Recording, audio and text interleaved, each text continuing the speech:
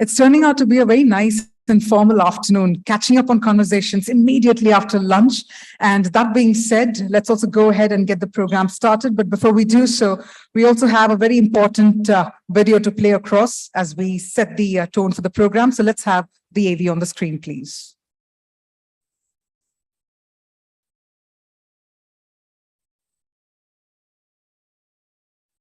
Some people are born to show the world which path to choose in a crisis. Some brands are born to do the same. And during the times of challenge, the stalwarts of Indian real estate industry have chosen to do just that by showing others the way to finding opportunities even amidst a crisis. By showing the world how to go about delivering on promises even amidst adversity. Success doesn't just happen. It happens by design, by pushing the boundaries, by raising the bar. It's days of creating a vision and nights of bringing it to life. Knowing that pictures are worth 1,000 words and every word makes a difference. It's doing the research, trusting your instinct and finishing what you started. For the past 17 years, Realty Plus has been turning obstacles into opportunities, keeping the industry informed on the latest developments.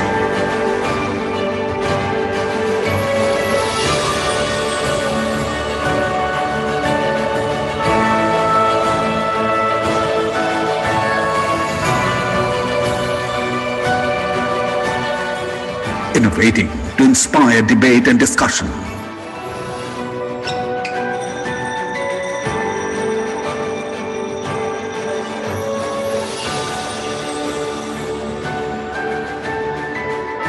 Bringing forth the perspectives of industry leaders.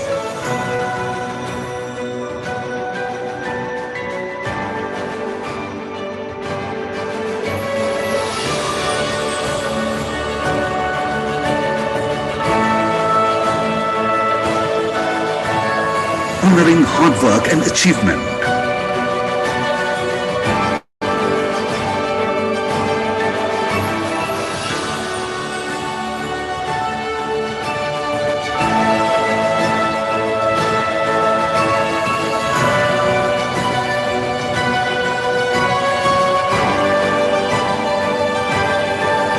Keeping the industry connected.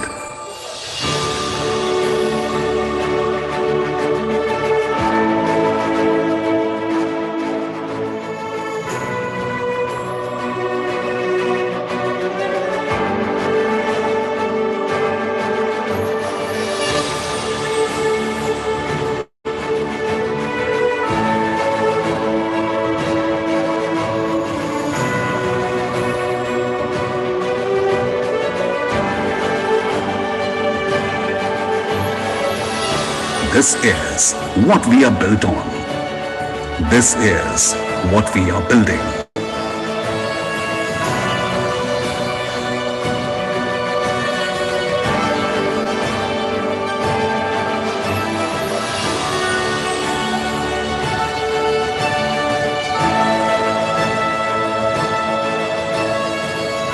We are Realty Plus, and we lead the way.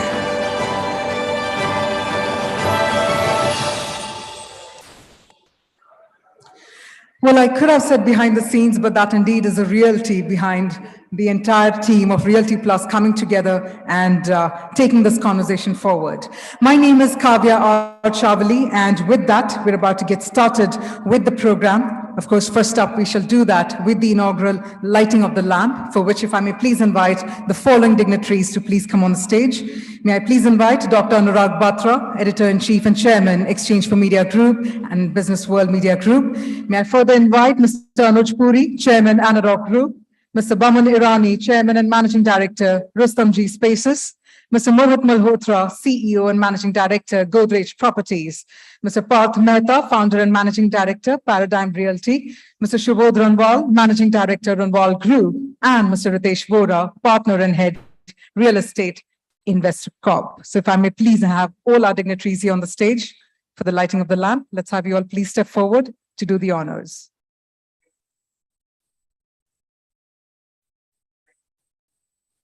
वक्रतुण्ड महाकाय सूर्यकोटि समप्रभ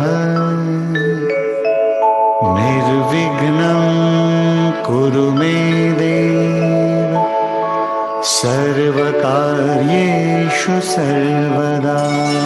Well, let's have all of you come together for a group photograph as well. वक्रतुण्ड महाकाय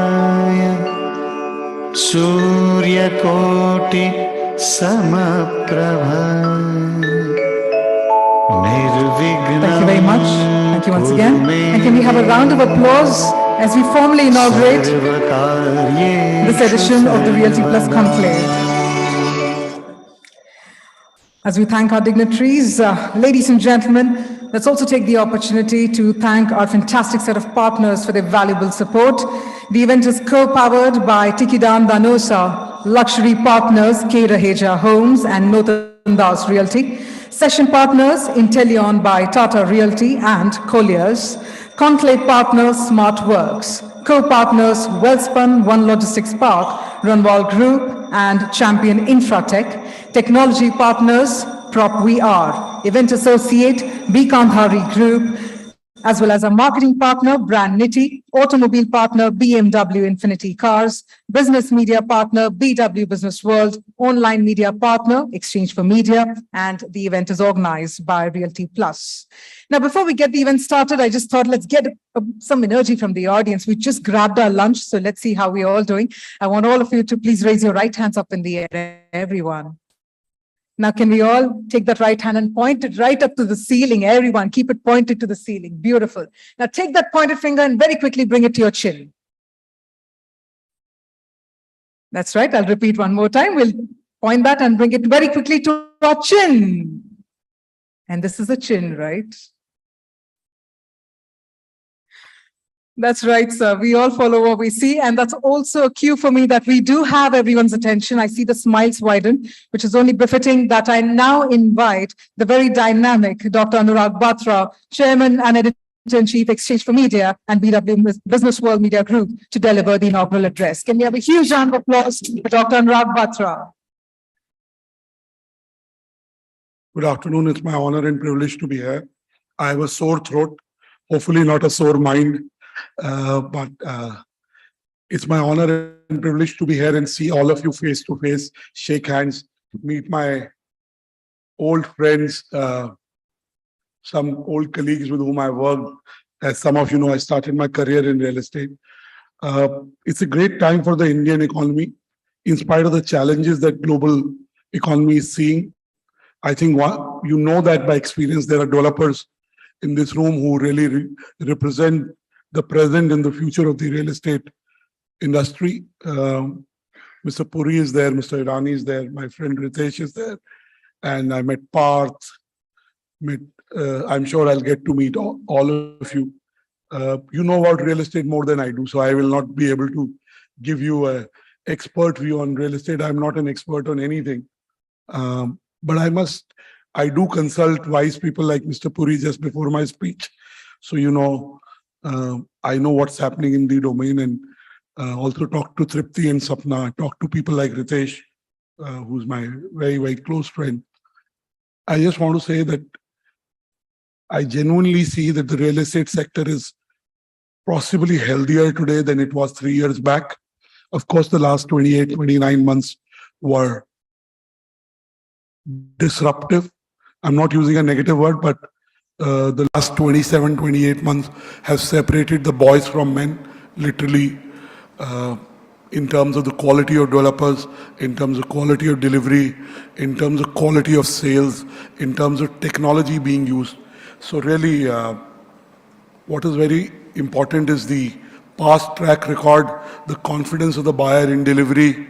Price matters in India always, but really doesn't matter, as Mr. Puri was telling me, that, you know, buyers, genuine buyers are ready to pay 10%, 15% more for a project that they feel will be delivered in time, and of course has the specs. So for the residential sector, if you take any data, you take the data of the prop tech firms which know data and look at data very clearly, the offtake of residential property has been phenomenal. The conversion of real estate buyers who are genuine and users is the highest. And it is not happening only in Bombay.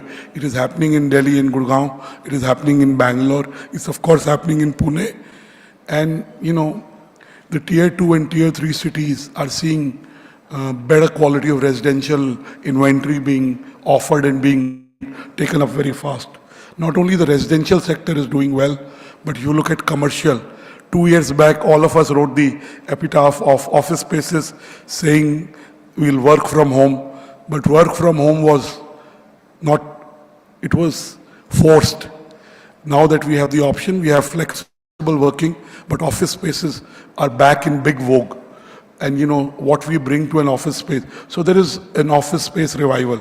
Again, everywhere qualities and price is important, but not the most important thing. And residential is growing because in COVID, families saved more. The salaries in tech world and startups went through a roof.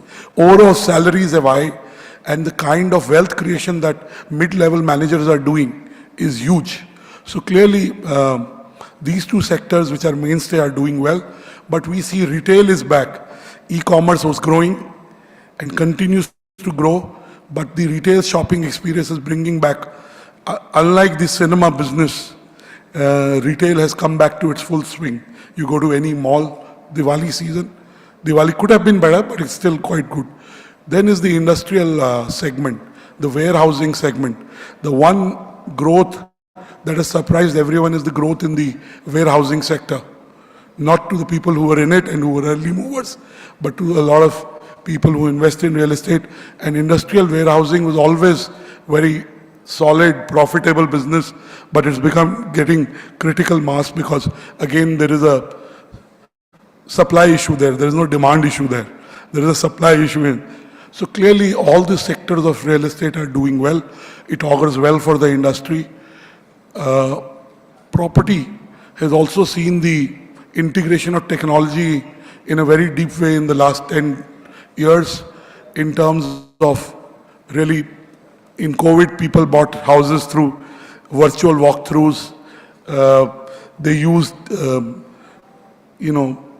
technology to be able to do register the basic paperwork. Of course, you have to register the deed.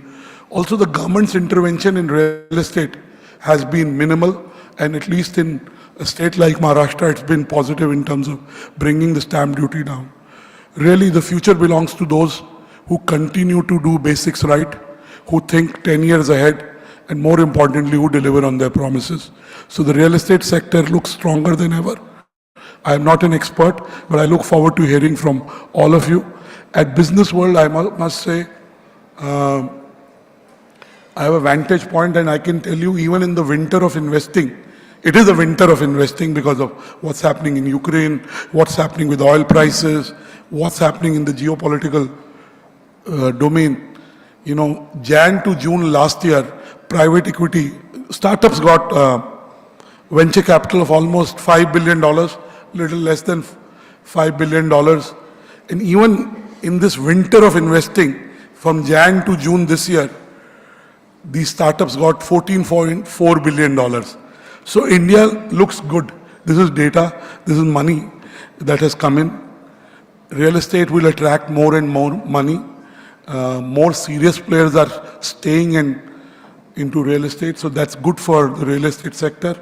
RERA has done its own bit, but I think the reputation of the developer, the brand building, and more important, the delivery of what was promised continues to drive the sales in real estate. It's exciting times for real estate, and I'm sure Realty Plus will stay at the forefront of bringing all of us together and making a meaningful impact on the decision making in real estate. Thank you. Kudos to Tripti and Sapna for putting this together. Please give them a big round of applause. This is really their business, they run it. And I'm here because I really respect what the team does and what they do. And thank you for your patronage to us. Thank you for your presence. It means a lot. God bless you.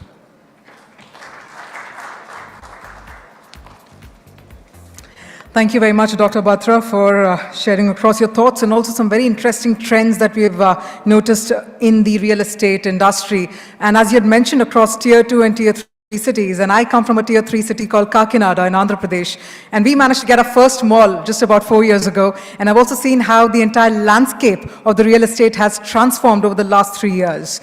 So while we do so, while we get ready and while we give a quick makeover to the stage, it's time to also get up for the very first panel discussion around the Indian realty growth curve reaching $1 trillion by 2030. Now, this particular session will be chaired by Mr. Anuj Puri, Chairman, Anurag Group, who comes with over 30 years of prolific experience in the Indian and global real estate markets and is also a trusted advisor to developers, occupiers, investors, and the government. Now, he set up Anurag in 2017, and under his leadership, Anurag is now the largest independent residential agency in India with significant presence in the GCC countries. So we will be having Mr. Anuj Puri to spearhead this particular discussion for all of us. Now, that being said, as you can notice, we also have our stalwart speakers joining in for the panel discussion. While the tables and the chairs are being set, let me also take the opportunity to quickly introduce our speakers. We have the august presence of Mr. Baman Irani, Chairman and Managing Director, Rustomjee Spaces, who's a first-generation real estate developer and an entrepreneur with over 23 years of experience and knowledge of the industry. We also have with us Mr. Mohit Malhotra, CEO and Managing Director, Godrej Properties, and having been in the real estate industry since 2006, having joined Godrej Properties in 2010, he's instrumental in driving the company's growth, leading Godrej Properties to become the #1 player in the NCR market. We also have with us Parth Mehta, founder and managing director, Paradigm Realty, who comes with over 12 years of rich experience in the real estate background, having started his venture in 2015, enabling the brand to carve out a niche of itself. We also have with us Ritesh Vora, partner and head, Real Estate Invest Corp, who's been a financier, an advisor, and an entrepreneur over the course of his real estate career and associated with a number of property developments across India. And finally, we have with us Mr. Subodh Ranwal, Managing Director of the Ranwal Group, who has over 2 decades of prolific experience in the real estate industry and brings a broad vision with the best management practices. So that being said, we're going to just request the team, if you can please come forward. Let's separate the table slightly. Let's just separate that. And let me quickly invite our speakers on the stage to please come forward for the discussion.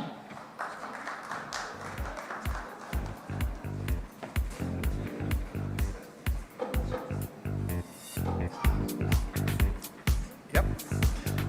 Otherwise, I can read your script. Thank you very much. Come, Mohit. It's a very eclectic, smart panel that we have. Huh? I'm stunning. When you are at Atul Batra's event, you can't sit.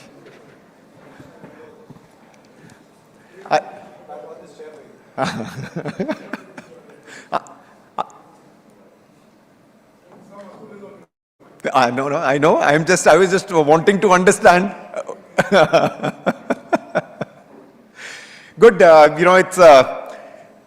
It's a great time to get into discussions on what's happening with the Indian real estate industry, and more particularly, how we're going to reach $1 trillion by 2030. I mean, it is amazing to say is that whilst as a GDP we're looking at $5 trillion, real estate is going to contribute $1 trillion of that. And it doesn't really surprise me, is because if you were to look at many of the mature markets, US or Europe, or even for that matter China, 25 to 30% of the GDP is actually being driven by the real estate sector. In India, we are at 11% currently.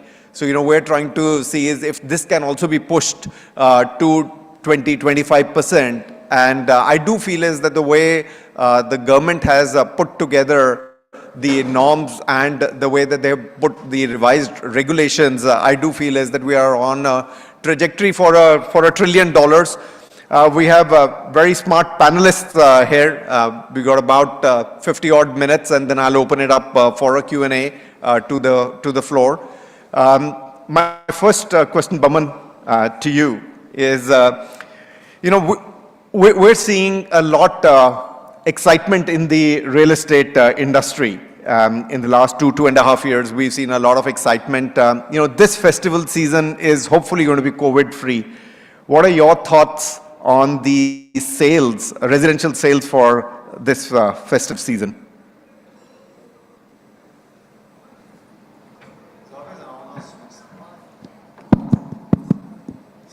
Finally, it takes Anuj to solve the problem. Okay, guys. So first of all, Anuj, your question around the last 2.5 years. We've been through COVID, and I think people have taken the strongest punches on their chin, and they're still standing. Very true. That is a human nature, resilient as we are, and especially some cities like Mumbai have really stood up faster than others. So I can just say this, that this Diwali is probably, though Anurag said, it could be better, we always want more, but this Diwali is probably that one time when a lot of people are making decisions, and we saw this at a property expo that we just had. We finished on Sunday, and in spite of the rains, Anuj, in spite of it, pouring down, I saw people walking in, and probably the highest number of walk-ins since 2015. Wow. So the last time we had walk-ins like this or more than this were in 2015, but we had 36,000 plus walk-ins for the property expo, where 2 days were almost a washout. Wow, well So done. that itself, speaks volumes. The buyers are all looking at a deal. I think a little bit of a conversation that you and I had right now, I'm sure the educated buyer understands that even with the increase in interest rates that is going up, this is not going to be perpetual. He's not locking himself in. So this is going to go up and down, and maybe at some point of time generalize around the 7.5%, which is digestible. But should he not, let's say, lock in his property today, the inflation itself is going to outprice the property for him in time to come. And today, with the disposable incomes, with the new jobs that have been created, with the kind of increases people have got, with the reduced expenses that they had during COVID and the savings that they have, I think they're in a much better position to be able to take on, let's say, that little bit of a larger than what they could afford earlier apartment. And residential development across the city, especially where the infrastructure is growing and where deals are being offered. Very important. Deals have to be offered. Like Anurag said, Indians are always conscious about price. I think they're more conscious about deals. If you give a camera, it's okay, but you need the bag with it. So wherever deals are offered, and smart developers are doing just that. They're either giving an interest rate kind of a cushion as of right now, or they're talking about payment schemes where you pay 20% now and 80% later.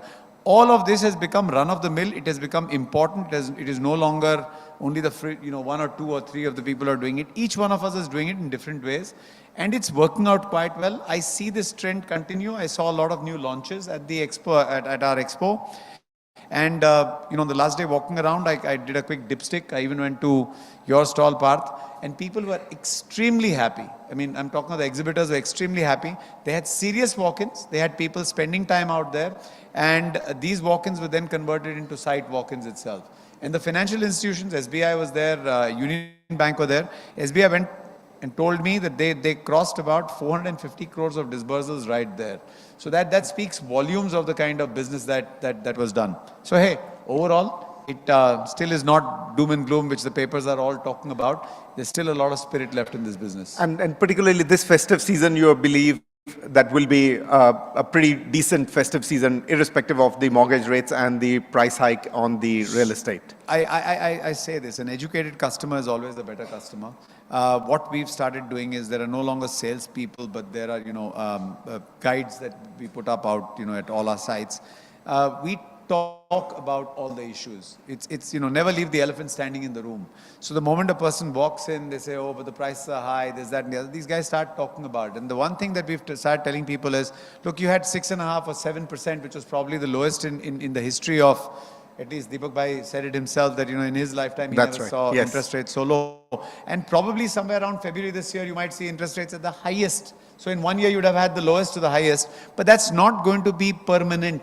It is going to rationalize as per the markets itself, which means that you'll have a 7.5% mean in terms of your interest rates, which is acceptable, which should be more than acceptable. Even if it's at 8%, it should be more than acceptable because developers are subventing them with various schemes itself. So we kind of address that and we see that the customer's interest is automatically moved. If I keep reading doom and gloom, I'm only thinking doom and gloom. You got to move him away. You got to take the narrative to where you want it and then distribute or show them the products that you have. But I'm going to ask you a little bit controversial sort of question. You said is that there was a lot of punches, and I believe in that as well, is to the developers, COVID being one of the last, prior to that, the NBFC crisis and, RERA and demonetization. And many developers weren't able to take those punches. You said is that, we were standing. I sort of slightly disagree with that, is many people are not standing. So what happened? To those who were not able to take the punches, what were the reasons for them not to be able to strongly, stand up to the challenges that they faced? So I'll tell you what the people who are standing did, right? And that should I give think you that's an a good idea. idea, yes. That should give you an idea of what the people are. One was, I think, some of us just decided not to give in to the situation as it stared us in the face. What we did was we looked at the slightly longer term. And having said that, I should tell you, the day our Honorable Prime Minister announced a lockdown, I actually thought it's doom and gloom. So for the 1 week when I thought that, the whole world's come to an end, I kind of just withdrew from making any kind of calls or statements because at the top, any statement made could lead to jitters down the line. So I just said, listen, let's lock ourselves up. None of us know, and I suffered this during the Lehman crisis, right? We had gone and made a big property purchase, went around talking to everybody, and everybody did not know anything, but everybody wanted to speak. So I said, listen, there's one thing we will not do. And the developers that continue to be there worked on, let's say, prioritizing the projects that mattered to them. So I can tell you a few of our friends usually took up the projects that were 70% complete and said, hey, if all our resources have to be put in only on these projects, let's do it. Rather than trying to complete all projects one point in time. Because you were faced with so many problems during the COVID crisis. You had labor running away. You had, all kinds of material supply issues.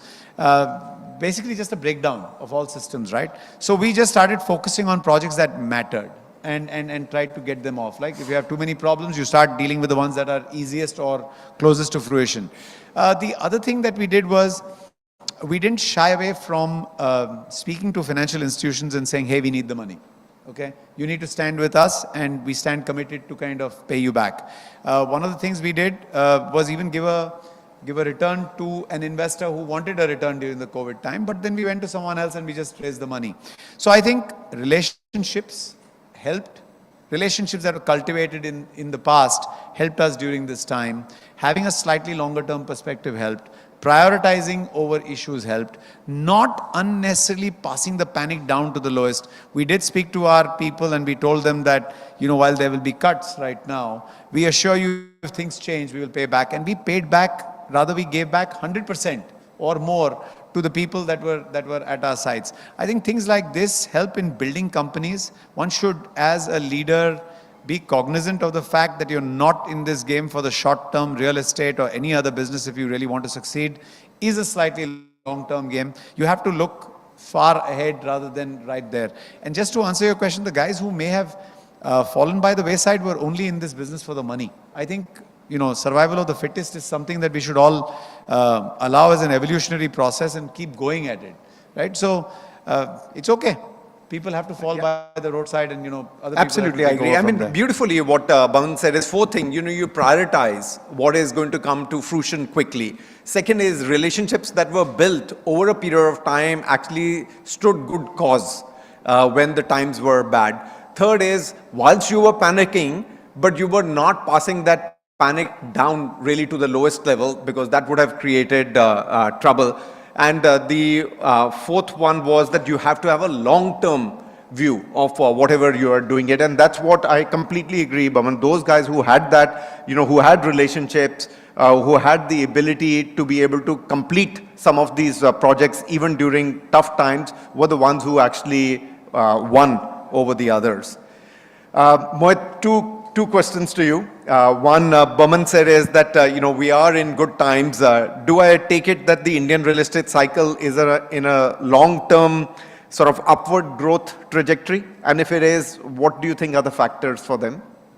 Yeah, hi. Good afternoon, everyone. Yeah, I do strongly believe, Anuj, that we are on a very positive upcycle, probably lasting another 8 to 10 years. And we are at just start of a major upcycle. And, three reasons. One is the larger macro reason. The Indian economy is expected to grow between 6 to 8% despite, whatever is happening globally. So that is a major trigger. Other macro factor is, the growth of urbanization in Indian cities, which is still going to continue at a rapid pace. So these are two major macro factors, which are very positive from a long-term perspective. We've just had a massive, as we were speaking about the downturn, it's been almost 8 to 10 years of a major downturn in our industry, and many major regulations came in. So I think we have seen the worst, and from here on, we are going to see the best. Affordability is at all-time high. If you adjust for inflation, the property prices have not risen, actually have come down significantly over the last few years. So affordability is at all-time high for consumers. So I think these are factors which are definitely going to play a positive role. And I think third, COVID has fundamentally changed how consumers have looked at residential and homes as a sector. And I think that is a phenomena which is here to stay. So I think all these three factors, give me a lot of confidence that, we are on a major upcycle. And despite these, maybe headwinds which are coming from global markets, the interest rate hikes, I think the long-term trend is very, very bullish. Mohit, usually we make mistakes in good times. What do you think are some of the mistakes that some of us may make in these times? Yeah, I think that's a great question. My view is that most mistakes are done in the good times. In bad times, everybody is very cautious. I think one biggest mistake people do in good times is, deploy capital in a wrong way. Because everybody gets over bullish and end up making extremely bad capital deployment choices, which then hurt you in the long run. So I think that is one. I think, again, good times give you, maybe leverage goes up because everyone is kind of saying, okay, I'll pay 10% interest, but my IRR is 25%, so I make that money. Yeah. I think all of those, the risk management has to go in addition to being extremely bullish. So I think those are some of the factors, Anuj, which come to mind. Mohit, a company like yours, Godrej Properties, is it benefiting through this consolidation phase? And if you were to look at, perhaps a similar country, not a similar country, maybe a similar trajectory which China, went through a decade ago, what are some of the things that we're going to experience as we go through this trajectory? Two questions. Are you benefiting through the consolidation? And second is, some of the learnings that from a similar market as ours. Yeah, extremely benefiting. I think all the top developers in the country today are benefiting and seeing record sales. Some of the people are here. We were talking about it. I think two major, long-term trends I see in this industry. One is the consolidation is going to accelerate. And that is because, the fundamental nature of business has changed in the last decade. From being a low equity business, it has become a high equity business after ERA. So I think ability to attract capital is going to be key to survive in the industry. So consolidation is something which is going to continuously go up. Just to share some statistics from China, which probably is the market we could look in future. Back in 2008-9, the top 10 developers in China had a market share of around 10%, 11%, which has now risen up to more than 30%. I don't see any reason why this trend would not be seen in India. So I think that is one. Also, if you see the large developers in China today, people like Vanke, Country Garden and all, they do $100 billion of sales. $100 billion. Yeah. Which looks quite unthinkable, but I'm sure some of the people here are going to see that after a few years. So we should not be surprised to see mega developers emerging in India. And it's very unthinkable what the numbers would be because nobody can envisage what those numbers would be. But just to give us statistics, Vanke was doing $1 billion close to 2004. So in 20 years, they've gone from $1 billion to $100 billion. That is just because of the way the industry consolidated and grew. And I think, so two major trends, the consolidation is going to grow and we will see emergence of mega developers in India. And third is China witnessed growth in not just few cities, but almost 70 to 100 cities. I think India would see a similar growth in multiple cities. The tier 2 cities will start to rise. And I think all the major developers in India eventually will become national developers in this next decade. But Mohit, it's interesting. You're saying one developer in China does more revenue than the full industry put together in India. So we had gone to China to visit some of these Wow. players from a learning. And their one single project sales was more than the entire sales of our company. So that's the scale. Amazing, amazing. Anuj, sorry, since China is being discussed, just one more data point. I think when you said, what are the mistakes that we might make? I think China is also a good example to look at what That's also a good mistakes they point, made, yes. right? They've gone through this absolutely, fabulous growth trajectory for the last 20 years. Sales have grown, 100x or whatever. But they're also now dealing with all the excesses that have come about because of this over-reliance on the property sector. Sales, of course, are huge. Evergrande, which is the second largest developer in China, their outstanding debt is $300 billion. In India, the total debt for commercial real estate sector is less than $10 billion. So that's the amount of scale that, they went to. And I think now for them to deal with, sort of unraveling that scale, which they have to, is going to take them another 10, 15 years. So my sense is the next 10, 15 years are probably going to be like a lost decade for the China property sector as they go through all the issues that they created, something that we went through in the last 7, 8 years in India as well. So there is, I think, some demerit to excessive growth, too rapid growth as well. Very good point, Ritesh. Very good point. One developer is $300 billion. The total debt that all put together, whether it's the banks, NBFCs, AIFs, private equities, in structured debt is 9 lakh crores in India. So that is, about say 110, 120 billion dollars. You're saying is one developer in China has $300 billion of debt.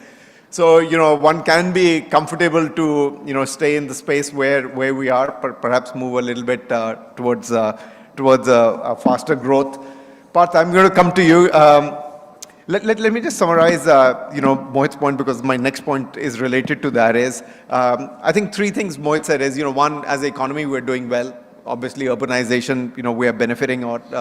I think the second was a very important point is the affordability is high. That means, the salaries continue to go up, but the property prices remained almost flat, as a result of which affordability is there. And the third he said is that during this COVID, there's been sort of a burning desire to own residential, and that's why, we seem to be doing well. Clearly, one of the mistakes that we made in good times is over-lever. And, sometimes greed overtakes fear very, very quickly. So, that should not happen. And finally, on consolidation, that there will be good quality developers. And this is where, Parth, I bring you into, as we are going through a consolidation, we have you as a relatively new, developer in Mumbai. So my question is, how has the journey been so far with you? How's it been? Hi, Anuj. Before I start, it's indeed a pleasure to be a part of this eminent jury on this dais, and moreover also to share the dais with Baman Bhai, who's a friend and a mentor to me in shaping my entrepreneurial journey to where I am. He's played a role in that, a significant role. So, Anuj, I'd like to put it up in a way that we've gone through a roller coaster ride across last 7-8 years. You've rightly put it up that today whoever is standing by are the people who've consolidated, made mistakes which they could stand to correct or afford another mistake. I feel now going forward the journey which looks like as a young organization, we feel people who are going to be conservatively optimistic are the ones who are going to do well in the coming years. I'm inherently a very optimist person by nature. I feel up to 2030, 2032, it's just the beginning of this industry uptake which is taking place. This is an era that's going to be where housing is going to be at the forefront of everything that we are doing today. Of course, like Baman Bhai said, interest rates up and down, small things like stamp duty, etc. Those cyclical things will happen, but inherently everyone has understood the meaning of a home in COVID times. They all want to feel secured as a family investment or the first home investment. What's going to be important is now companies which are keeping customer at the forefront of everything are the ones who are going to survive. Yes. We also as a young organization have made a lot of mistakes. But what we could correct and stand by to commit that we don't make those mistakes again are the developers who are going to do things fairly correctly going ahead. Second, now with connectivity and every infrastructure work that's happening in Mumbai, now there's going to be a big paradigm shift that's going to happen between locality, locations and CBDs, where the price parity that we used to consider extended suburbs, South Bombay, etc. In next 3 years, there's going to be a drastic shift there. So the companies which are going to be able to look forward next 5-7 years and take that into their calculations or feasibilities of what is going to happen as a buyer's mentality shift or buyer's mindset shift are the ones who are going to reach the finish line, or maybe reach the finish line making money. Because I take pride that last 6-7 years out of our 8-9 deliveries, we've barely made money in 2-3 projects. Because we've given the focus of delivering on time higher than maybe making money. That's for any new organization which essentially is trying to build a brand. But going forward, yes, it's going to be highly competitive, but at the same time, relevant players who are doing things fairly right way are going to be the ones who are going to have a major share in the whole segment. And Parth, are you seeing the typology of the home buyer change before COVID and now? Absolutely, Anuj. What's happening is before COVID, it used to only be what we felt as an organization, because we are mainly into the affordable luxury segment in Mumbai, which is fairly between 75 lakhs to 1.5, 2 crore, 3 crores. It used to be budget, price point, and how fast they can get home. Correct. Post-COVID, it's been slightly larger size, one size loser shirt. People are not feeling the pinch to pay that 20-30% higher than their budget. They don't mind that, look, we're getting a home loan, we'll take it and we'll ride the tide. But at least once we move into a house, it does not feel like a pigeon nest, but at least a home. Second, what I'm really seeing is people have started understanding, of course, there was a frenzy time in stock market, crypto, etc. Now people have really understood that if there's a home, yes, there are issues, resale takes time, everything happens. But what you can touch and feel, what you can own as an asset is being again considered relevant. So people who are seeking second home, nuclear families are splitting out, father, son are looking at different houses. That demand is still there. So I'm a firm believer there has been a shift in mindset and budgets. And also I think with the communication that's happening around, everyone understands that costs are getting up, inflations are higher. A developer, what he was maybe selling 2 years back, cannot afford to deliver a product, forget making money, cannot deliver a product at the same price points. So people have understood. So that, I can say, influx of inventory which was there is consumed. So now, if you ask me, a smaller player who's doing a micro market business, to larger players, all have somehow come at parity of price point, where below that, there is no rat race to sell. Yeah. We are comfortable that, look, if it sells this much, no problem. But below this, if we go, we cannot survive. Which part wasn't the case? Definitely. Earlier, because you would see many of the tier 2, tier 3 developers would be able to bring down the price and then try and sell, but have subsequently suffered in delivery. See, I'll tell you, I'll not name developers, I'll take my own example. When COVID had hit, we operated from a sense of fear. What was the thought that we have to complete projects? So we never thought what is the cost, what is the revenue, what is the top line, or what are the margins. We were cognizant that we don't want to spoil our name or go bust. So we sold things at fairly lower price than the market just to survive cash flows. Because largest of companies which we've seen last 2 decades have not gone wrong because of profitability or value of the assets. They've only gone wrong because of the wrong cash flow planning. So in times of struggle, surprises or uncertainty, only thing certain is what cash flow you can have in hand can survive the wave. So when you know that you're reaching the end of the shore, but you don't have that last 10% to swim through, there's no point. So I think that was those were the decisions people made, considering the situation that we were in. But today, when we have ridden that tide and we are there in fairly good market uptake, we all believe that, boss, along with cash flow, you have to make reasonable margins to run the show, and the kind of, I won't call stress, the nuances of the industries that we all face. It's not worth it if we don't make some money at a right sales strategy. Super. Ritesh, I'm going to come to you. It's nice to have a private equity, sitting in there. Ritesh is the partner and head of real estate for InvestCorp. My first question to you, Ritesh, is how are the foreign investors looking at India? Are they still bullish? Thanks, Anuj. So I think, there is certainly an interest in India. It's a fact that India is a bright spot in a global sense of gloom and doom.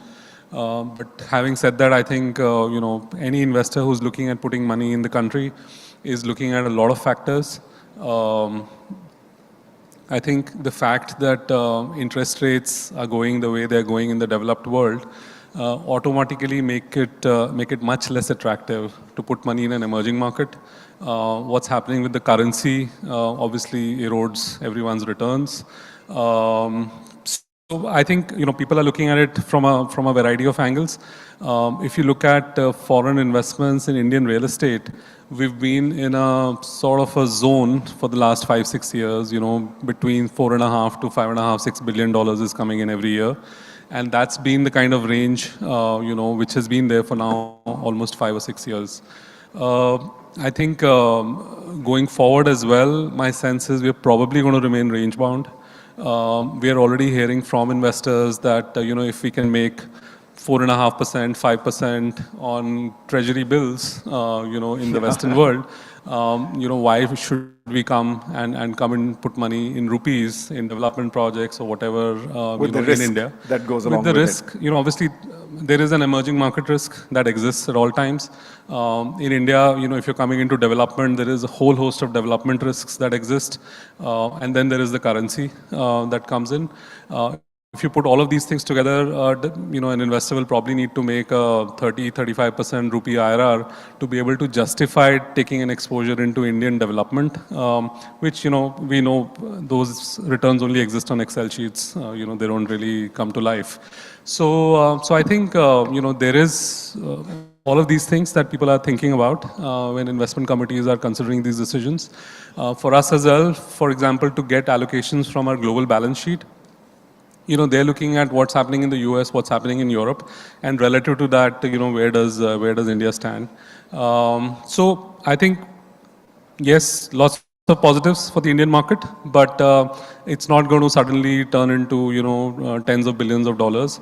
And frankly, having been through the previous cycle between 2005 and 2008, I would rather that it does not turn into, tens of billions of dollars coming through every year, because I think the inherent capacity of the Indian real estate sector to absorb that capital and actually provide a meanulful return to the investors is just not there.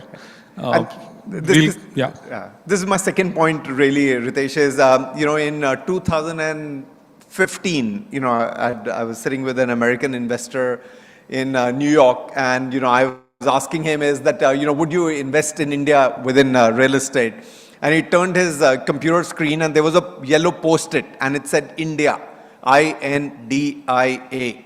I will never do it again. And I said, what happened? He said exactly what you said. Is 2005, 2008, we came in, we lost our shirt and pant, and we're not coming back here. So my question to you, Ritesh, is that what is the difference in thinking today versus 2005 to 8 era? No, so I think, Anuj, anytime we are talking to any investor, this is like the first 10 minutes of the pitch as to how things have changed. And to be fair, things have really changed. I think from an evolutionary perspective, whether it's our regulatory framework, whether it's, the market depth, whether it's the quality of developers, whether it's the fact that, it's now been seen in terms of track record and delivery with a lot of developers as to who is you can partner with and who is it that you should rather avoid. And I think investors have also learned. So today, most of the money that comes into India is actually in relatively hedged products, right? I mean, it's largely commercial offices, which is, as risk-free as can get in a market like this. So I think investors have also learned their lessons. Clearly, there is lot of discernment when people are looking at coming in now, and where they put money, who they put it with, is very different from 15 years ago. Ritesh, my final question, what is your top pick on the sector within the real estate, and whether you will invest equity in residential? So 2 questions. Top pick for us is warehousing. Warehousing. Throughout at least our firm, we manage about $45 billion globally. Warehousing is our single biggest or single strongest conviction theme across geographies. So I think we are doing that in India as well. We've put some money to work. We intend to put more money to work there. We see a long runway ahead as far as the warehousing sector is concerned. If I analyze it, my sense is warehousing is where offices were 10 years ago in India, where sophistication on demand, supply, the regulatory structure, all of that was coming in, and you were poised for takeoff. I think that's where we are as far as warehousing is concerned. So yeah, top pick for us is warehousing. And lots of other reasons, but I wouldn't get into them right now given the paucity of time. Equity in residential, difficult. Still difficult, huh? Difficult, yeah. Lost most of my hair doing equity in residential. Especially when you're looking at foreign investors, and dollar capital. Pure equity in residential in India, and residential obviously means development, right? I think it's a difficult sell right now, and will be for some time to come, because return expectations are so high because of the perceived risks. There's just no way to make the two meet. And this is where I want to bring Baman and Mohit, you is because if there is no equity, then the only way is to go public, because you can't continue to work on debt, which is what we discussed it. So how do you think that this redemption is going to come in? Is everyone, including Subodh, need to hit the browsers? That's the way that it is going to that you'll get dry gunpowder. So first of all, my question to you is, you said, of course, the return expectations are very high, but tell me what blocks those returns from coming in? It's definitely not the business. The business does provide those returns, but is it the taxes that come on it, or the distribution after that kind of... or the tenure?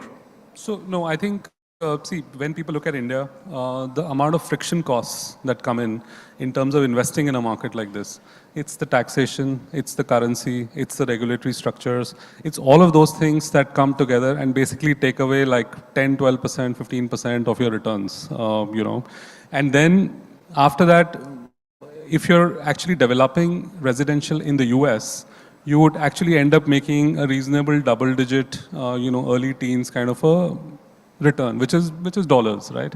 Whether we can actually say that we can, across the range of outcomes, I'm sure there will be a few developers and a few projects which will deliver it.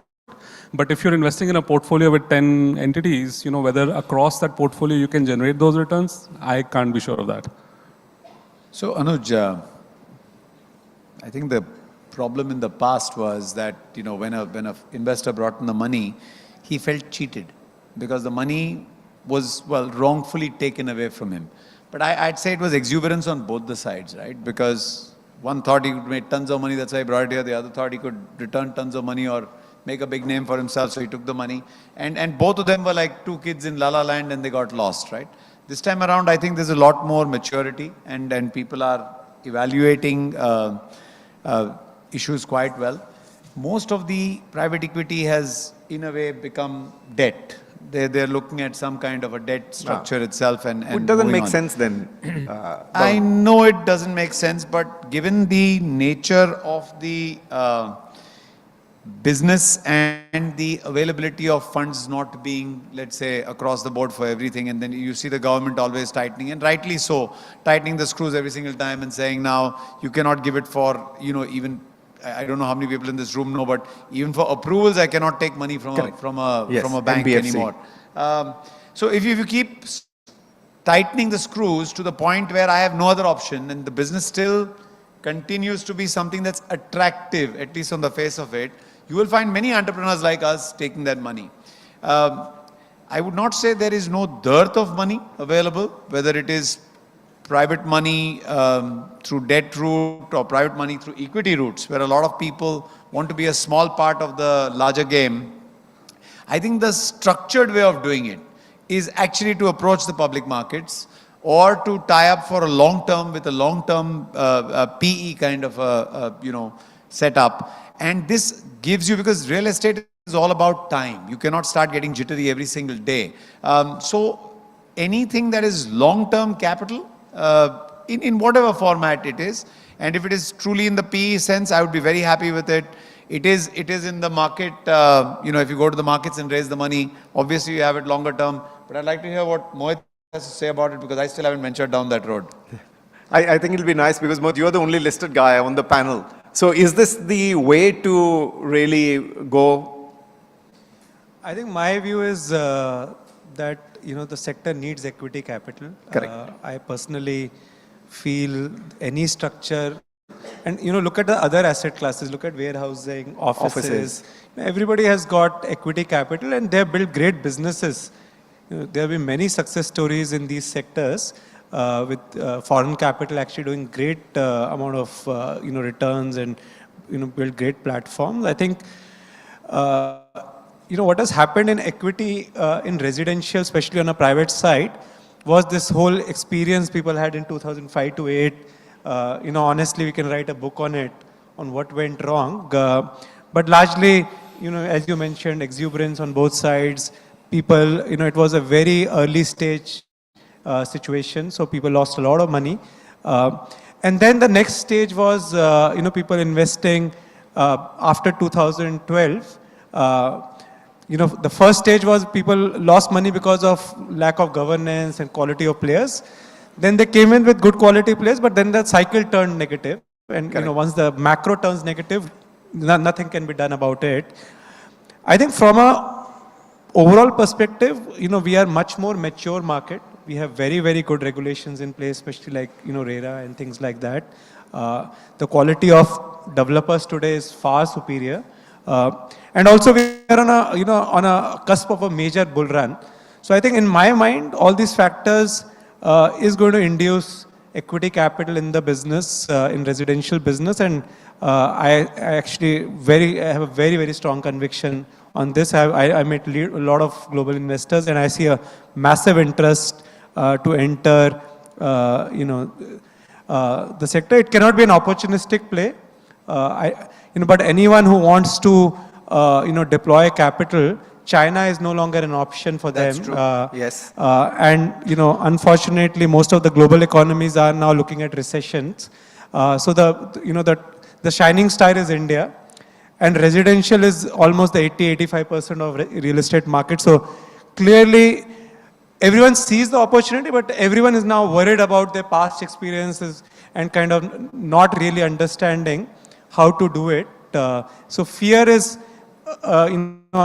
creating inaction, but opportunity everybody understands. So I think that is one point. Having said that, the play happened on the equity side, because people were not able to figure out that, the private equity side. You see the equity markets, right from 2016-17, massive equity inflow started happening immediately after RERA, because the global money realized that, this is the sector which is going to do very well. Godrej Properties, in the last 5 years, we have raised close to $900 million in 3 QIPs. And our investors have made a huge amount of returns with us. So I think equity is the play. Now whether the developers choose to go the public route and raise capital, obviously that is a great opportunity and something which should be done. But I also feel that there will be a re-emergence of private equity, the real private equity in the business with good quality players, and strategic platforms would be built. And I agree with you, is because if you were to look at it, with China having some problem, at the global level, many economies having some problem, India is a shining star. And I think lessons may have been learned. I remember, Ritesh, from our days in 2005 and 8, When most of the private equity really lost a lot of money, and we would meet up with them again, and they would say, we have no problem, we are private equity, we take risk. But we have specific problem with India because our partner made money, product made money, we didn't make money. That is where they felt cheated in their raise. And that hopefully, Mohit, on the way that the market has consolidated, we're not going to perhaps, get those kind of players who at that time did take money without the intention of being able to partner the private equity the way that it should have been done. Hopefully this time we will have a better experience, but I do agree is that there's a great opportunity for private equity to come in and play within this market. So about 4 or 5 questions to you. One is really on this input cost, and somebody told me is that like real estate developers are like the auto rickshaw guy. Once the fuel price goes up, their meter, the rate goes up. When the fuel price comes down, the meter remains at the highest point only. So is it that the input cost went up, you increase the price, now the input cost has come down, the price will continue to remain there only? Actually, Anuj, it's quite to the contrary. We are the industry that takes in the cost and we are not able to pass on the cost. You look at any other industry, whether it is your banking industry, whether it's any industry, FMCG, they pass on the cost. Our industry is the only industry that absorbs the cost, and still we somehow look like, that we are some industry where we are making some exorbitant margins. So I think this is a perception that needs to change. If you today analyze the balance sheets of any of the listed players, you will not see returns more than 10 to 15%. That's a good point. PAT. Yes. So gone are those days where there used to be those huge margins. So I don't think we are in that auto rickshaw. In fact, we are the victims of this. And in fact, RERA and I've been telling Baman and the leaders in our industry as to how we should be able to pass on these costs. So yeah. My second question is, Subodh, your township has done exceptionally well, the Garden City. I mean, that's been like a machine for you. And part of the reason may have been because of COVID, that the township, people felt safe, secure, all the amenities, there itself, whether it's office or retail or education. Do you think this trend is here to stay? So it's hard to generalize as such, but I can be specific about my project, Runwal Gardens, which we were fortunate where we got good sales.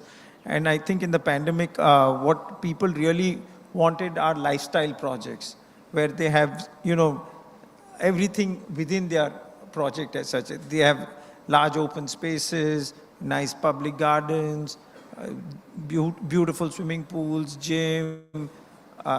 So in our project, we also have schools, we have offices, we have a shopping center.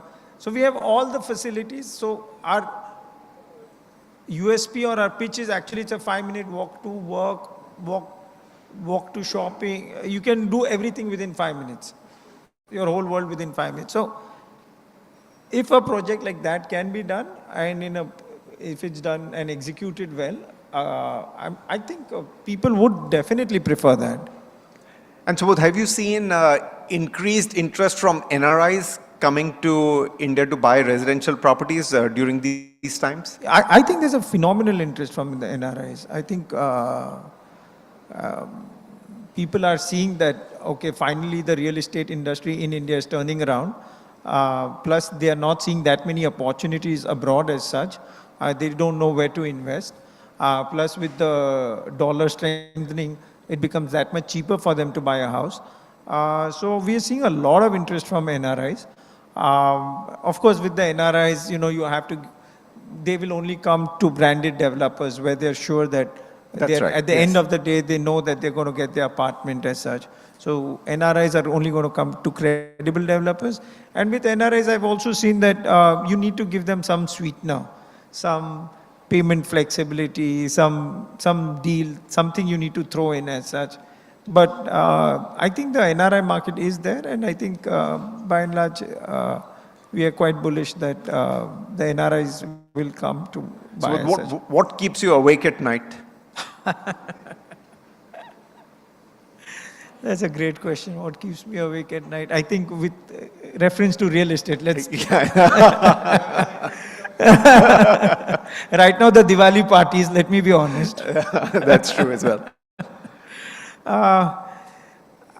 So I think I sleep quite peacefully now that, in India, for the next 3 to 5 years, I think we are in a very sweet spot.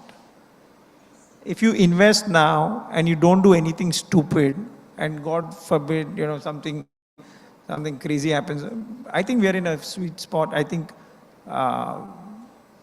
next 5 years, I'm extremely bullish.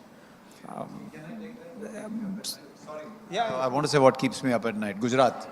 It's taking away a lot of business from Mumbai because we're not waking up to the challenge fast enough.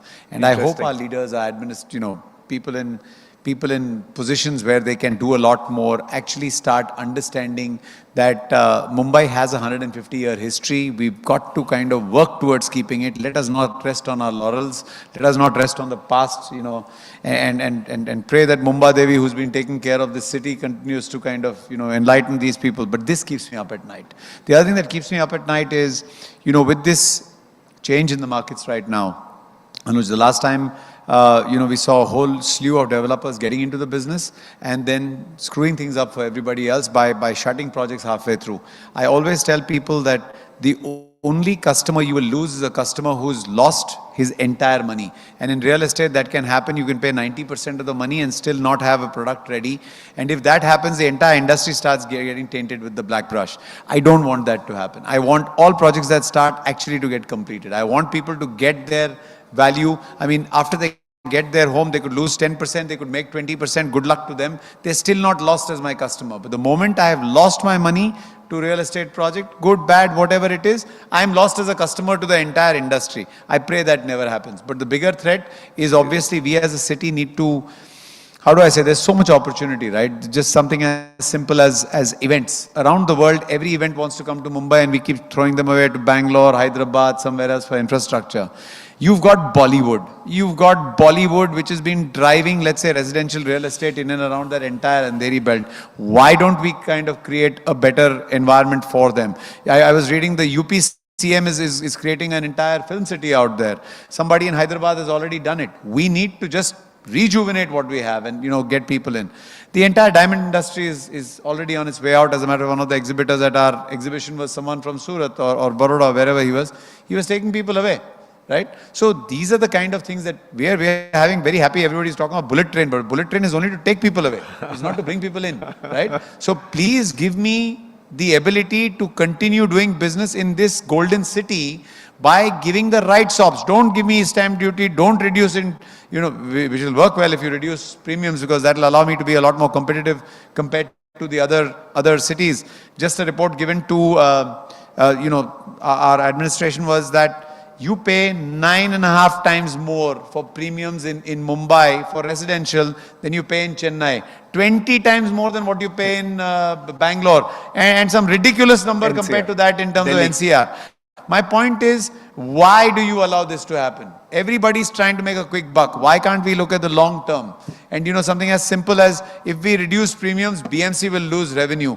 Our Honorable Commissioner has gone on record to say my total revenue out of real estate premiums is roughly in the region of 8 to 10%. It really is not going to change his entire thing. But what he gets by revenue in terms of completed properties and property taxes thereof is much higher. So why can't we just look at it simply? Give me that, Anuj, give me that. Give me the ability to work in an area that has the potential.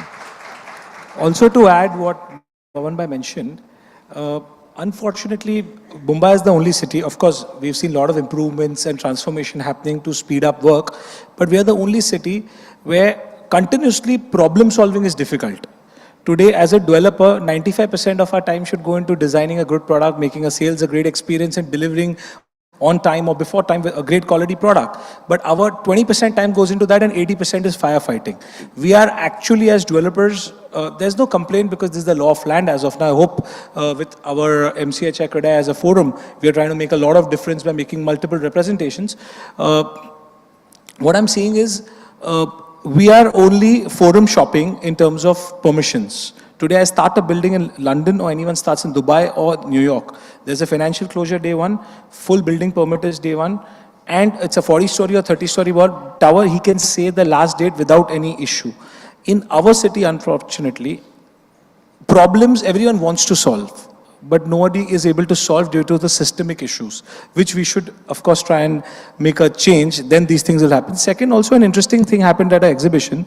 As a committee, when we had met our Honorable CM, we requested that if you want Mumbai city to be a world-class city, now gone are the days that we want to have that flower beds or balcony being encroached and sell it, etc. RERA rules are very clear.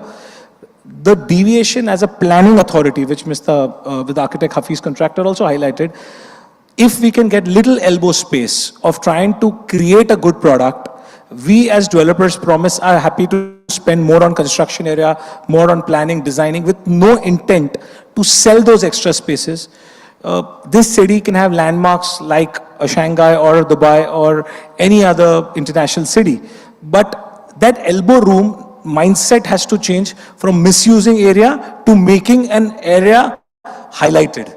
So I think systemically the representations we are making and the way progressive, practical and positive governance has come in, I think we are very close that in the next year or year and a half, once these rules are set in, I'm sure the quality of development also will move away only from straight lines and get iconic in nature. And Parth, it'll happen. It'll happen, as the consolidation takes place, it'll happen. But, also remember, in the past, people have taken advantage. So, there is a very strong memory of what has happened in the past. Go ahead, Subodh. Anuj, I would just like to add to what my colleagues have said, that I think one more important aspect is affordability. I think we need to bring back affordability back into real estate. Today, whenever we talk about affordable housing in India, especially in these five-star venues, it's in some far-flung location away from the city. Why can't we make the cities affordable? Today, when you drive, when you cross Dharavi, when you cross the slums, what's the first thing you do? You don't even look outside the window. Actually, when you see outside, you feel sad. Because we are in this system for so long, we stop being sensitive to that. But if you really look, I want to have the next affordable housing conclave within the city, in a real slum. And I want to make every speaker spend the whole day there. They should eat there, they should use the bathroom there, they should talk there. Then let's see whether the next year when has there been any change in the venue. Good. I think we need to get that, and we are all very privileged out here, everyone out here in this room. But affordability in this city, in the country, is not there. My last question to you, Subodh, very quickly is, what is your one single priority within your organization? What is your one single top priority within your organization? My single priority is customer centricity. Customer centricity. Everything that we do has to be focused, keeping the customer in the center. You also mentioned, Parth, the same thing only. So, this is something which is coming up repeatedly for successful developers, that customer centricity is the most critical part of this. This has been amazing. I didn't realize I've got 1 minute left. I didn't realize so quickly we've been able to consume this. It's been a very engaging discussion. Happy to take one quick question.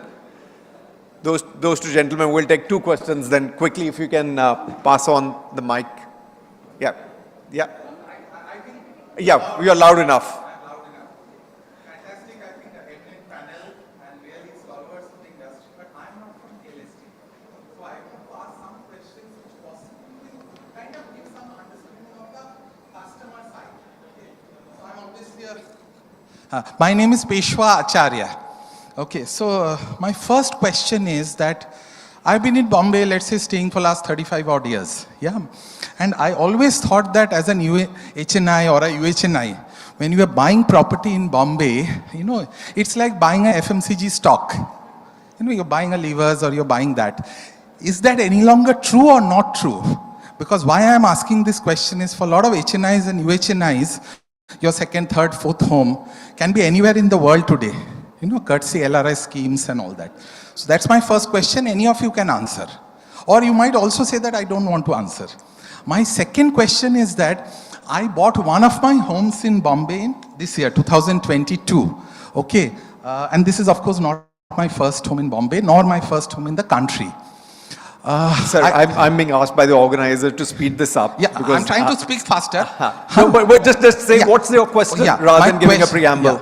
My question is that I started the process in 2021, maybe September, August. To buy a home in Bombay. And I executed it in 2022, a largish flat, I bought. It took a lot of time, lot of decision making. Courtesy that I have made something called a 100-point Z-score charter.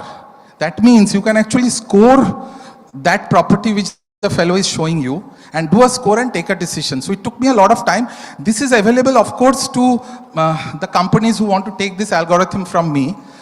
So that is available, but it took me a lot of time, a lot of effort. So still the process is fairly time consuming. And my third question is, there is an additional source of revenue to the large companies. I don't know whether they are looking at it. I got the flat in May 2022. I paid the full money in May. I got it within 5 days. It's RTMI. So I had no problem in that. But after that, getting the interiors and all is taking me a lot of time.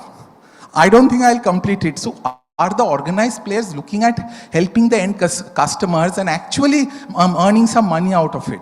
Yeah, so these are my 3 specific questions. I think we can take the last one, which is, any one of you, are you looking at giving fitted out homes? Fitted out homes, because especially the larger ones never do it. But what we've started doing is empaneling a few interior designers who've been part of the process with us, and they know exactly what kind of, so they give 3 or 4 different styles, and then we put them across to high net worth individuals like Mr. Acharya, and then let him choose from them, and then, give some kind of a deal to that. That's happening. But that 100-point checklist is a very, very interesting one. Are you giving it to us for free, or are you going to pay? We're going to... I'll talk to you. Go on, Sandeep. Thank you very much. Sorry, we're running. Anuj, one last one, sorry. Go ahead, yeah. I've taken a cue from Parth here about the impact of infrastructure in Mumbai. This is to all the developers, because you're all in different geographies and micro markets. What do you think the calibration impact will be, and to what extent, be it in South Mumbai or be it in suburbs? Let's say, for example, the gentleman who's looking for a house in, say, Prabhadevi or Worli today, and if he gets all the superb quality buildings which are being made in suburbs today, what would he do, and what would that impact as an industry over a period of time? Any of you, or all of you? So I will say the impact is going to be transformational. I think it's going to be a game changer. The way the infrastructure is coming up in the city and the way work is happening in the next couple of years, I think across the city, as you'll see the metros, the coastal roads, the MTHL, everything getting done, I think the impact will be transformational. Then do we see price consolidations? Sorry? Then we see price consolidations. How will the prices will calibrate then? So for example, Sivri to Trans-Harbour Link. Wherever there's infrastructure, prices will start rationalizing, that's one. But each area, and in each area, a certain micro market of that area will start commanding prices. I think we've had this conversation once where I told you 3 buildings on the same road, each one will have its own price point, and they could be very varied. Not like the past, South controlled the prices and North was all the, lowest down. It's not happening anymore. We've seen that with Thane also. We've seen that with Borivali also. Borivali beat everything between Goregaon, Jogeshwari and all of those areas long back, because the development type was better. Today, Thana is giving a strong run for his money to Mulund. Okay. The reason is because in Thana there are pricelier developments than some in Mulund also, but because that's Thana market has developed that way. So I think it's going to be the type of development that will happen. Of course, certain locations will continue. If you're seafront or you're green, you're overlooking a golf course, prices will always be higher out there. And that is where people will start paying. And communities will rule, but we'll speak about that later. Thank you. Sorry, we've completely run out of time. It's been very engaging, very positive session. What I have taken really 2 things is it's good times for good developers and not so good time for not so good developers. And the second is, to make sure that Bombay does rejuvenate itself so that it's able to compete within the market where some of the other states and cities are emerging to try and take business away from Mumbai. With that, thank to all the panelists who've taken out the time and shared their opinion. Thank you very much. It's good. Yeah, I just got a mint update. Mukesh Ambani smashes his own record with most expensive Dubai villa buy. So, even he's investing in real estate, where can we go wrong? I'm going to request our speakers to please remain on the stage. Ladies and gentlemen, first up, can we have a huge round of applause to thank all our amazing speakers. I'd like to invite on stage Mr. Vijay Kandhari, Director, B. Kandhari Group, to please come on stage and also felicitate our panelists by presenting a token of gratitude.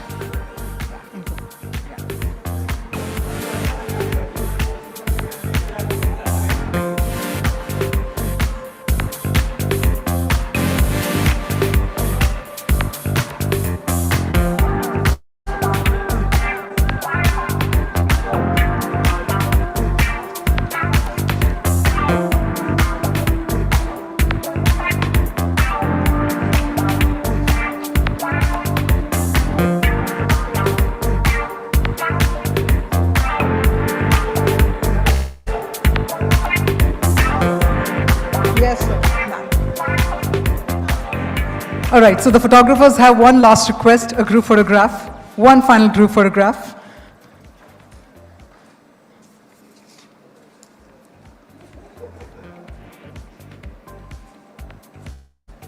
What a dynamic start to the conclave, ladies and gentlemen. Thank you once again for those phenomenal thoughts that you've shared with us. Thank you very much indeed. And with that, ladies and gentlemen, we are about to get started with the next panel discussion. So I'm going to request everyone to please be seated. I know the group discussions always follow after a stellar panel such as this, but please be seated so that we can get our next session started in a minute.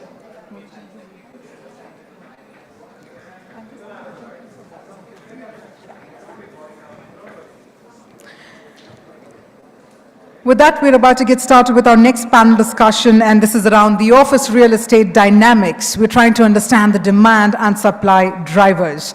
So first up, to spearhead this session, we have with us Ramesh Nair, CEO, India and Managing Director, Market Development Asia Colliers, who comes with more than 23 years of experience focused on driving transformational change and delivering real estate solutions to domestic and multinational owners and investors. So we will be having Ramesh Nair, who will be spearheading this panel discussion. I'd like to also quickly introduce our speakers. After the group discussion here also finishes, then we can invite our next set of speakers on the stage. Well, that's the beauty of a phenomenal discussion. There are always more thoughts that follow up, but if I could request everyone to be seated so that I can invite our next set of speakers. Now, along with Mr. Ramesh Nair, we also have with us Ambar Maheshwari, CEO, India Bulls Assets Management Limited, and he's someone who looks after the private equity business with a focus on real estate. And with an overall experience of 20 years in India and Australia, he's also been focusing on the real estate sector for more than a decade. So first up, if I could please invite Mr. Ramesh Nair on the stage. If I could also please invite Ambar Maheshwari to please come on the stage. And with that, let me also introduce our next speaker. We have with us Himanshu Shah, Head Commercial Leasing, Tata Realty and Infrastructure Limited, who comes with more than 20 years of rich experience, and he's a seasoned industry player who's had leadership roles with prominent realty firms like the Vadva Group, or for that matter, the Lodha Group and Kalpataru. So if I may also please invite Mr. Himanshu Shah to please come on the stage. Our next speaker is Karandeep Singh Nanda, Head Operations West Region, Embassy Services Private Limited, and he's a professional who comes with more than 21 years of experience in facilities and property management, and currently heading the property management arm of the real estate mammoth, the Embassy Group. So if I could also invite Mr. Karandeep. Our next speaker, ladies and gentlemen, Rajiv Sen Gupta, Consultant Corporate Real Estate, HDFC Bank Limited, and he's an experienced real estate professional with a demonstrated history of working in the banking industry with a strong business development professional experience. If I may please invite Mr. Rajiv Sen Gupta to please come on stage, sir. And that brings me to our final speaker. We have with us Vijay Rajagopalan, Head Leasing Nucleus Office Parks, who comes with more than 15 years of experience across varied roles on both the tenant and the landlord side of the business, and also managed a diverse portfolio of real estate assets in the past. If I may please invite Mr. Vijay Rajagopalan to please come on stage. And ladies and gentlemen, I know we're talking about demand and supply drivers, but right now, this panel demands a huge round of applause before they get started. So let's bring that energy back in the air, and let me hand over the session to our session chairperson, Mr. Ramesh Nair. Over to you, sir.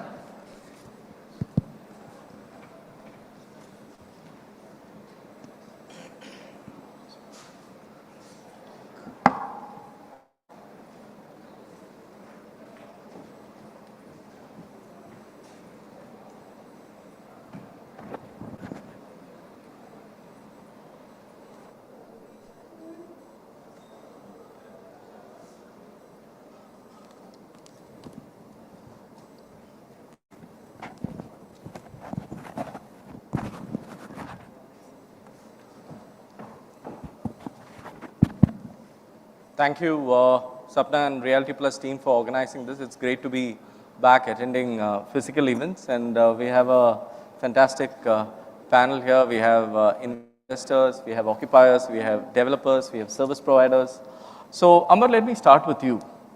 There's so much of worry around media. Every second article is talks about a recession next year. Just 2 days back, I was reading that close to 60% of the CEOs in India, around 70% of the CEOs globally feel next year there's going to be a recession.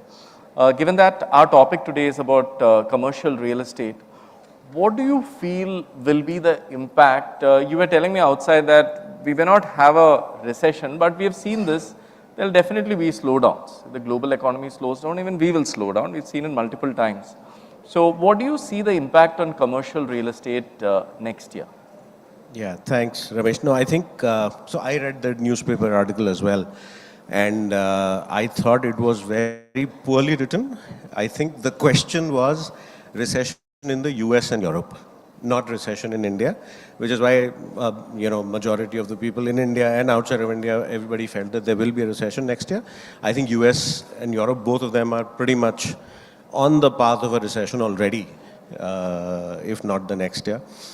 In India, there won't be a recession or any such thing. The technical definition of recession is 2 quarters of negative growth, and every single agency, whether Indian or foreign, IMF or whoever else, is projecting anywhere between 5.5 to 6.5 next year for India. Next financial year. Next financial year. Next calendar year. I think they do calendar years. Yep. So recession in India is not the topic of conversation at all. I think, yes, the growth will slow down. Interest rates, inflation, oil prices, gas prices will define the degree of that slowdown. But anything under 5%, under any scenario, is any possible scenario that one can look at today. If the Russia-Ukraine does turn into a world war, then it's a very, very different story.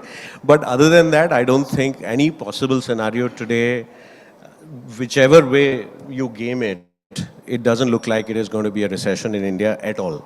There will be growth, it's the degree of slowdown. As far as commercial real estate goes, I think the impact on commercial real estate, to the, contrary to popular opinion, I believe next year commercial real estate will be better than this year as well. Wow, this year was, we are estimating around 48-50 million square feet Absolutely. of absorption this year. Yes, Do you feel yes. it'll be another record year next year? It will be a record year which will beat even 19 next year. The 2-3 trends that I'm seeing right now, because of which I'm saying this is, point number one, I think it has been a challenge for IT companies to get people back to work. And that is because every single employee is sitting on 3 offers.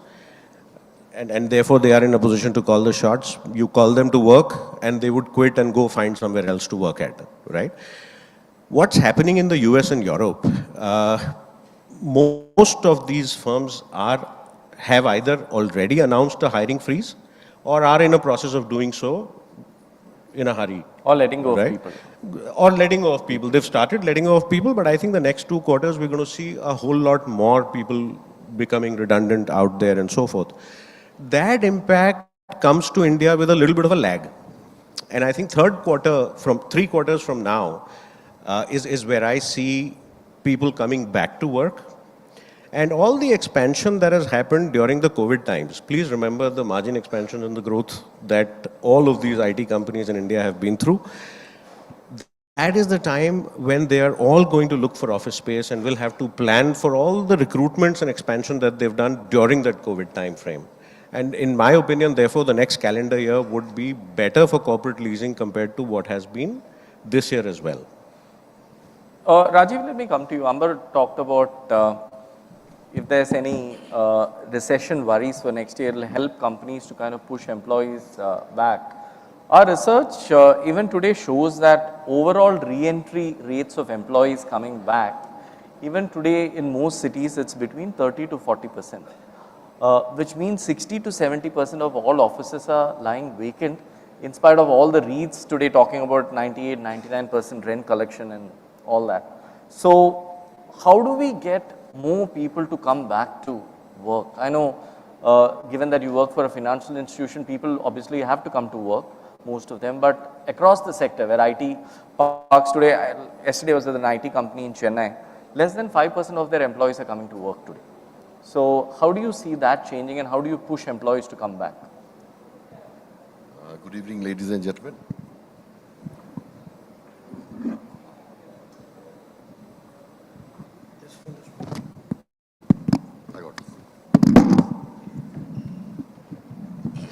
Good evening, ladies and gentlemen. The question that Ramesh has put to me, I would like to look at it in two different ways.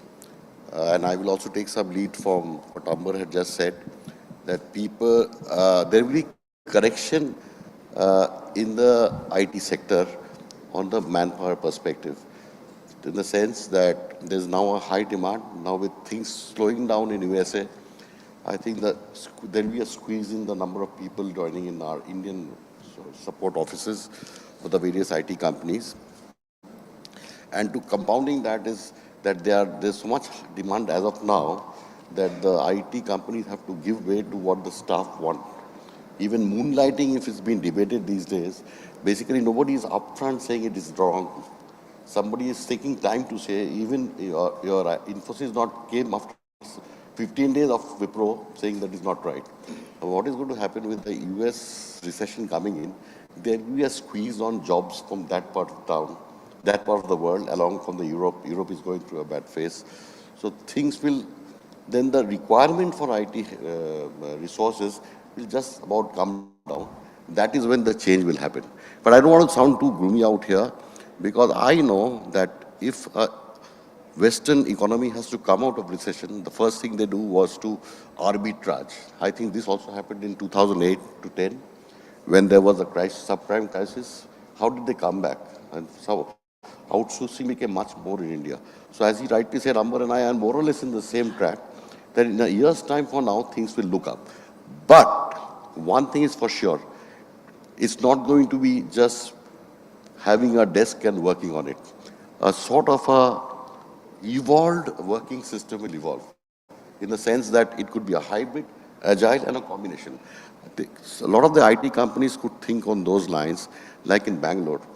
But traffic is such a challenge, and that is why people don't want to come back, because they have to go through this harassment for years. That they realized during the COVID lockdown that it is possible not to work from your office.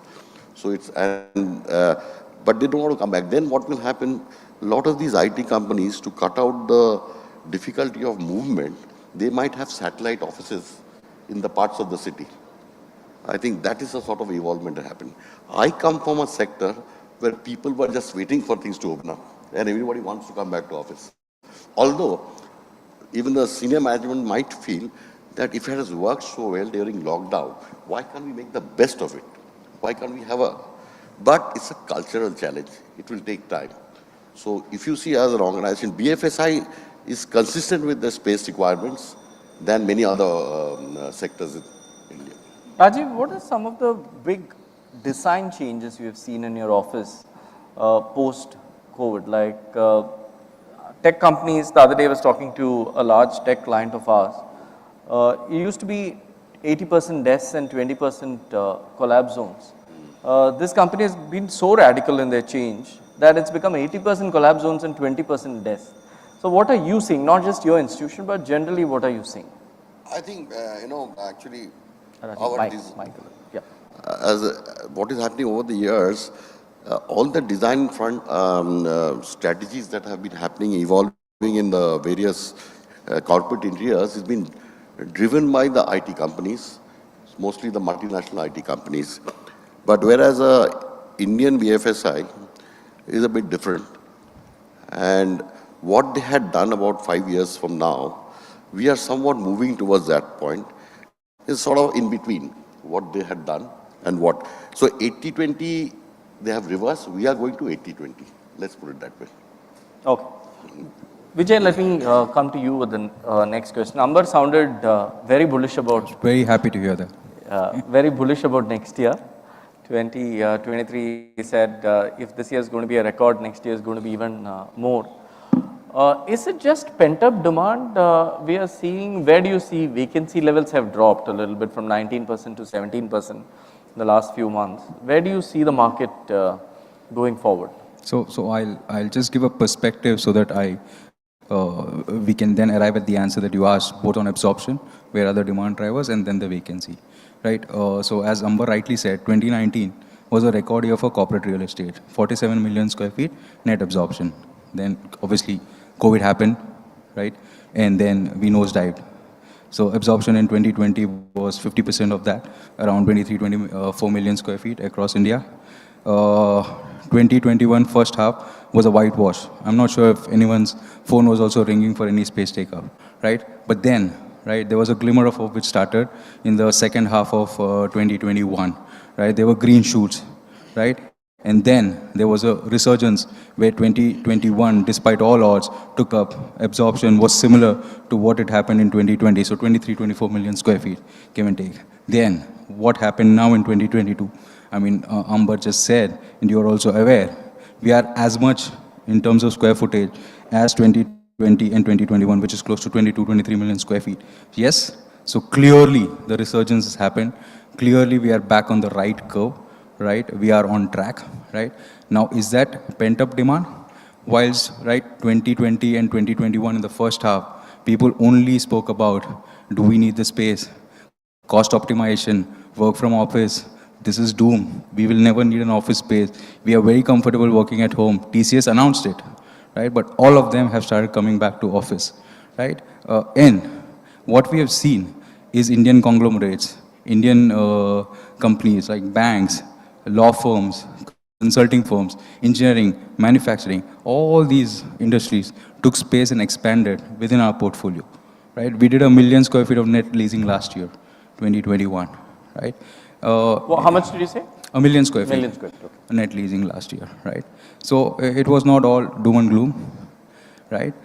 And then one segment which surfaced and which is good for all of us is the flex space and the managed office space operator, right? Whilst they were a single-digit segment absorbing space across India, last year I think managed office space alone accounted for 15% of the net absorption across India.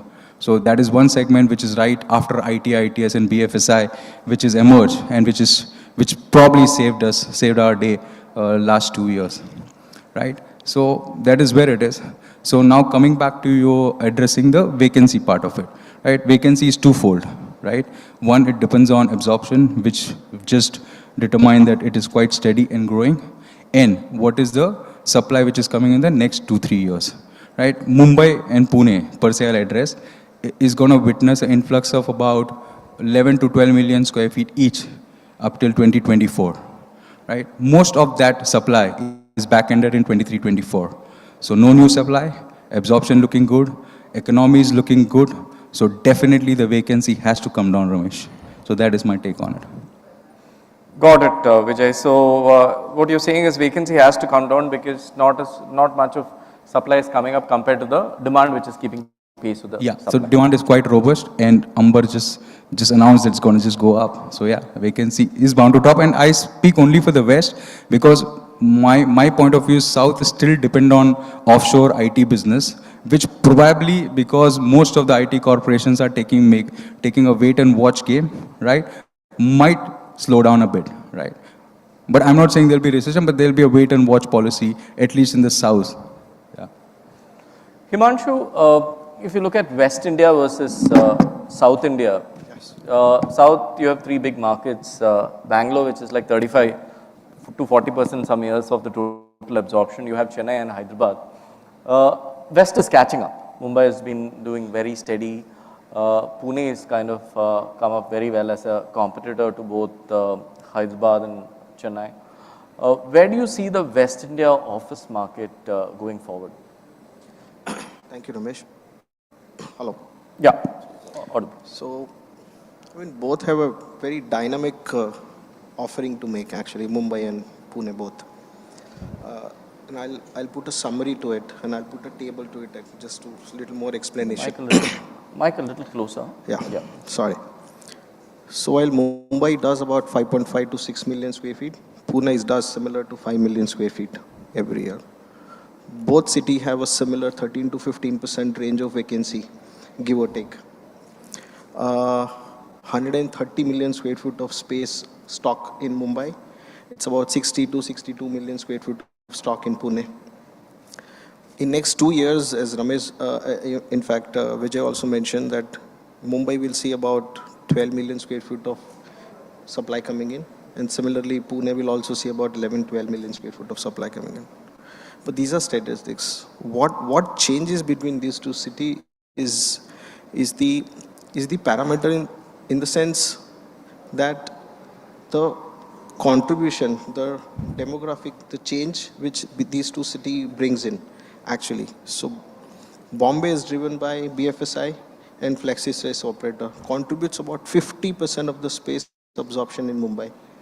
Where in Pune, ITES and flexi space operators contributes about 50%, says, followed by R&D, followed by startups, engineering, R&D, and so on and so forth.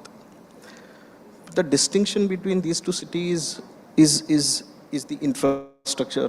The influx and the transport infrastructure which is getting developed in these two cities is so massive that we are not realizing the change it will actually bring into the city, the way we live, the way we work in the next 2 years.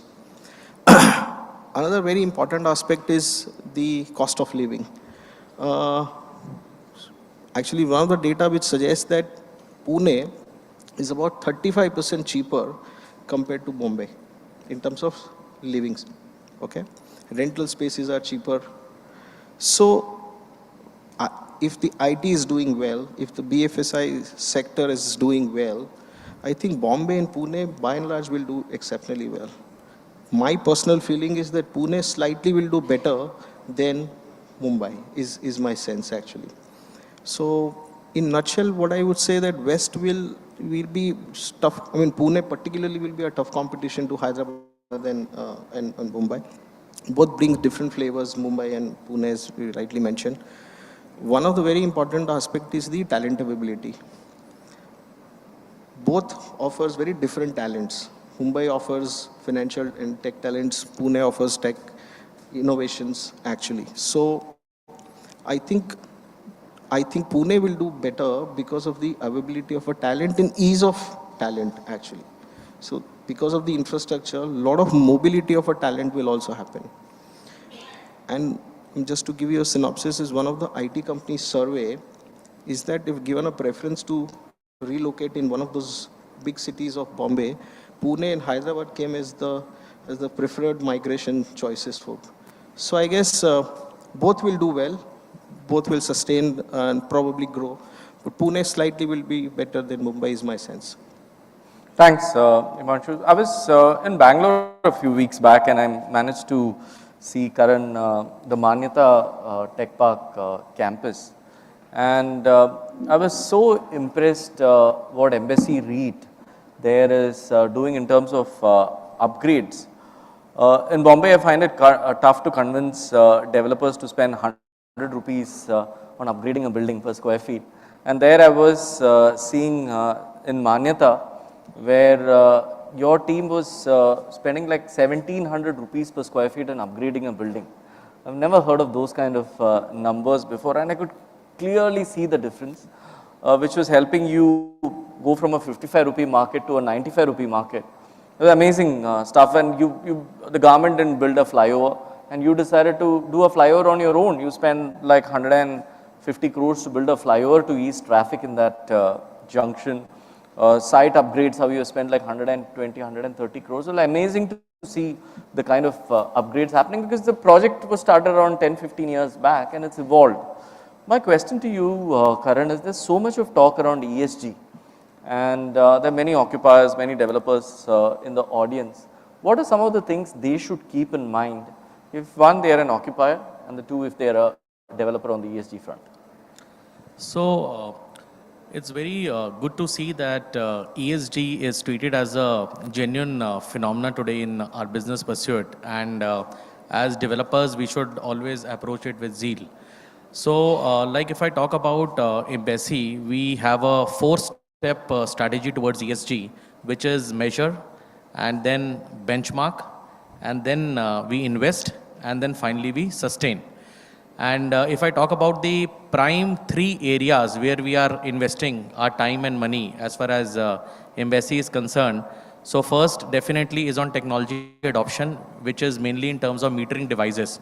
So today with the IoT and the clouds, you can measure your power consumptions, and that helps us in data-centric decisions. Secondly, I would like to state that there is a lot of investment in infrastructure upgrades, whether it is MEP upgrades or you are having energy efficient facade glasses. But besides that, there is also a lot of focus in making our buildings friendly for the people with disability. So there we talk about the RPWD compliances and all. And thirdly is solar power, solar energy, green energy, which we talk about. And like we have a solar power plant in Bellary, which is in Karnataka, and we have a 100 megawatt solar power plant. So we basically produce the solar energy and we do complete energy wheeling. It goes to the BESCOM grid, and from there we give it to our clients in the business parks. And this is one of the major reasons why the clients also wants to be in our buildings because of this solar power. So I think these are the prime focus areas, and besides this today, if I talk about developers everywhere, they are focusing on biodiversity, like creating butterfly gardens. We are having apiculture units today because we consider that honeybees are also an important part of our ecosystem. And besides, also, if all the new buildings today will have OWCs, which is organic waste controller. Now, very important is, again, how you control your waste management. So, you recycle your dry waste and you compost your wet waste, and then you strongly, from a developer side, also govern that your landfill reject should be less than 8 to 10%. And in some of the buildings, we have even achieved till 2%, 3% of the landfill rejects. So this is from the developer side. Now, if I refer to the occupier side, I think occupiers today are moving towards use of green chemicals. So a lot of green chemicals today are available in the market, like Alpha HP, Stride NP, and Good Sense and all, which are not only good for the environment, but at the same time, if you see the dilution, what you do of these chemicals in your regular water, it is less. So that is another cost saving. And besides this, also two more points I would like to highlight from an occupier side is that one, very small initiatives like water flow reducers and aerators and all. In one of our occupier side, they were able to save around 9.17 lakh liters of water by only installing around 17 to 18 water flow reducers. And that used to only cost somewhere around 240 to 50 rupees. So you can understand the amount of water which is saved. It is equivalent to providing water to 4 to 5 homes annually. If I consider like one person, he consumes 150 liters per person per day. Besides this, another important focus as far as the ESG from occupier side is also on waterless urinals today. Lot of saving there in waterless urinals, and roughly if you talk about the figures, anywhere between 80,000 to 1,20,000 liters of water you can save. So these are some of the focus areas as far as the ESG is concerned. Thanks, Karan. Amber, coming back to you, we've seen close to 70 to 80 billion dollars of FDI come into Indian real estate over the years. Most of that has gone into office. And office is also the most preferred asset class across the world for investors. And today you see the Blackstones, Brookfields, GICs who invested massive amounts of money in Indian real estate. Where do you see the opportunity for outside office asset classes? So industrial is now catching up. Last couple of years there's been talk of data centers. Where do you see that global FDI interest in Indian real estate? I think office will continue to be the largest in the foreseeable future, the next 10 years if you like. So, it's not just because they prefer office, it is also a risk-reward, risk-return. Tradable also. Ramesh, tradable. Absolutely right. But look, if you look at it from a foreign investor's standpoint, if you're investing into a completely built, leased out, income-producing asset, you're doing away with development risk, you're doing away with marketing risk, you're doing away with regulatory risk, no approvals, permissions, and so forth. So foreign investors are very wary of risks in India as far, versus the return. So typically you would look at a risk and a return hand in hand. But the moment you look at India, the risks outweigh the returns. And therefore all the monies, the foreign monies have, and not just real estate, even infrastructure. Every foreign investor today is very, very happy buying a completed road, ports and so forth. They do not want to take development risks. We call it private equity 1.0. Way back in 2005, 2006 that came about. All the foreign money came into development projects and none of the projects did well. I don't think any fund returned its capital also back of that vintage, right? And because of that, risks have become a huge, huge issue. So going forward as well, completed office will be the mainstay. It is something which not only the fact that these guys understand it better, but also from a risk return standpoint for a country like India, they're more comfortable taking a bet on a fully completed, fully leased out office. Yes, there are other sectors. Industrial will do well, but again, bulk of the money will come in when the stock of warehouses is ready, rather than going into the development.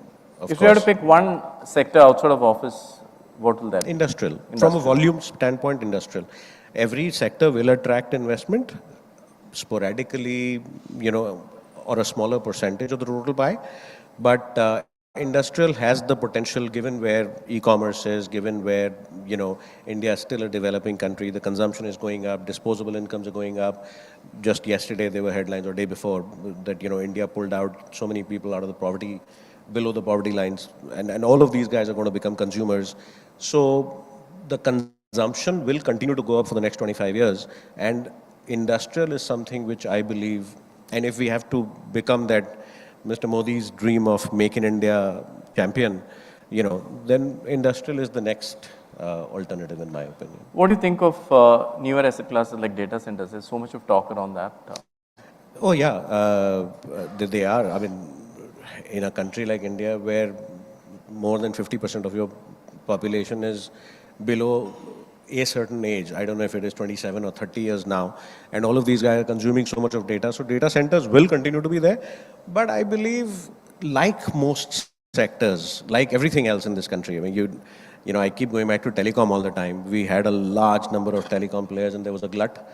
Office, we had a large number of office players and we had a glut in the beginning.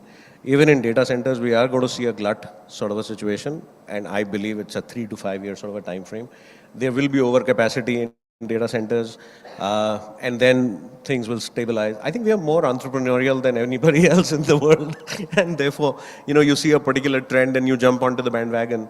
So everybody has jumped onto the band. I think everybody and their grandmothers are into data centers right now. Right? I don't know anybody who's not. So that will lead to an oversupply in a 3 to 5 year time frame, and then there will be consolidation. Just like Blackstone started to consolidate the India office space, some investor, large institutional investor globally will come in and start to consolidate data center. It could be a strategic guy, it could be an Amazon which could consolidate, it could be a Microsoft which could start the consolidation play in data centers in a 3 to 5 year time frame. And then more sanity, more rationale will come about and so forth. But in the short term, I see a glut situation in data centers. I was seeing the global investment data, RCA data. And what I noticed was in the first 6 months of this year, office is down, industrial is down. One asset class which has done extremely well over the last 2-3 years is rental housing, residential rental housing. In India? No, not in India, global. I'm talking global. Yes. In India, it's non-existent. Yes. And that's my question, Amber. Right. Do you see a market evolving for an asset class like rental residential housing? In India? In India. That's a long-winded answer to that. I'm going to try to be short about this. I think there is a fundamental, I don't want to call it a flaw, but there is a structural fundamental shift or a change that we need in this country for it to become a market for institutionally owned rental housing. Everywhere globally, you're absolutely right, and we discussed this some time back in another forum where US rental yields had gone up to 8-9% and so forth. So today, if you invest in US residential, you can get 8%. Absolutely. While you invest in Bandra, you get 2%. 2%. Or not even 2 maybe Yes. 1%. Yes. Yeah. No, 2% it has come to because of, particularly in Bandra, because of the lack of supply there. Everything has gone into redevelopment and then, rentals have gone up. But until the time there will be a negative spread between rental yield and mortgage rates, you will not have an institutional market for residential rentals for this country, which is what I mean by a structural or a fundamental shift that has to happen. I strongly believe that at some point in time in the next 5 to 7 years, interest rates will come down in this country, given what's happening at a global level. And if we get our strategy, our path to that right, then I think both on the currency front and the interest rate front, we are going to become far, far more competitive than we are today. Rentals, the yields will continue to go up because I don't see capital values going up beyond where they are in a meaningful or a significant manner. We are already at global prices. I mean, in Mumbai, $1 million will buy you a small 3-bedroom apartment, right? These are New York prices. Chicago is cheaper, London is cheaper, on a comparable basis. So I don't think these prices in Mumbai are going beyond where they are going, where they are today. But the rentals will keep going up because rentals are driven by inflation, they are driven by disposable incomes and so forth. And therefore, at some point in time, over the next, say, 7 to 10 years, maybe, rentals will catch up to a yield which will become higher than mortgages. And at the same time, the mortgages are going to come down. From a 7 to 8% at this point in time to, maybe under 6% or around 5% odd. The day we get to a mortgage rate of 5% is when I believe the institutional market for residential rentals would come about. Got it. Rajiv, I was just checking data points for construction cost increase over the last 18 months, since last March, so March 2021, most items, the costs have gone up anywhere between 12 to 20%. Steel to cement to aluminum to copper to everything. How do you see that impacting from an occupier point of view? The other day you were telling me about your plans for opening up hundreds of offices and ATMs and back offices and all that. Where do you see that impacting an occupier? Today people are paying that, whatever the 12 to 20% increase in construction cost. Does it change your way you look at real estate? The growth that we are planning for our organization, this is coming as a roadblock, but we are overcoming that. How are you overcoming? We are accepting that. Actually, we have done projects where we have seen the movement of escalation is from 15 to 22%. In a real construction project that our organization is doing. Just interiors alone? No, the building itself. Building itself is 15-20%. And interiors? Interiors is going up by, I think it's 8 to 10%. 8 to 10. In the last 12 months? Last 12 months, I would say yes. And the other challenge that we had was, the chip prices actually came in the way of our deliveries because a lot of our infrastructure is dependent on gensets and air conditioning. And this chip was coming in the way. I'm not even taking to the point where our servers and routers were not available. That was another. We had to hire servers and router at an incredibly high price because the supplier had clearly said 8 to 9 months supply time. Wow. It was so bad. Same as automobile manufacturing. Yeah. And the prices have gone up for 3 reasons. Basically, Ukraine and Russia is one of they supply 10% of the steel in the world, 10% of the steel, and now both of them in a disturbed state. So obviously the demand has gone up in the world market for Indian steel as well. So the local market there was a 66% increase of steel prices at one point of time from the pre-COVID days. So it has now stabilized right now, but still it is at least 20% above than what it was pre-COVID days. Got it. Vijay, I want to ask you a question about Bombay again. You've you showed me your OIC. It's called OIC now, right? The old. Yeah. And my request to the audience here is we were talking of upgrades of Blackstone and their one arm, which is the Embassy REIT. And this is the nucleus arm of Blackstone. The way when Amber sold it to them a couple of 2-3 years back from, it was already a grade A building. And the way Blackstone is kind of invested in that building to kind of take it to the next level, it looks like a 5-star hotel, that project. But that's one thing, which is your upgrade, which is under your control. What is out of your control is the infrastructure, low rail traffic and all those mess associated with different. It's not just low rail, but across the city. Which also we managed to change a bit though. You managed to change quite a bit. I know that. But what infra upgrades is required for a city like Mumbai to make it compete with global cities? Okay. So I'll stick to transportation infra, obviously, because not qualified to talk about digital or renewable, right? As we all are aware, right, infrastructure is the backbone of economic growth, economic development, and India is on an upswing, clearly.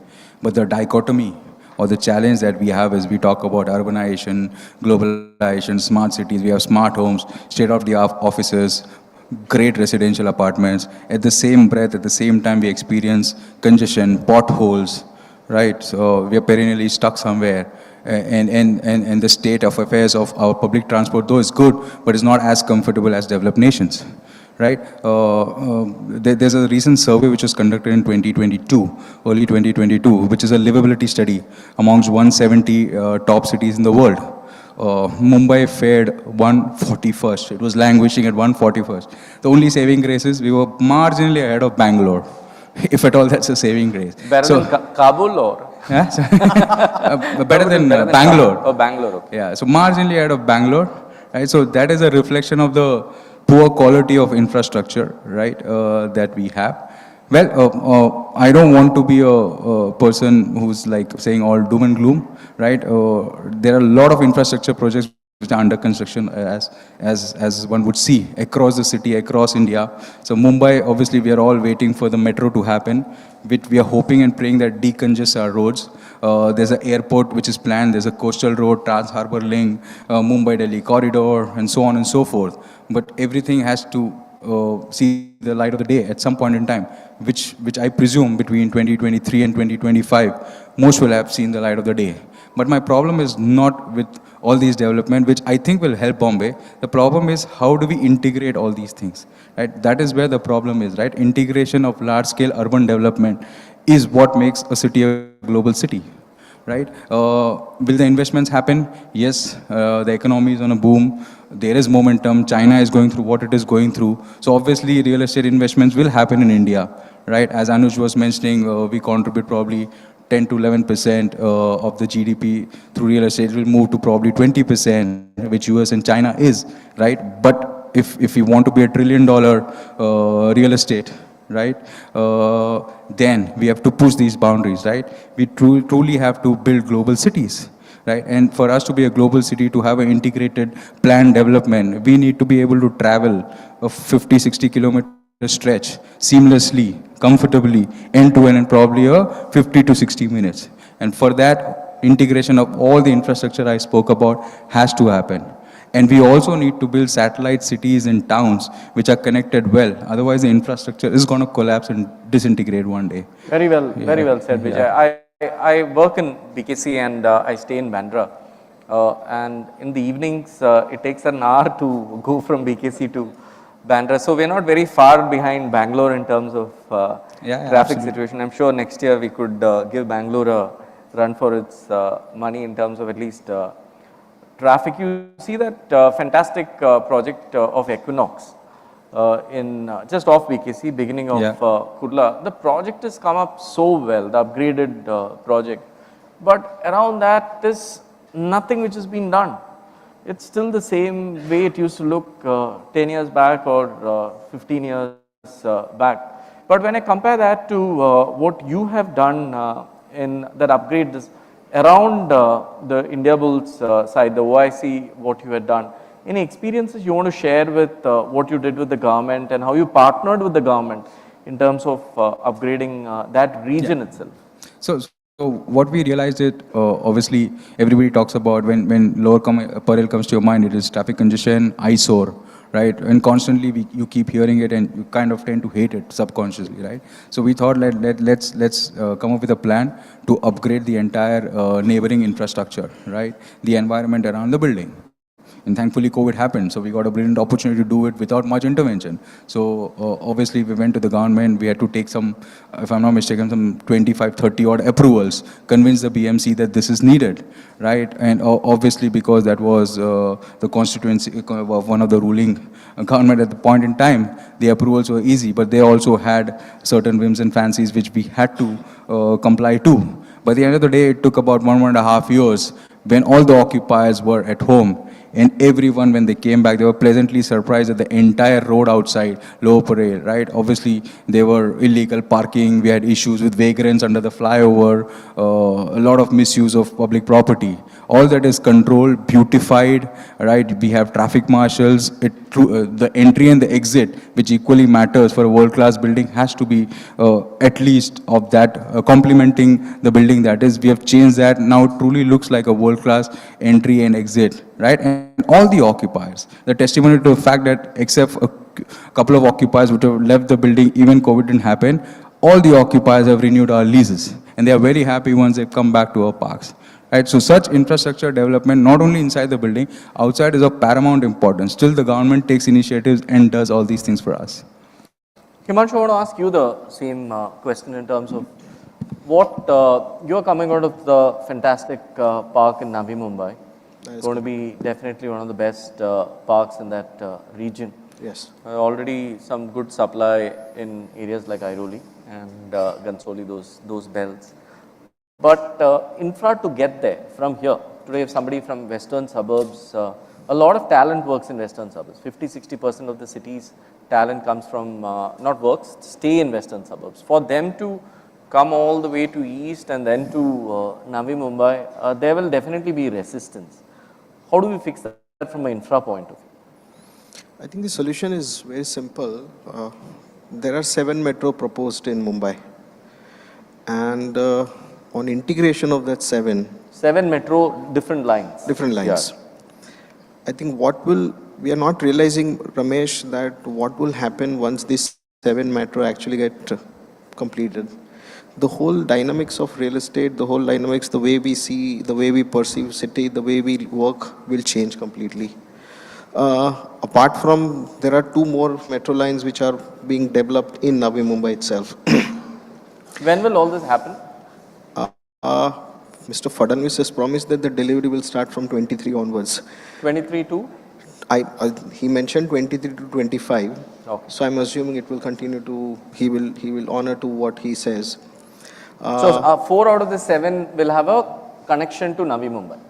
2 are within the Navi Mumbai belt itself. Okay. And then 5 will have interconnectivity between the city and not exactly to the Navi Mumbai, but within the city connectivity. Okay. It will actually join and the western central connectivity. There's another bridge being planned. Airoli is already there, Vashi is already there. There's another bridge being planned is the Jogeshwari to Ghansoli. That will change the whole dynamics actually.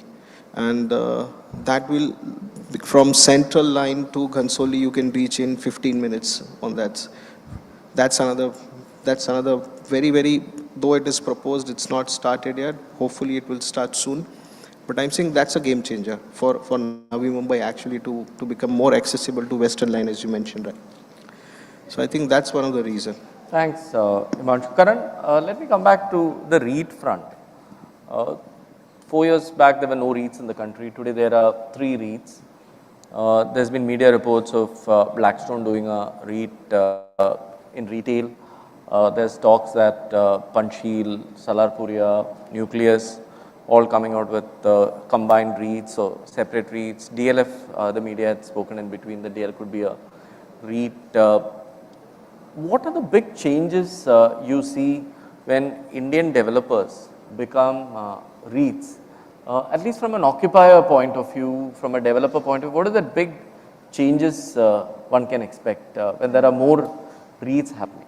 Like what did you see in, let's say, when you moved from, let's say, an embassy company to a Blackstone retooled the company. What are some of those changes you saw?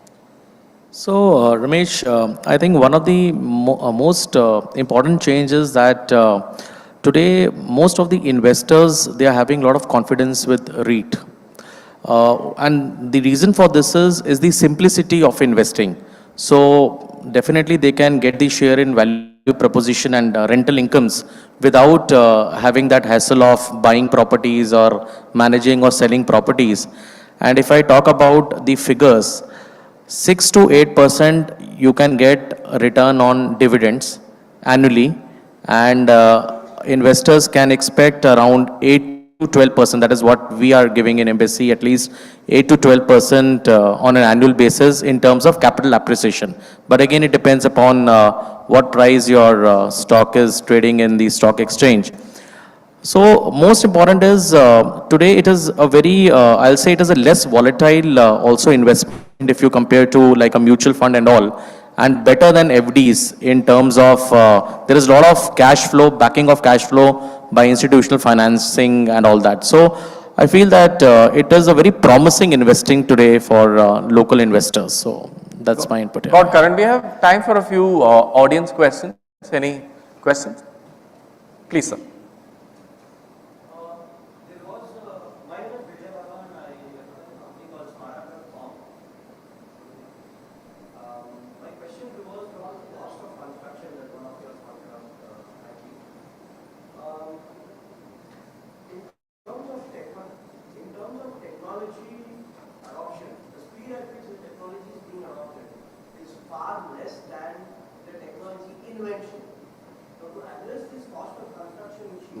You have a lot of technological solutions in whether it be it in procurement or construction, let's say spend management. So effective use of these technologies can control, I would say, if not reduce your cost of construction. My question here is very clear. The answer to which I am listening over the last 2 decades is mindset. Why are people still not using technology to the extent it needs to? So is there any other answer rather than the mindset factor? That's my first question. Second is, being thought leaders here, anybody could answer here. Are we really looking at upskilling people? Is competencies an issue in terms of technology adoption? Great question. Rajiv, you want to take that? I still remember around 3 years back when I did a PropTech event. There were like 700 odd PropTechs in India who had shown interest. I totally agree with you, sir. In India, tech adoption is very limited compared to what, especially in our industry, the real estate and commercial industry. There's a lot of talk which happens, and maybe I'll come to Vijay or Karan to talk about some of the things you are trying to do as from a Blackstone point of view, global to India, some of this tech adoption. But there has been a resistance. Rajiv, and what are your thoughts around that? See, I think I am not sure I can give you a very sure answer for that, because I have been also trying to find why we don't do this. The initial thing when for my organization, I had the privilege of doing 3 building projects. 2 are completed and 1 is in progress. And we actually looked at it. See, what you said made a lot of sense.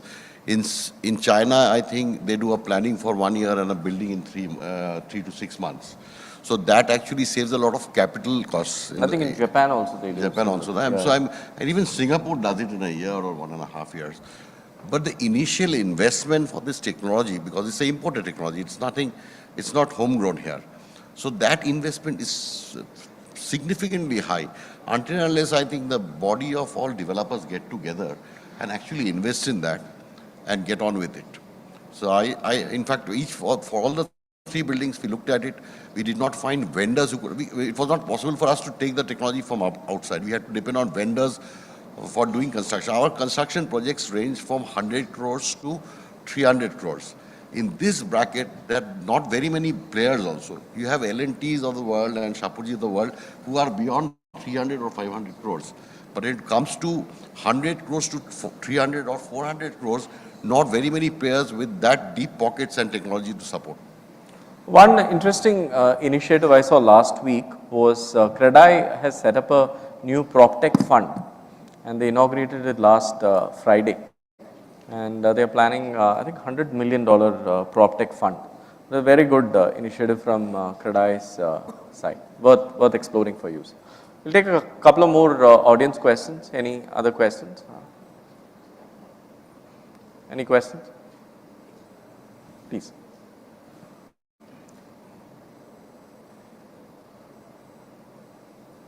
Good afternoon, everybody. I am Sanjay Agarwal.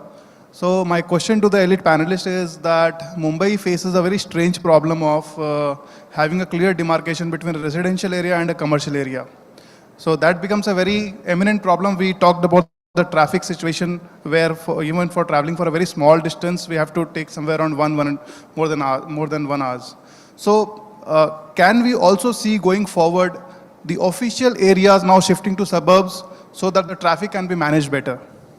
Thank you. Amber, you want to take that? Shift of office districts to suburbs. I'll make an attempt. So I think in some ways it has already happened. 20 years ago, Nariman Point was the CBD. It has now, moved to BKC. Lower Parel came in as another CBD and so forth.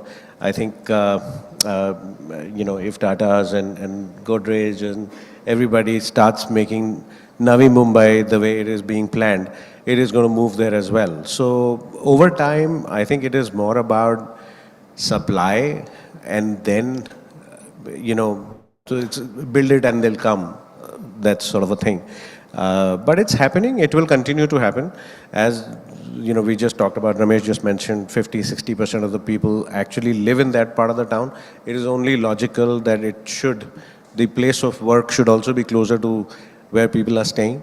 It takes time for a bustling, vibrant city like Mumbai, which has an influx of migrants, on a quarterly, on an annual and a 5-yearly basis. It does take a little bit of time for the center of activity to move from one place to another, but it is happening. It's already happening. If you look at the overall annual office absorption in the city, the 5 to 6 million square feet, only 500,000 is happening in CBD or surrounding areas. The balance, 5.5 odd million is happening anyway in the suburban district. So that's already happening. A terrific panel. I'll just summarize some of my key learnings from this session. Amber said definitely no recession next year in India. 5 to 6% growth expected next year also. He also made a prediction, and I'll catch him for this next December. He said 2023 will break office space absorption record in the country. Job pressure in US and Europe, he said, will push employees to come back to work. Companies won't be all that worried about employees leaving. Rajiv fully agreed with that point of Amber's. Rajiv also said that satellite offices is something which will happen within the same city. Companies to look at more satellite offices. Vijay said whatever demand we are seeing is not just pent-up demand, the record absorption which is going to be witnessed this year. He said it's also because there are many industries who have done well in the last 12 months. The managed office demand which has come up, that's a new sector which has come up. And he feels vacancy levels will definitely have to come down further from the current 17%. Himanshu is very bullish about West India. He also handles West India. He said there's a lot of close to 11 million square feet of office absorption in West alone and 170 million square feet stock. He said infra in West is much better than South. We've seen some of those images of Bangalore floods recently, which is quite scary. It looked like Mumbai in 2005-06. And cost of living, you said Pune has a clear advantage. And Mumbai has the advantage of variety of talent. It's not just IT talent from all industries. So Himanshu, that is a very good point. And Karan, on the ESG front, very good to hear about that 4-step process you spoke about: measure, benchmark, invest and sustain. You also spoke about how tech adoption is important on ESG. We just today talk of ESG, but we don't look at tech. It's a very good point. MEP upgrades, most developers are not thinking about it. That is a great point. Green chemicals and small things like even water flow reducers can do so much for ESG. Amber, again, you spoke about how office demand as an investment asset class in the country will continue, also because globally it's the #1 asset class. You spoke about how investing in a core office building takes care of multiple risks associated with market risk, compliance risk, development risk, all that. We also spoke about how PE 1.0, when a lot of people invested in development projects and lost money, and that's the reason why they're coming towards more core assets. You were bullish about industrial. You felt that was the second big asset class which will catch up. You gave a very good point around rental housing, which is a big trend across the world but non-existent in India.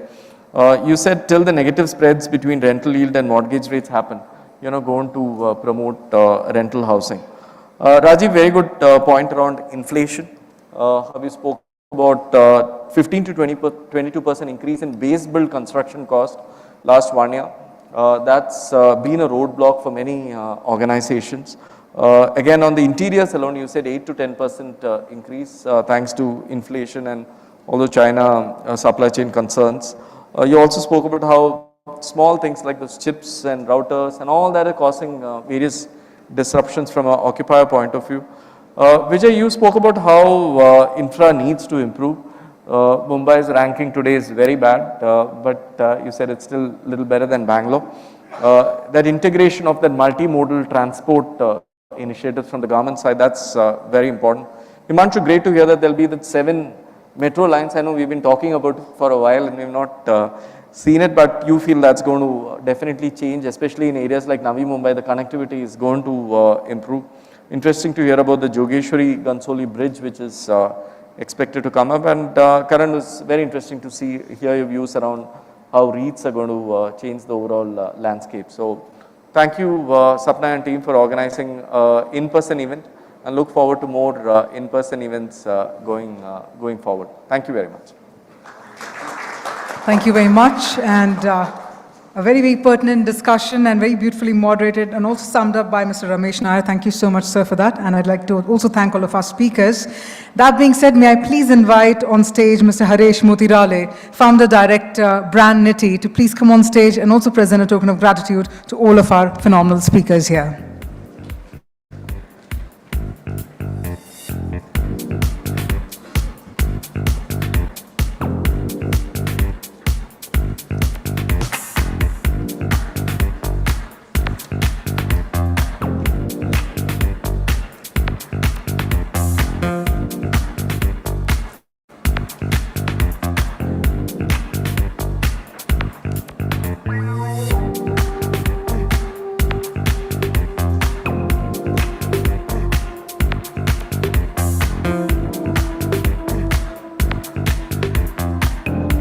Let's have all of you come together for a group photograph as well.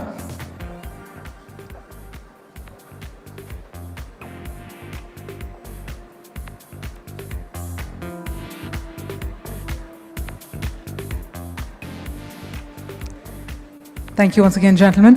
Thank you very much for joining us and for sharing your thoughts.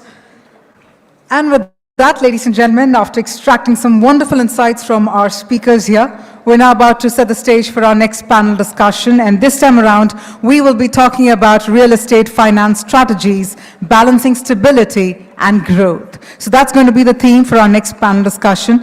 I do realize that this Wednesday, we're all deep diving into a lot of knowledge coming in from this side of the stage for all of you. So stay tuned. And while you do so, I hope all of you are also going ahead and tagging us on our social media handles @RP Realty Plus on Facebook, Twitter, as well as RP_Realty on Instagram.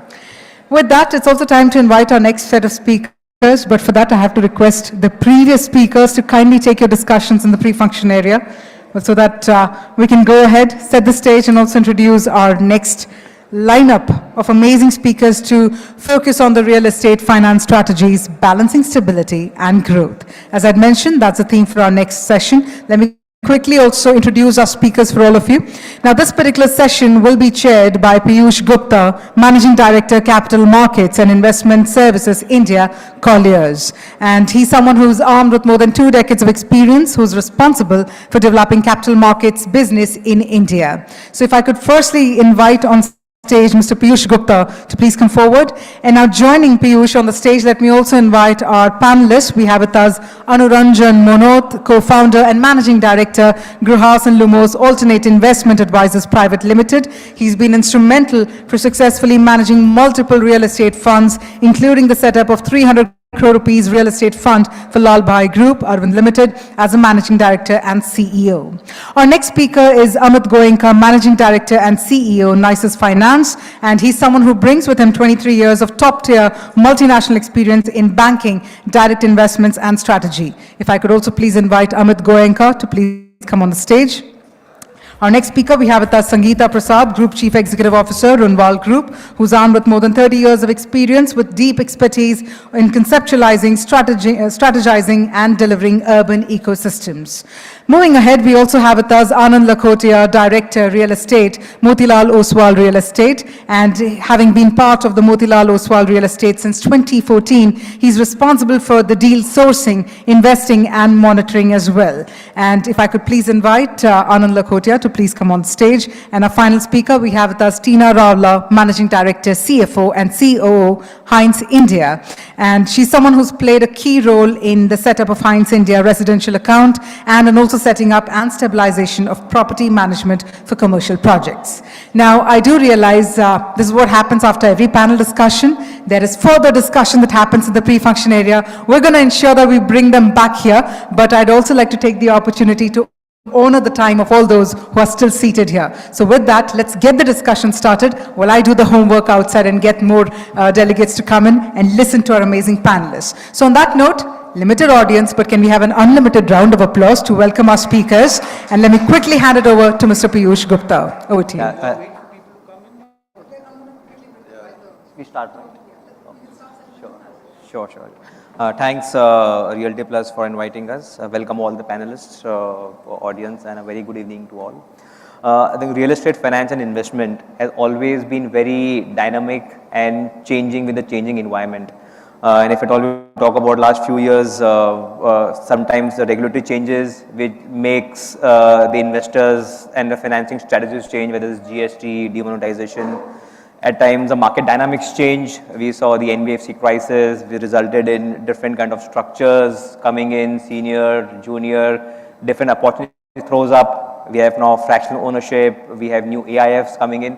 So the business of investing in real estate has been very, very dynamic. While now we have a good sense of market in terms of sales, leasing, but again, we have some global headwinds, inflation, interest rates, which are clearly seeing to see the impact. So with this, how do we balance the growth and stability within the investment and the financing space is something which I think will be great to hear the esteemed panelist. Maybe Tina, I can start with you. How are you seeing the overall global investment climate towards India? Yeah. Hi everyone. The short answer here is that the interest remains strong. It is growing. So I think that we are witnessing that moment in history of real estate investing where everything seems to be working in India's favor, whether it is a stable government or most of the asset classes doing well, or the structural reforms that we've seen in the last 5 years. I think everything is working in India's favor, and then you pair it with increased focus on ESG or innovation. And we have India emerging as an attractive investment destination for global investors. And to top it all, external competition is decreasing because whether it's the geopolitical events, or the events in China, including the downturn of the real estate sector, it has the potential to rewrite the China plus one story. So I firmly believe that the India story remains intact despite the low inflow numbers that have been reported in 2022. It was largely, I believe, because of global investors rethinking their investment strategy or holding off their investment decisions. But once that is out of the way, capital will be back with a vigor. So in all, we see the positivity which has been there kind of likely to continue because of the strong, whether we talk about demand and the way Indian dynamics are. Yeah. Anand, coming to you, how are you seeing the investment opportunities now in India from a real estate standpoint? And are you seeing new structures evolving in the business? What's your view? So what has happened is post-COVID, the kind of sales momentum which every developer and who are more established, who are more credible, have of course witnessed much more sales.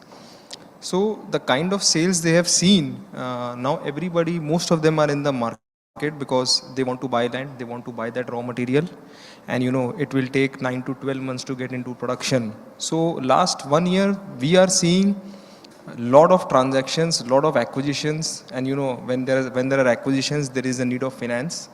So we are seeing a lot of proposals, and this is across country. It is not specific to any geography.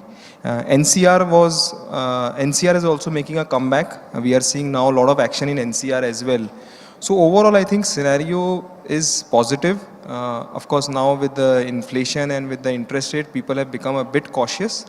But there is a lot of appetite for capital. Right. Thanks, Anand. Sangeeta, coming to you, if we're developers hat, how are you seeing the opportunities coming your way? So the fact that I have two gentlemen around me developing alternative structures, the first thing I will say is real estate is always dynamic, agile and evolving. It kind of pivots itself to the new challenges. And yes, prudence.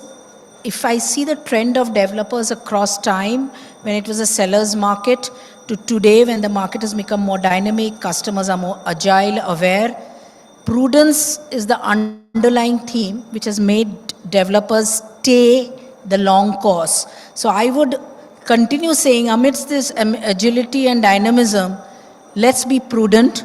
Let's understand that there are two things which come in our way, which is one is the easier one, if I may say so. Some of you may disagree with me, is the market, but the other is the regulatory impact. When rules change, while the government is trying its best to look at rules of the game, not changing every day, but that plays a very important impact. So while we buy land and while we do our mathematics on the business case, we should be aware, ultimately operational excellence, and I say because I have a manufacturer's genes in me, thanks to my Tata Steel days, long days, operational excellence for real estate has become as important as it can be for a manufacturing company. So between buying land, the time between buying land to development and conceiving and launch and sales is the whole time cycle becomes important.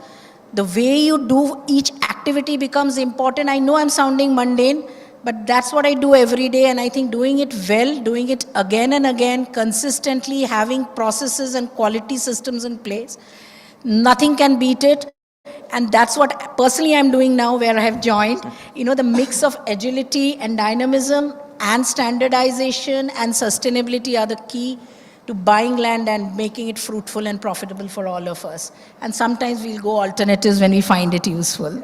I think Sangeeta brought a very important point which relates to underwriting. I think we have seen this historically that projects have been developed on Excel sheets, funding has happened on Excel sheets, and we have seen what it has resulted in.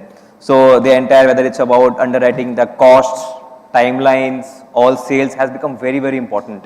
From that, Anuranjan, coming to you now, if you were investors hat, how you see the evolving underwriting which has changed over a period of few years? The first thing which I am noticing right now is that the word prudence coming from a developer. Yeah. Okay. And that is where the underwriting comes very easy. Yeah. And good part that in last 7-8 years, because of this market consolidation and all, handful of developers out there, handful of developers doing same kind of, looking for same kind of asset. The competition is far less, so there is no, cutthroat competition to outbid anybody. So the acquisition is happening at relatively digestible valuation. So this is first prudence. And the second thing is that on lending side also, what I am saying is that from last 7-8 years after all IL&FS and all NBFC crisis, the lenders have become more prudent in the lending, and overall the market is improving for good. I think important point, Anuranjan, you brought on prudence. Amit, your thoughts on the entire underwriting changes, because I think that is one single thing which has changed, whether it's on governance, sustainability, operational excellence, and your other underwriting aspects on cost and related. How you seeing the evolving underwriting changes? So thank you, Piyush. I think clearly everybody knows that capital is the blood for the sector. Without blood there is no life, and so without capital there is no real estate. And clearly the need for, I think, that capital has grown tremendously in the last 2 years. The demand-supply gap of money has only widened. And of course, what is getting provided is getting cornered by a few, which means that there's a very significant portion of stakeholders who are not getting capitalized. And I don't see that solving itself very fast. And I'm not saying that those who are not getting capital are not bad, but just that there is not enough capital for everybody. So the bigger boys, the larger developers, the bigger platforms, the people with the certain equations and relationships will continue to gather that capital irrespective of anything else. So I think that polarization of demand and capital both, I think, is one trend to watch out for everybody. Is, am I going to be able to compete for the same market, for the same product, for the same capital in my city, in my backyard? So I would be very, very cautious about going out and raising more capital unless you're very certain about it.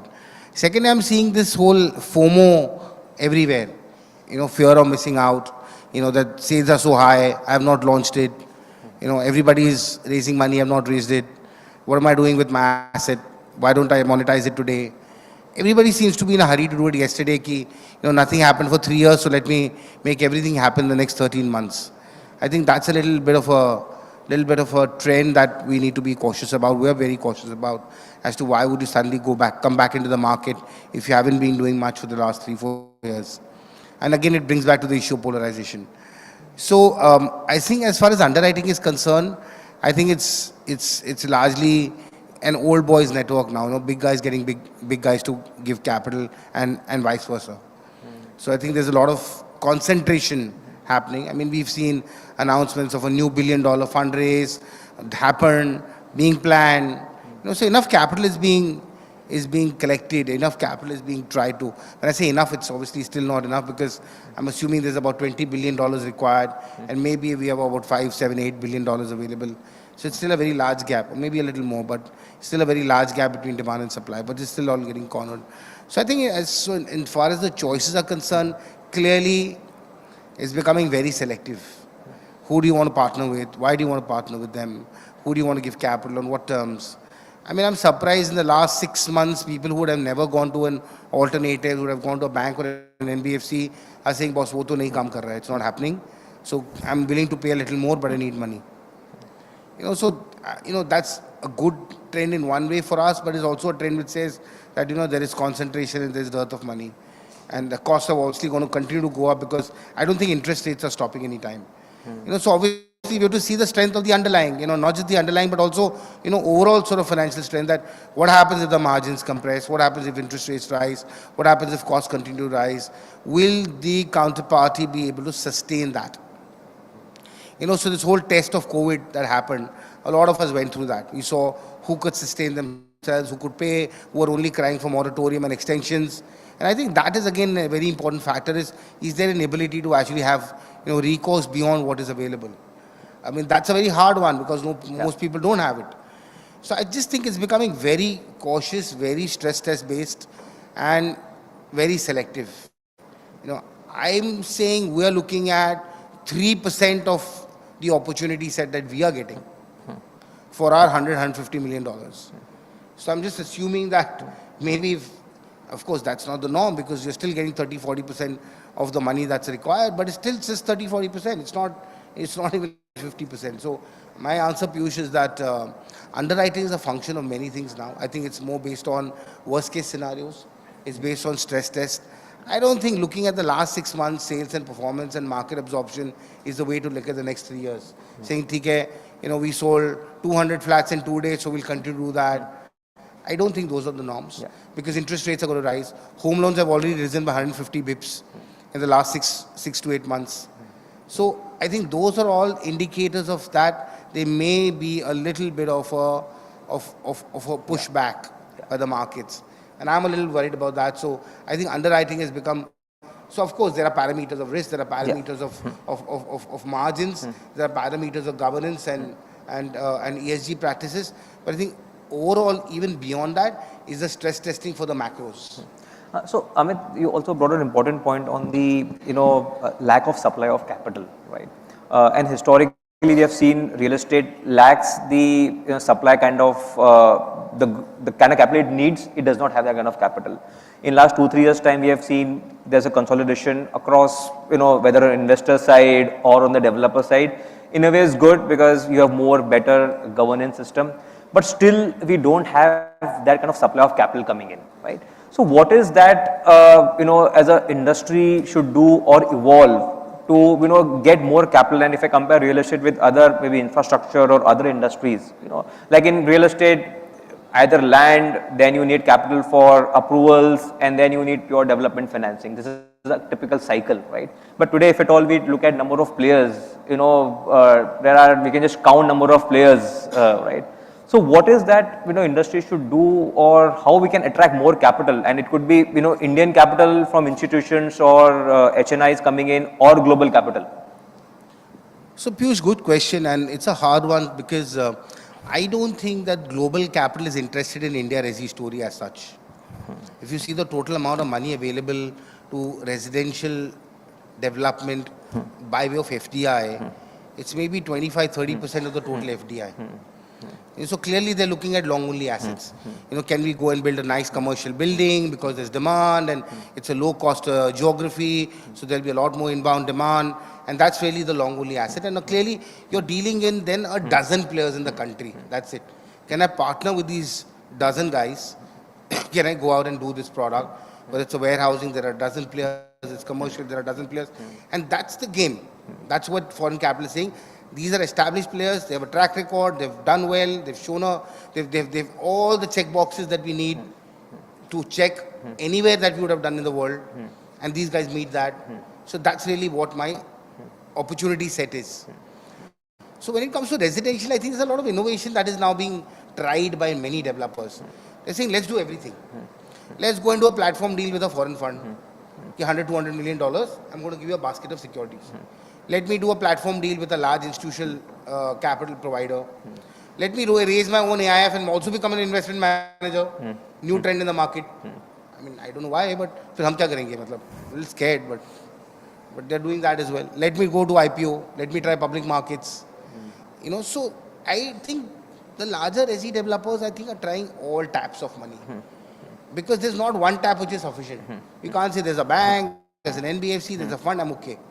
Despite the strong internal accruals. So I think every possible tap has to be opened at full throttle for them to continue to keep pace with their business plans. And I don't see any other way. I don't think there's one answer to anything. No, we'll try a narrative, we'll go out and 10 people come back and say, but look at the failures, 10 failures to success. You're out-skewed in terms of ability to guarantee returns and capital.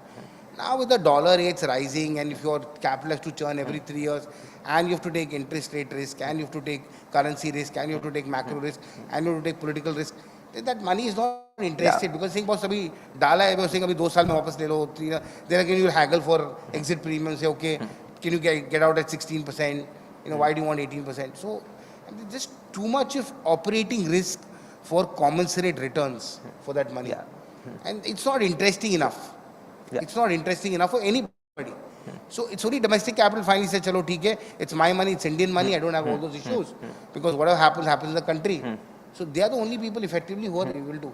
Yes, there are two large banks which have capital, but सब मिला के $3 billion. Yeah. Anuranjan, I think you were raising to, and specifically, you've been also connected with the domestic local investors. What is that one can do to channelize capital coming to real estate? I think the biggest challenge which we see, domestic or offshore, and offshore particularly, the dispute resolution process in India is probably one of the worst. If there is any dispute between an investor and a developer, it will take years to resolve. And that is where, the predictability of partners becomes very important. And as Amit mentioned that, there are a handful of developers with whom anybody can work because these all are tried and tested. 10, 12 in a country like India is very bad number. We have at least 3,000, 4,000 developers in Mumbai alone. And we cannot deal with these people. Why? Because the reason is that, you don't see that if there is a dispute between partners. Sorry. It's audible, no? Am I audible? Yeah. Sorry. So if there is a dispute with any developer, it will take, long time to resolve it. And by that time, if I'm an offshore investor, the currency will be completely different, the profile will be completely different, and then these all developments related risk, why I need to invest. So unfortunately in India, in last 10, 15 years, particularly I will say 10 years, the risk capital has not come. The capital which has been invested in India is more of income building asset and core assets. You put money, you take the ready asset and move on. That's it. And they are happy with the yield of 6, 7, 8%. Of course, they have made more money on that. But thing is that they don't want to take any development risk. They don't want to deal with a developer in development process. This is the biggest problem because the dispute resolution is really, and then there are permission related issues and all. Again, a nightmare. So what we need to do is that two things. One is we strengthen our dispute resolution process. We need to improve. We need to really see a single window process of approval. And then, yes, of course, then it's more of market risk, more of, a capital risk, what you do, while developing a project. So that's the key thing, In India, we have more than 5 lakh units which are, stalled and, is delayed, seriously delayed. And it's from years. Now, if we have to resolve those, ideally it should all be resolved within 6 months to 9 months. And all these should be available for, development, redevelopment and so on. But the issue is that, it's not happening from long time. High Court, Supreme Court, Tribunal, consent, this, that, and ultimately customers as well as the market is suffering. Lenders are suffering. And if a lender who is coming from outside India, if he sees that, my money is stuck in a project in JP and not able to recover for so many years, why I will do it?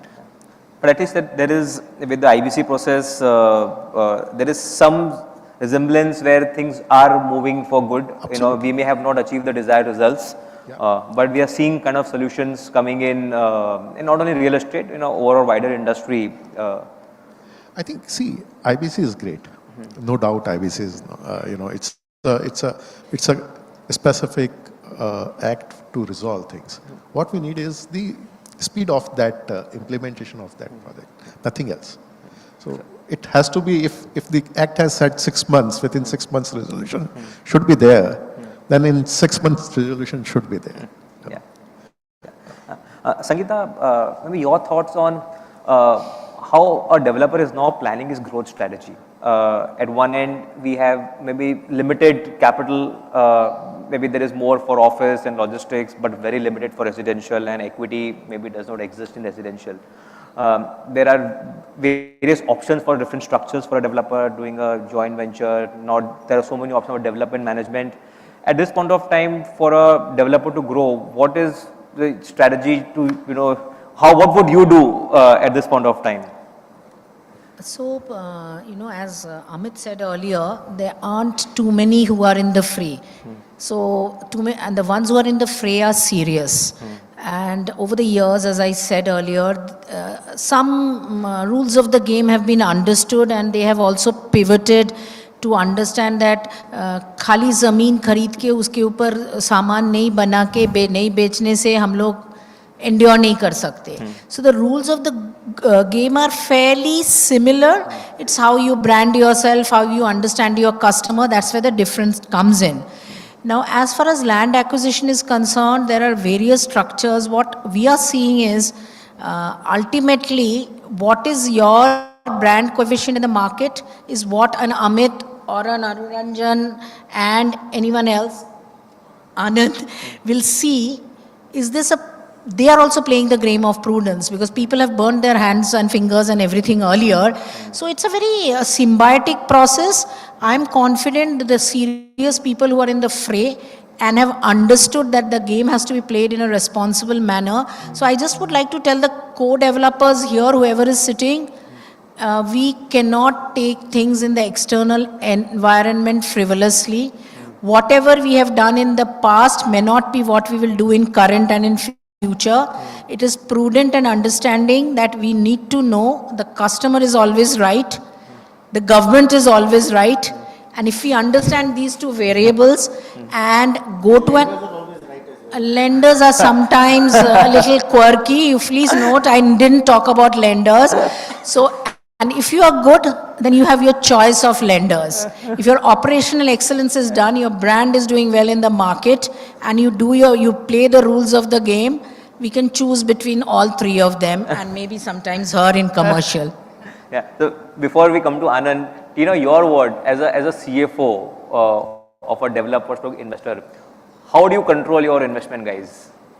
What would you do to control your investment guys? What not to do in the current market situation?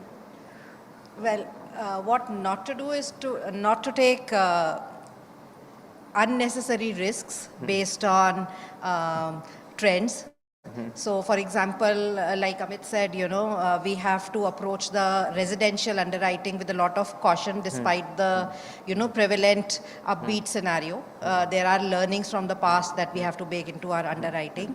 What we look for besides track record and reputation is, the ability to deliver to a certain standard or transparency or high governance standards and the ability to stick to a business plan. I think that is what we all must focus on to be able to deliver the returns that we underwrite to. And currently I see that there's a large divergence in Indian developers between haves and have-nots. The haves have, a lot of access to capital, whether it is the public markets or, private equity or, domestic, capital, HNIs, family offices, NBFCs. At the same time, the have-nots are struggling and are picking up, capital at very high interest rates. So, and that's largely because of, their inability to deliver to standards and, corporate governance.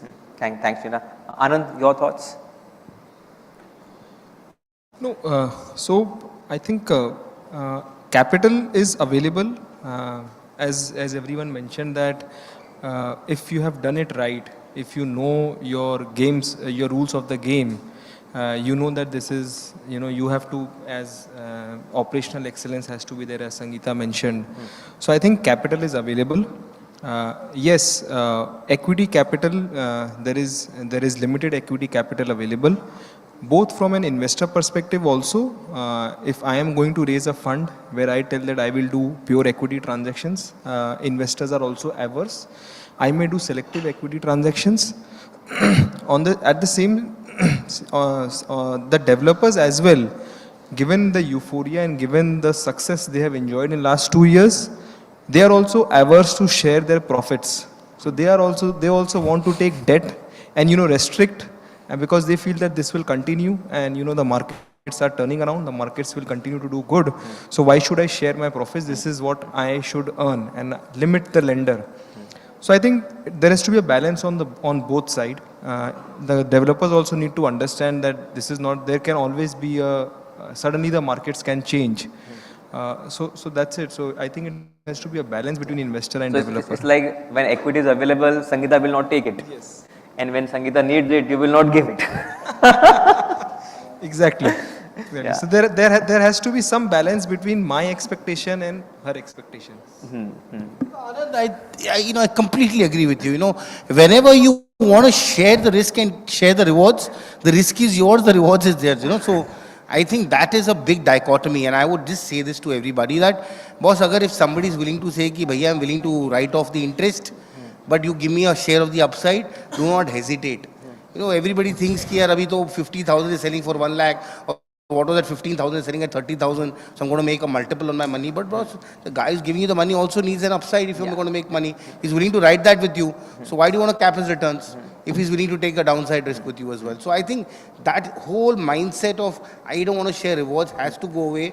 Otherwise, boss, capital is not interested. Oh, you can't make all the money and take all and leave all the risk at the capital end. So I think that's a very important point. And please consult Piyush before you take capital.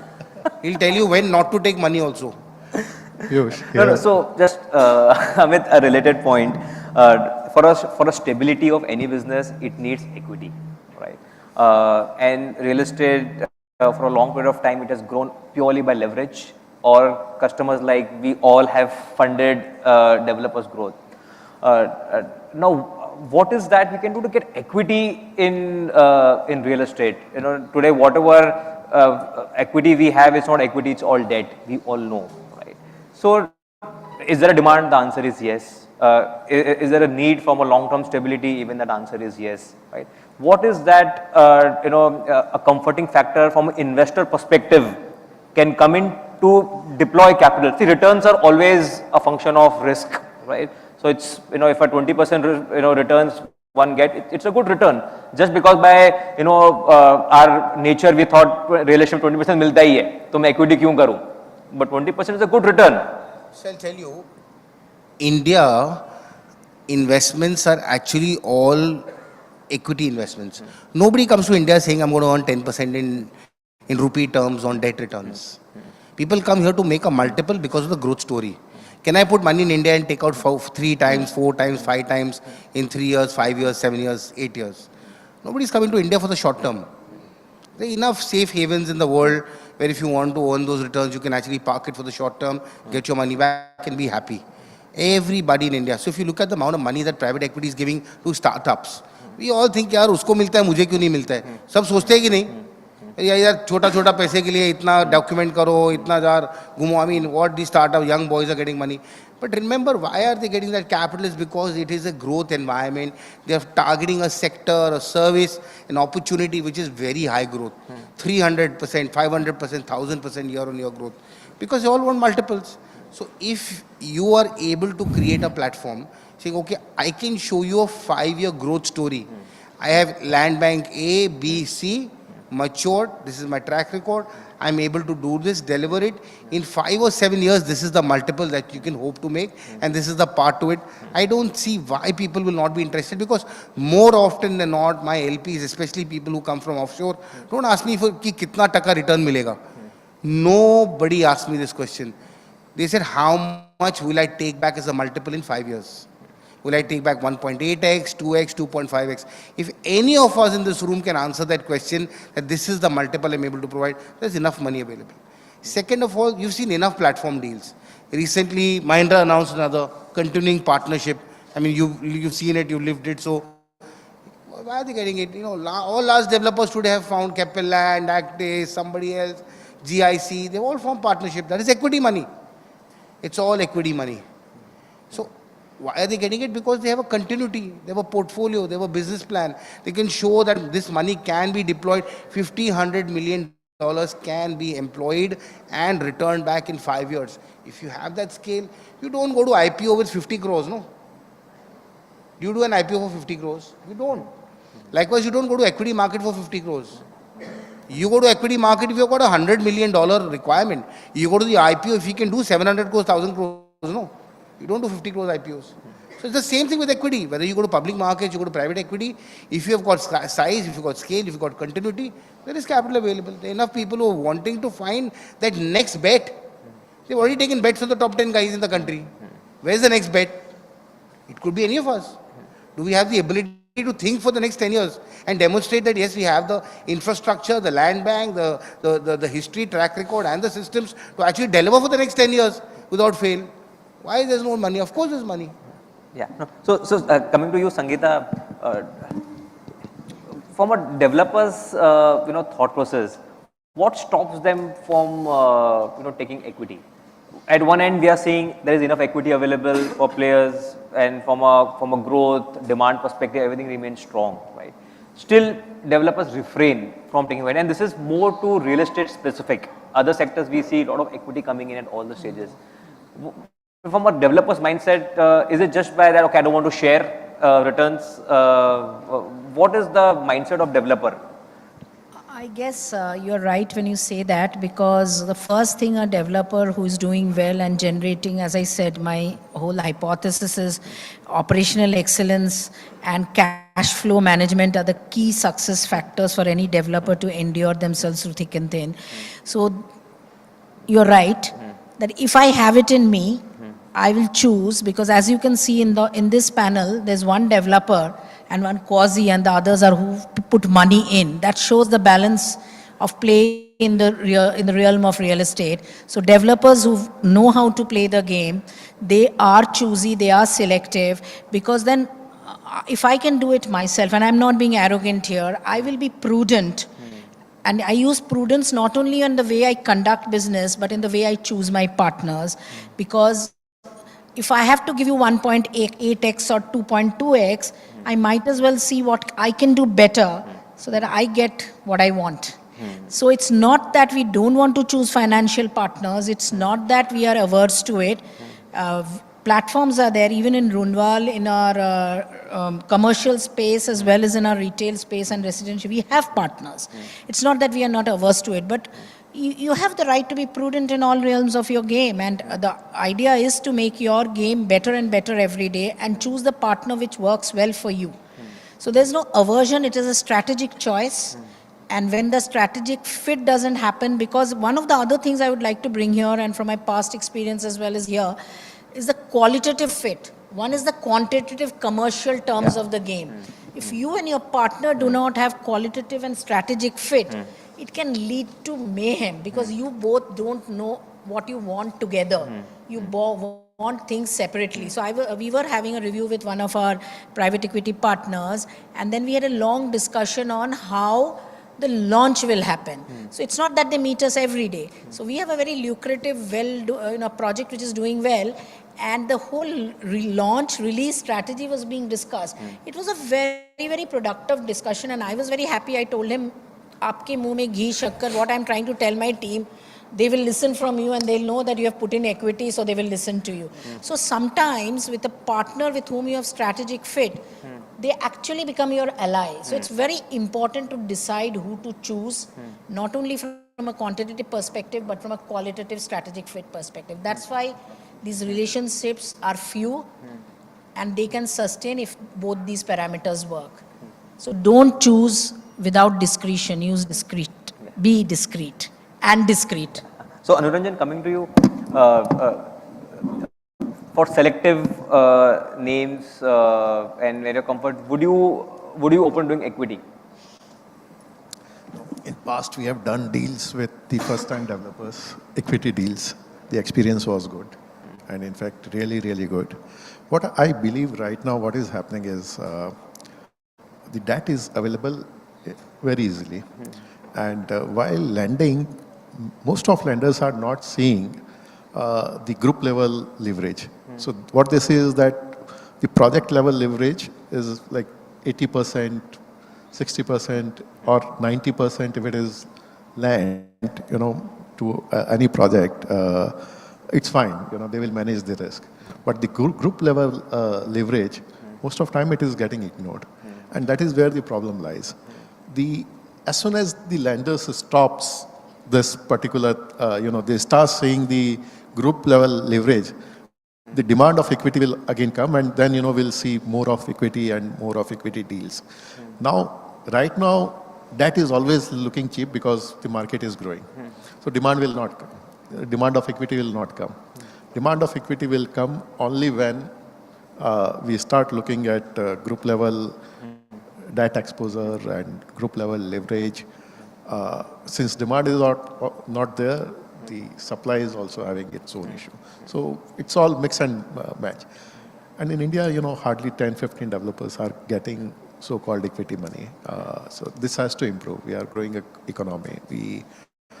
In next, say, 6, 7 years, if we are a 6 trillion economy, and if real estate is 15%, so we are talking of $1 trillion kind of real estate market. In that, if that is the only thing which is available, we are gone. We are gone in that case. So how much leverage will do? That is what we are saying. So Anand, coming to you, as an investment house, how would you distinguish between debt and equity? One way, obviously, committed returns is debt, right? Open-end returns is equity. But 18 or 20% debt under return deals will may carry all equity risks, right? So how are investors? Is that view of investors changing? That it's just committed returns is debt and open-ended is equity, or is now it's more what risk am I taking, irrespective of how I'm going to get my money back? Because we have seen historically all the debt has become equity by default. Yeah. So is there a change in thought process of the investors?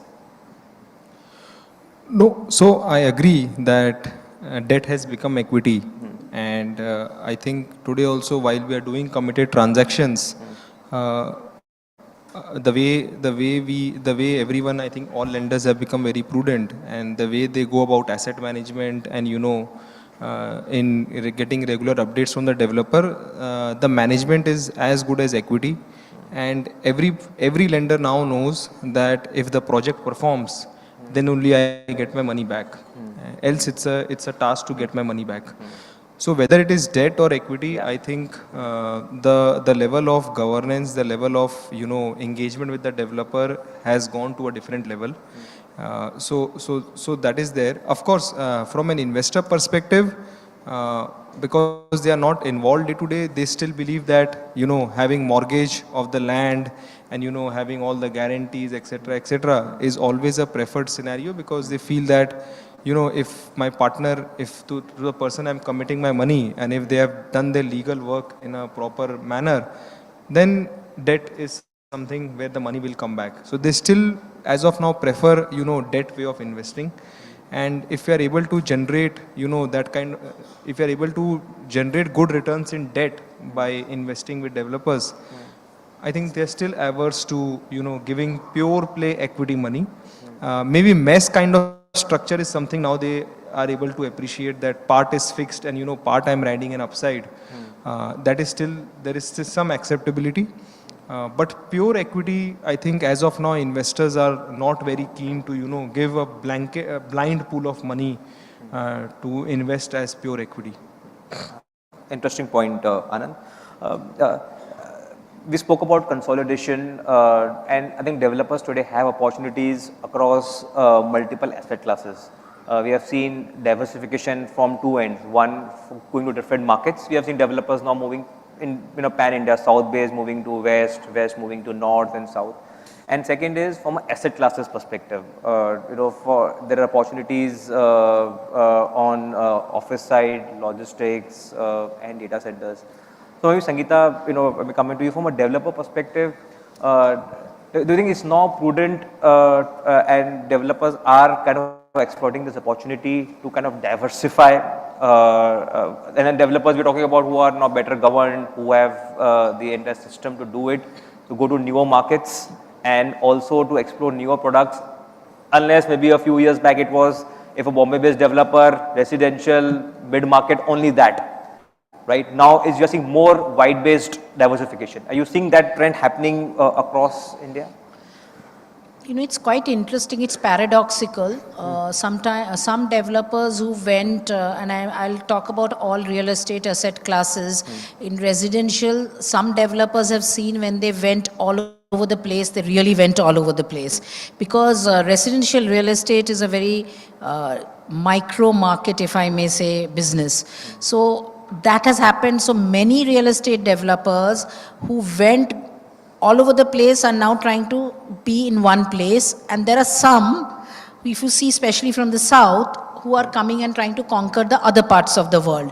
So I don't think it is about one rules fits all. It's how you conduct your business, how you build confidence, and how you have partners in other parts of geography. That's how residential has happened. Whereas commercial is a little less micro market dependent. It's more about how much capital you can infuse, and you know what's happening in the commercial real estate, and therefore geography is not such a big thing. You know, while there have been some saturated geographies in commercial, now you will see, so those same guys are feeling more confident about coming to other geographies as well. So what I would like to say here is, yes, people are wanting to diversify. Having a portfolio in any business, let alone real estate, is a good one. And if you have annuity and development, it is a good thing to have. We personally, and you know, in our company, we do that. Even in my earlier company, we have done that, and then we have converged, and again we are looking. It's all about opportunities, it's all about capital, and it's, do you have the resources? Only in residential, one has to be very, very careful, because when you go to alien markets, because markets can be alien, if you don't know the rules of the game of that market, then it can be a deterrent. That's how I see. There is no pan-India play? Is there There are people who are doing pan-India and residential as well. I can't think of more than 3 people. I mean, Not 30. As it is, you see the number of players you have. Who are the big players? You have to count on your fingers. You know, sometimes we kind of deter that, okay, I wish I had less fingers. You know, so that's the kind of play in the real estate market. Tina, your view... And this is sad. Sorry. This is sad. This is sad. I'm not in a country like India, you have just handful of developers who are present across India, and piped up. No, since you raised that, there are two, three profiles of developers. So you have, and this developer is a distribution game, so the word came as a Freudian slip. So you have developers who are the large ones, who are few. But if you go, in fact, I was attending a management conference where I was supposed to speak in one of the IIMs, and I was so thrilled. These were young boys and girls who were developers in tier 2, tier 3. So there is that movement which none of us in this room are even maybe so aware of. Young people, young generations, starting in places like Raipur, Bhubaneswar, Cuttack, and I was so thrilled. So please let me tell you, there will be some phoenix rising from the ashes there. So all of us have to be wary and careful. So I just wanted to tell you that movement is also happening, which is a bottom-up movement. But I was talking about the top-down, which is obviously very sad, being a large country. So Tina was just coming to you. So you all have a portfolio across office, development, development management, residential, right? And maybe you may do logistics as well. Is diversification across markets and across asset classes is the mantra? Obviously there is opportunities, but for a stable, we're talking about stability of the platform, whether on the developer side or on the investment platform side. Do you think that adds stability in a market like India? Certainly does. It insulates one from the various cyclicalities that real estate is subject to. I think real estate is a very local game. Like Sangeeta said, there are very few pan-India players. You can count them on their fingers. So for us, partnerships are key. So because it is a very local game, you have to identify the right local partners that one can partner with and diversify, whether it's a geographical footprint or it is an asset class.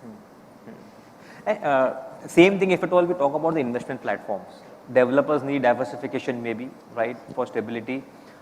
Even the investment platforms also need stability, right? Absolutely. And diversification maybe across products, whether it's debt, equity, or investing in different asset classes, right? Do you think that also is evolving from the investment management perspective?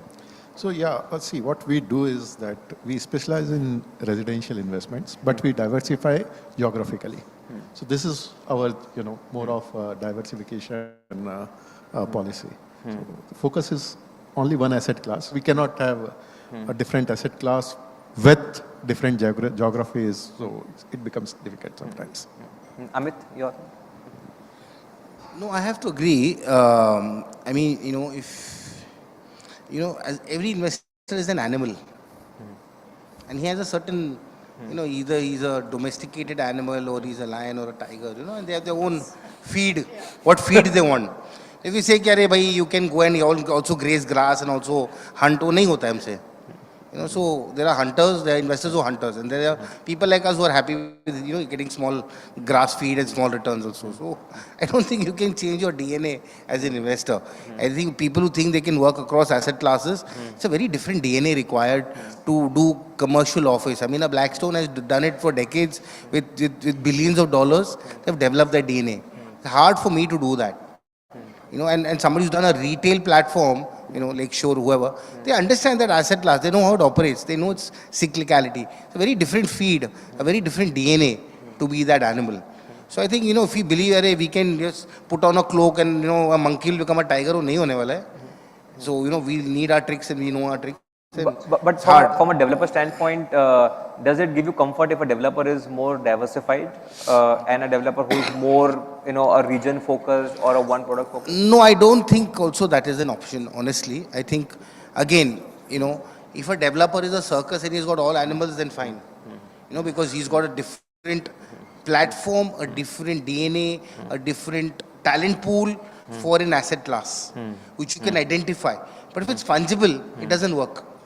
You can't say, my project head can also manage resi and commercial and retail. There's no such ringmaster who can manage all animals. You need a very identified, clear, separated vertical, which are 3 different boxes who don't talk to each other also. Then you can say, okay, I'm a conglomerate, I can do A and B and C, and you can identify them, and they're effectively 3 different companies with different DNAs, and maybe 3 different promoters of the group even handling it. Then I can say, okay, maybe then. But otherwise, it's a recipe for disaster. You see, enough and more people try and chase the next trend. यार commercial है तो बना लेते हैं, अभी retail भी डाल लेते हैं, अरे वो अफोर्डेबल भी कर लेते हैं, अभी लग्जरी बन रहा है तो वो भी थोड़ा बड़ा घर भी बना है, नहीं है तो फिर कट करके बेचेंगे, नहीं तो जोड़ी कर देंगे. I mean, वैसा नहीं होता है boss. It's not that simple. So I think you have to understand your DNA, what you do best, stick to your knitting, be the best at it, and then if you have spare capital, invest into growing a new enterprise outside of yourself. Then you are an investor in that platform, effectively. You cannot be everything at once. I mean, I've seen 3 brothers do 3 different things, and they don't understand what the other guy does. Very different mindset. So that makes sense. Otherwise, it's a mess, boss. I mean, you want to get caught in that mess. So before we, go to audience, I just one question for Anand. From a capital stack perspective, you have banks who do more development financing and construction finance. We have very few funds or AIFs who've been doing, land and, pre-construction approval stage. How you will see this, scenario changing, or we always are we for the foreseeable future? Are we going to see only these limited players doing financing for land and maybe pre-construction stage? No, I believe that with the markets turning around, and after a lull of almost 7-8 years in resi. With the markets turning around, and maybe of course we are facing some headwinds as well, so we'll have to see what happens in next 6 months. But if things remain the way it is and remain stable, I'm sure we would have lot of investors, lot of funds coming in who would be investing in land, who would be okay to give money to developers at land stage.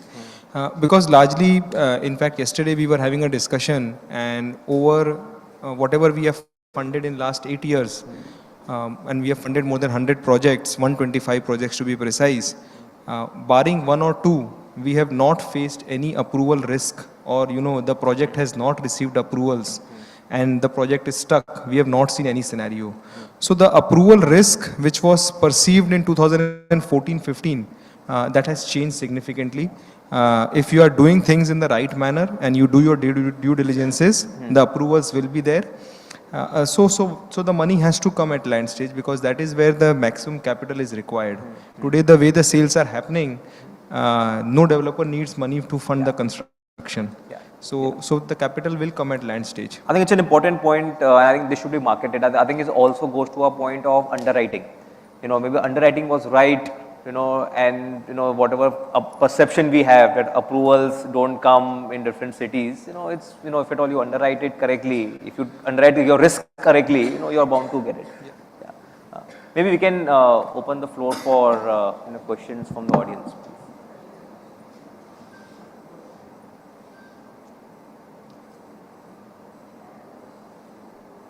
Hi, everybody. Which has been a fantastic, enlightening 3 sessions from morning. We have all the best of the developers and the funders and the the asset management companies. What I noticed, this is my personal perspective, we've been speaking about, the upper or the topper, the elite developers. So we have the best developers, we have the best fund available, we have the best asset management companies. What about where India is right now? And Sangeeta just mentioned about the tier 2 developers. That's some change happening. How are we going to be addressing, which I still believe is a major problem? I represent even the channel partners. So we can see one side, we have all the 3-4 bigger companies getting bigger and bigger and bigger. Similarly, the same thing is happening for the developer.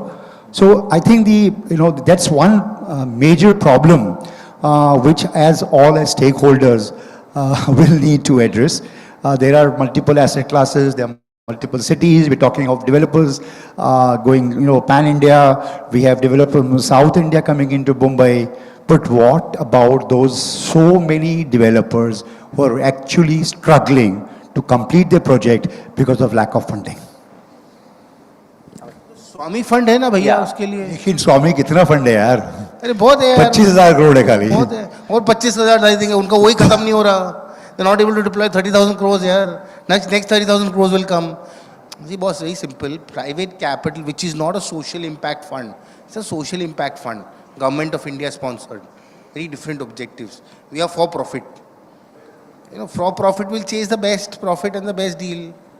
So if the best deal is there in Bhubaneswar, I don't mind. But cash में नहीं लूँगा पैसा boss, bank account में दे सकते हो, मेरा पैसा available है.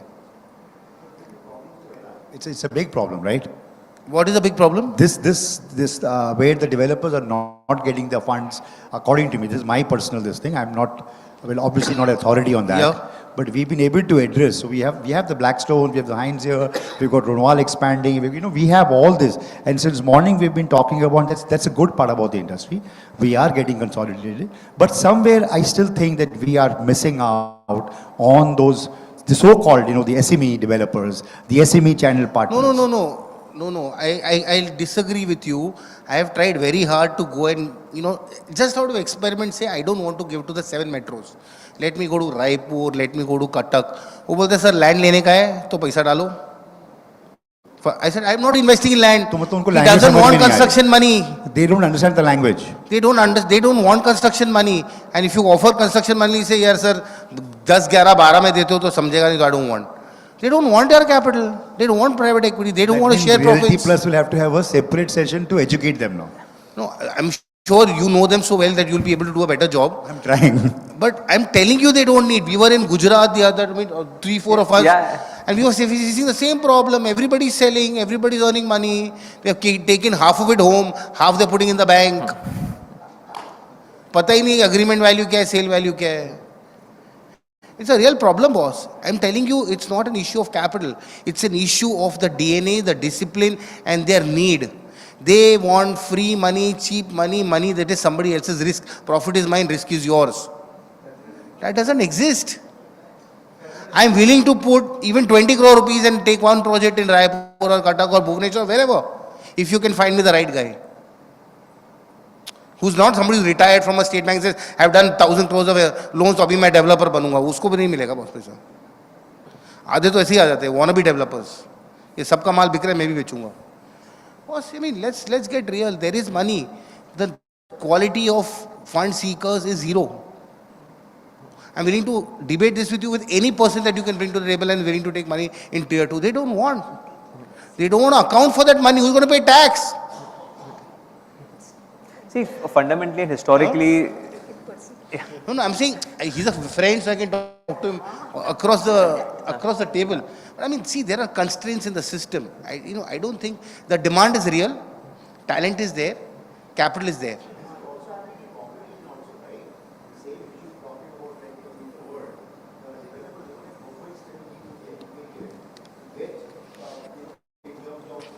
Kind of institutionalized or ready to get funded. I think there's this little gap which I understand. Sangeet, you're right. And I think all of us, what we do in all of these is through these forums, we tell you what we need as the check boxes. That's all we can do. Okay. And which is why our choices get limited. When I'm saying I'm able to address only 3% of the opportunity set, it's not because I can't raise more money. It's just because that 97 gets rejected for multiple other reasons. That's the constraint. So yes, capital is limited, but we'll endeavor to find more capital if we can find more quality. I think Mr. Power is sitting very quietly there. You should be asking him all the questions.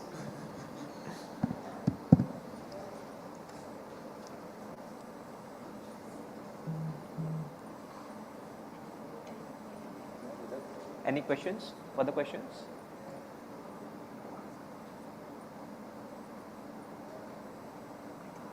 No.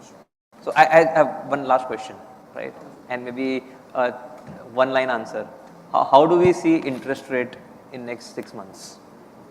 So that is one thing which will impact financing, developers' growth, sales.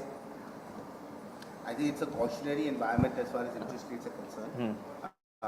We should be overly concerned that it's going to cause any meltdown. It's going to cause. I don't think it's going to cause any meltdown or any reversal of trends in the short to medium term. But yes, I would urge everybody to be very, very cautious. I think that caution is going to come into the buyers' market. I think it's definitely coming in the lenders and the developers' market. Anuranjan? I think at times could be tough if, world economy has, the US interest rising and money flowing back to US, and this can create a disaster. But so next 6 months could be very interesting. We need to be very careful, very watchful of a global event. And in India, I don't generally fear that, the interest rate will be more than 10%, 11%, what it was earlier. So our inflation is in control, but our impact will be more because of the macro environment across world. So this could be a impacting thing. You want the funding right to say? No, I would go with Amit. I would watch what's happening. It's cautionary, and the lack of interest of consumers will also determine how the interest lowers. So interest is related to interest. So I agree with Amit that it's getting scarier day by day. So we'll have to wait and see. But what is also happening simultaneously is that people are also witnessing a bit of capital appreciation as well.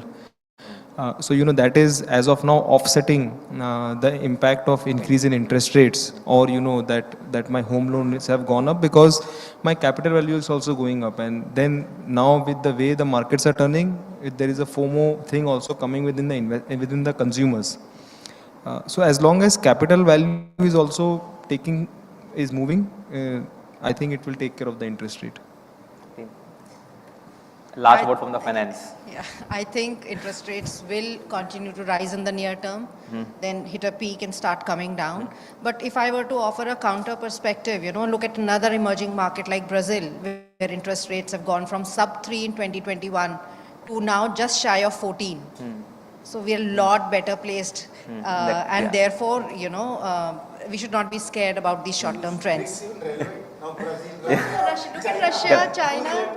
Yes, it's only India shining. I would be very wary of calling India shining. I remembered what happened some time back. And I think on that note, I think so. Always believe that this time will be different. We end with a lot of positivity. We are definitely much better off than a lot of other emerging markets. And as the panel said, we have a lot of opportunities coming up. Developers are expanding.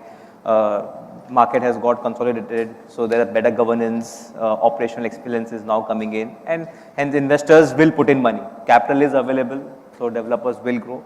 I think on that note, I think we'll end the session. Thank you all very much. I request you to please remain on the stage. Ma'am, sir, I'm going to request you to kindly remain on the stage. And can we have a round of applause, because I just love how our panelists were also enjoying deliberating and discussing amongst themselves. And may I now please invite Mr. Subhakar Rao Surapneni, Chairman, Champion Infratech, and Colonel Govind V. Rajulu, COO, Champion Infratech, to please come on stage and also present a token of gratitude to all of our speakers.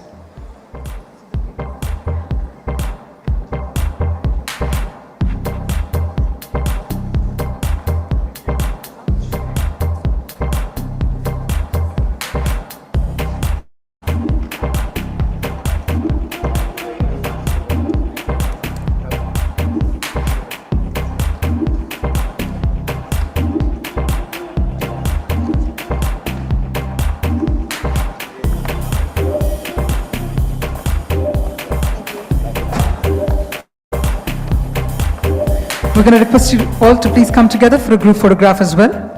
May I request everyone to please come together for a quick group photograph. And meanwhile, ladies and gentlemen, let's also be seated, because we come to the final segment with our final 2 fireside chats lined up for you. So I'm going to request everyone to please be seated so that we can get started with our very first fireside chat.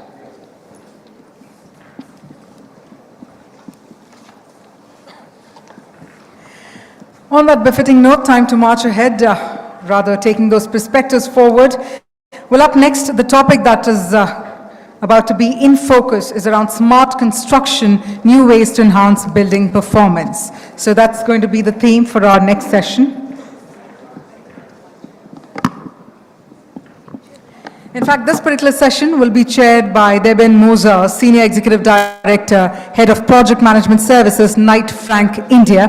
And he comes with over 2 decades of professional experience in architecture, construction, project management, and corporate relocations. So before I invite our speakers, once again, I think we all know the drill. The previous set of speakers, I request you to take your discussion in the pre-function area. As for the rest of the audience, please be seated so that we can get started with the fireside chat. Meanwhile, let me take a minute to also introduce our set of speakers lined up for the fireside chat. Joining Deben Moza, we also have with us Himanshu Agrawal, President, Tiki Tower Danosa India Private Limited. He heads the business and operations at Tiki Tower Danosa, which is an Indian-Spanish joint venture in construction chemicals and building materials. So first up, if I could please invite Deben Moza to please come on the stage. And if I may also please invite Himanshu Agrawal to please come on stage. Our next speaker we have with us Prashant Karve, Senior Vice President and Head of Design, the House of Abhinandan Lodha. He's also an architect and accredited professional of the IGBC, a strategist and leader who brings the projects of over 30 years of experience. So if I could also invite Prashant Karve to please come on stage. All right, a quick request to all the ones who are continuing the group discussion. Can we please request you to take it to the pre-function area, Tripti? If I could also request your assistance in this, and I'm going to request you all to kindly proceed to the pre-function area. I see a lot of people seated right behind, and I don't want to disturb them either. Just a humble request. Yes, we really appreciate that. If you can take forward your discussions so that we can honor everybody's time. Let me also invite our next speaker. Once again, we have with us Subhakar Rao Surapneni, Chairman, Champion Group. And he's someone who leads the Champion Group, which is a multinational global conglomerate with over 200 crores in revenue and forays into marketing, outsourcing, as well as new age integrated data and digital marketing solutions.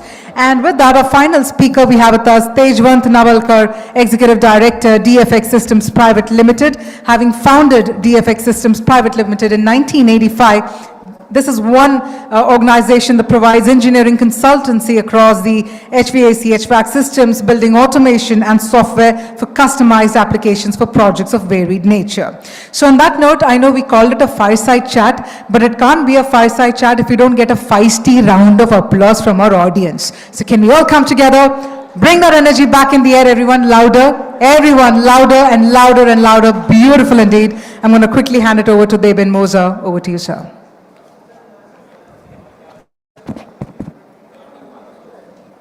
Hello. Yeah. Thank you so much. I was trying to count the number of people that are on stage and people that are listening to us. Thankfully, the number is decent, and I wish that more people can come and join us. All right. No, it's always encouraging to see more people listening to you. Good to be back after 2.5 years. We've been having a lot of virtual chats or virtual webinars. I think we got so fatigued with webinars then, everybody was keenly waiting for conferences like this to happen. So the topic is smart construction, new ways to enhance building performance. The term smart construction has a wide range of interpretations and applications. While the fundamentals of construction have not changed significantly since time of Romans, there have been introduction of many new techniques and technologies over the time to improve the efficiency of buildings and bring effectiveness in construction process. As a result of drastic change in environment, increase in footfall, surge in demand, rising awareness of mindful usage of resources, construction industry was introduced to innovative and improved processes. Though our construction industry is continually criticized for being inefficient, fragmented, and slow to innovate, there is an increasing belief that newly available technologies and changes in work practices could now bring about a real change. From a decade from now, there have been many successful additions in construction, which are now started to get implemented at prelim levels. Industry has realized the importance and has started to implement these techniques like designing smart buildings, focus on low carbon footprint, improving workplace strategies, implementing BIM in construction and facility management, precast construction, and locally sourced material, 3D printing, and extra. Professionals are now realizing the advantages of these technologies that provide immense efficiencies to construction.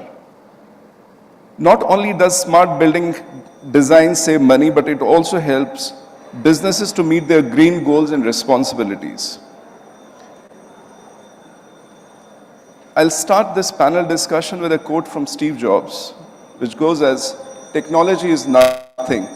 What is important that you have faith in people, that they are basically good and smart.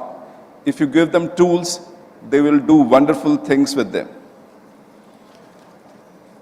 I'm privileged to be moderating this panel, and I'm sure with the wealth of experience all the panelists bring to table, we'll have an interesting discussion and some great takeaways from audience. Please join me in welcoming Himanshu Agarwal, Prashant Karve, Tejwan Navalkar, and Shubhakar Rao. So I'll start my panel discussion with the question to Shubhakar. Smart construction in the space of lagoons and technology you're using. First, tell us what lagoons are. Fantastic. I think today a lot of us know about large pools, and we're wondering what lagoons are. Lagoons are the new way of creating exotic beach destinations in the middle of every construction project. So you don't need to necessarily go to Goa or go to a beach destination to experience this, right? Who won't want to live on a beach? All of us do. So we're bringing around 100 of these lagoon projects, beach lagoons across India. So smart construction when it comes to lagoons, each lagoon is like say 10 acres of a large water body, very hard to maintain. If you need to keep it smart maintenance, you need to make sure you don't use so much chlorine like you use in a pool, right? A 10-acre water body will consume tons of chlorine if you treat it like a regular water body. And smart monitoring.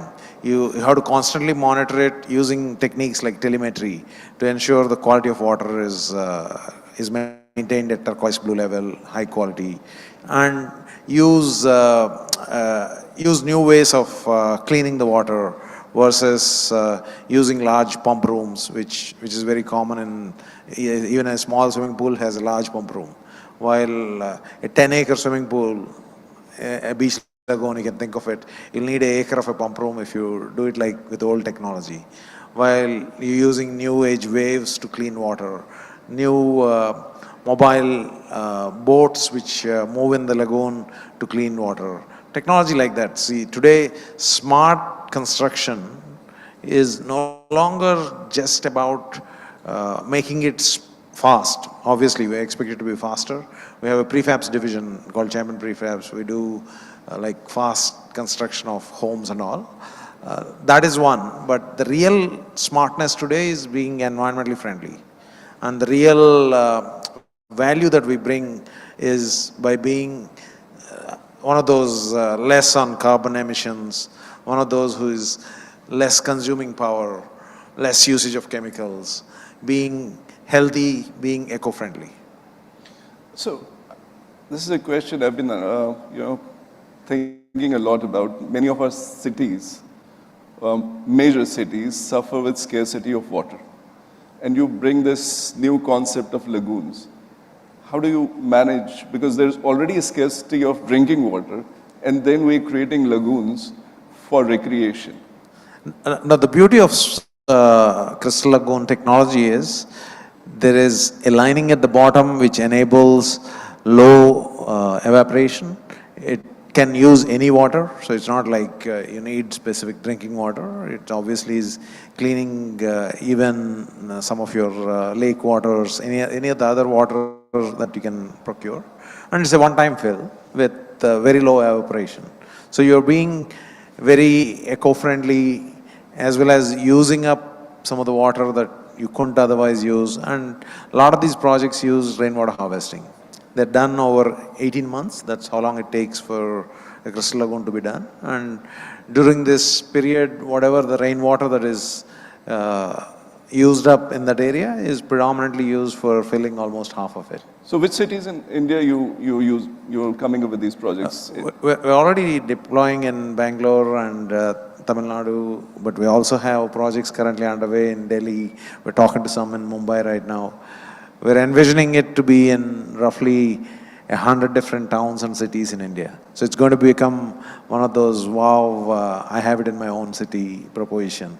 So everyone is going to have a beach in your own hometown. Brace up. Okay, coming to Prashant. This topic of smart construction, do you think our colleges are teaching the upcoming architects about smart construction? Oh, hello.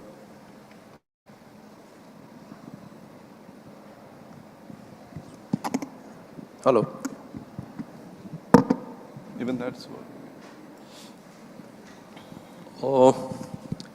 Firstly, when we look at the building envelope as a structure, I think the architect is the person who plays a pivotal role in whatever is being constructed. So it is imperative and it is very necessary that the student, the person who is actually getting into the field of architecture, is educated on how to design a building which is eco-friendly and how to design a building which is smart. Currently, what is being taught in colleges or what has been getting taught in colleges is not in tandem and not commensurate with the current environment conditions that are there. Students in architecture are being taught how to design buildings, how to look at the aesthetics, how to look at the color palettes, the materials and all other things, save and except the environment part of it. The environment subject is there, but unfortunately it is not the key subject in the entire curriculum. So what happens is at the end of the complete course, what comes out of the college is a student who is very good in his overall geometry and very good in his aesthetics, but not at all up to the mark to what the current climate conditions are demanding or what the environment is currently demanding. An architect who is sound in his applicability of design as far as not only the space but the cohesion of the structure that is designing with the environment. We are noticing that the climate is going haywire, the months, the seasons. It is no longer 4 months into 3 seasons. It is going to 4.5 months, 5 months, rains coming anytime, winds coming anytime.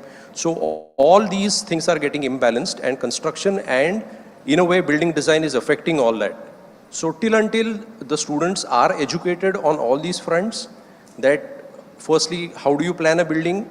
Take into account the sun path movements, the wind directions, the overall geography of that placement, and then design a product which will be sustainable and eco-friendly. Till until that happens, I don't think we'll be coming up with good quality buildings which are actually, in a real sense, can be a LEED Platinum or a LEED Gold rated buildings. So tell us about what is that house of Abhinandan Lodha. You are Senior VP and Head of Design. How differently are you designing buildings compared to other developers in terms of smart design, smart construction? We as a company, we are doing more of plotted development. So our focus is more on the infrastructure and horizontal land development and less on construction.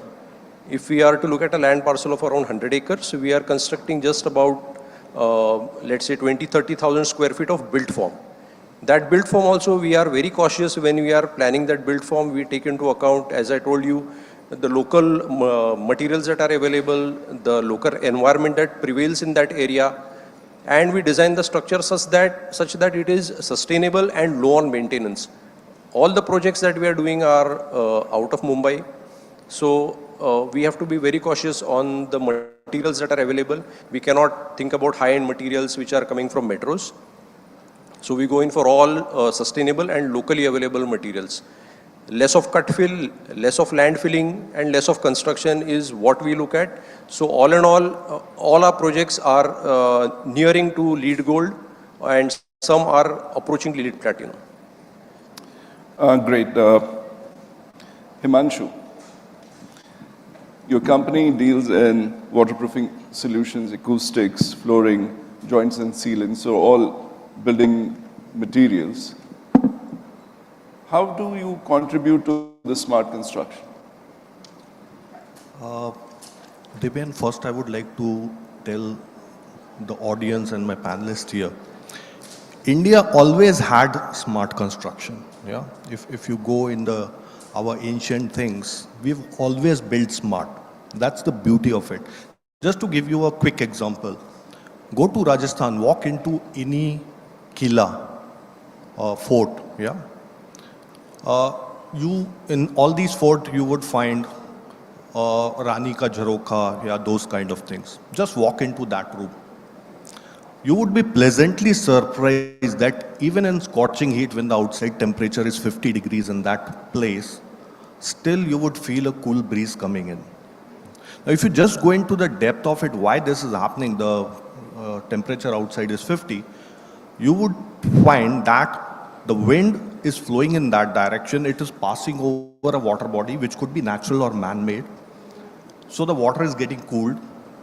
The Jharokha is basically an orifice. Yeah? So it's working on a physics principle that air first contracts and then suddenly expands into the room, and expanding air would cool it, would cool. Yeah? So inside you get a cooling. Marvel. No technology, no air conditioning, nothing, no energy is being used. It's smart construction. The noise inside, it may be in one of the noisiest place, but you hardly hear sound inside. Yeah? So those are some things. So we have been smart. However, over years, either we have lost that smartness, or for practical reasons because now we don't build it that way. The construction is happening differently. So we have to rely more on technologies now. Coming to the different technology. Now, when we say smart, we do not realize that water seeping into buildings. Yeah, you go to any government building here in Mumbai, it has seepage spots on the walls. I don't want to talk about the private buildings. Why? Don't we realize it's not just dripping water on our heads, but this moisture which is inside is leading to asthma. It's leading to a lot of lung and breathing diseases in people who sit in day in and day out. Yeah, it's affecting the health of the elderly and the infants. The noise is so much, it's leading to anxiety levels. Sound insulation is something very important, which unfortunately in India still there are no proper laws. Yes, there are industrial laws that your sound should not be more than this much dB, but those are industrial norms. In residential areas, the outside noise, whether a train passing or the street noise is so high. And it's the infants and the elderly who are actually living a very anxious life, hypertension and all that. So these are things, I mean very small things, but we can just relate to it. That the smart construction, yes. If I have to talk of mega trend, fast construction, yeah, we need fast construction. We need construction that requires less labor. Now, in COVID times, people have gone back. There is acute shortage of labor in Mumbai and so in all metro cities where there's major construction going on. People who have gone back to Bihar and Uttar Pradesh and West Bengal, they're not wanting to come back. It's led to a lot of labor shortage and the costs are escalating because of that. The developers here, if some of them are sitting here, they know they are flying in the labors in flights now, which was never heard of. Yeah. So these are the mega trends. However, coming back, so like we as Tikidan, we are helping the smart construction by providing a watertight structure wherever required. Yeah. You can eliminate there from whatever kind of a structure you have, you can eliminate the moisture from the structures. Yeah, it would lead to good health. Sound insulation, another aspect of it. Yeah, we can provide that thing, and so many other companies. I'm not just sitting here to market Tikidan, but the thing is, the technologies are there for the people here. Yeah, they are available from different companies, very good technologies, and they should be adopted. Yeah. RERA has come up with a lot of quality things that the construction now should be of quality. However, we still find as manufacturers and as we are there in the space, we still find that the attention that should be paid to the kind of technology being used. Yeah. Thermal insulation, another thing. The whole world is moving to an energy crisis. Yeah. Not just because of the Russia-Ukraine war, but even otherwise, there is acute shortage of energy. Just yesterday, I was seeing a news on Vion. Singapore has put up huge solar farms in Australia. And that energy would be brought to Singapore by electrical lines which are 4,500 kilometers. Amazing. It shows that the world is reeling under energy crisis, and unless we gear up to saving energy, I always say one thing, like my grandfather used to say, a rupee saved is a rupee earned. In a similar way, every unit of energy saved is a unit of energy generated. And then it leads to so many things, carbon footprint, and we can talk on and on and on. To generate energy, it's a huge carbon footprint. We can save that. And there are thermal insulations which can be put in buildings. How many of us sitting here, I know Devin, we were just talking and you have a house which is insulated, but how many of us sitting here has a house which is thermally insulated? So we can provide all these technologies to the market, to the people. We have a team to educate on these subjects. And these are topics which every individual sitting here should take it up. So not just thinking in terms of smart, but it's directly affecting our health, your health, yeah, the health of our loved ones, and that's what we should look at. Great. Now moving to Tejwant. We spoke about water conservation, energy conservation. So these green initiatives, which organizations like IGBC or GREHA are they come up with the guidelines, and they keep on improving those. So, is there a need to look beyond the green ratings? Yeah. And if you can share some of the experiences you have and talk about it. Surely. Yeah, thank you. So as all of us are aware, actually, am I audible? Okay, so as my co-panelists have been talking about, various initiatives, like most of us are aware of the green ratings in terms of IGBC or GREHA or many other similar type of initiatives to rate buildings. Now, when we talk of construction of building, because our topic today is construction, new ways to construct a building. To me, construction is beyond brick, mortar and cement. It's much more. The equipment that go in, the machinery goes in, that itself also becomes a construction phase itself.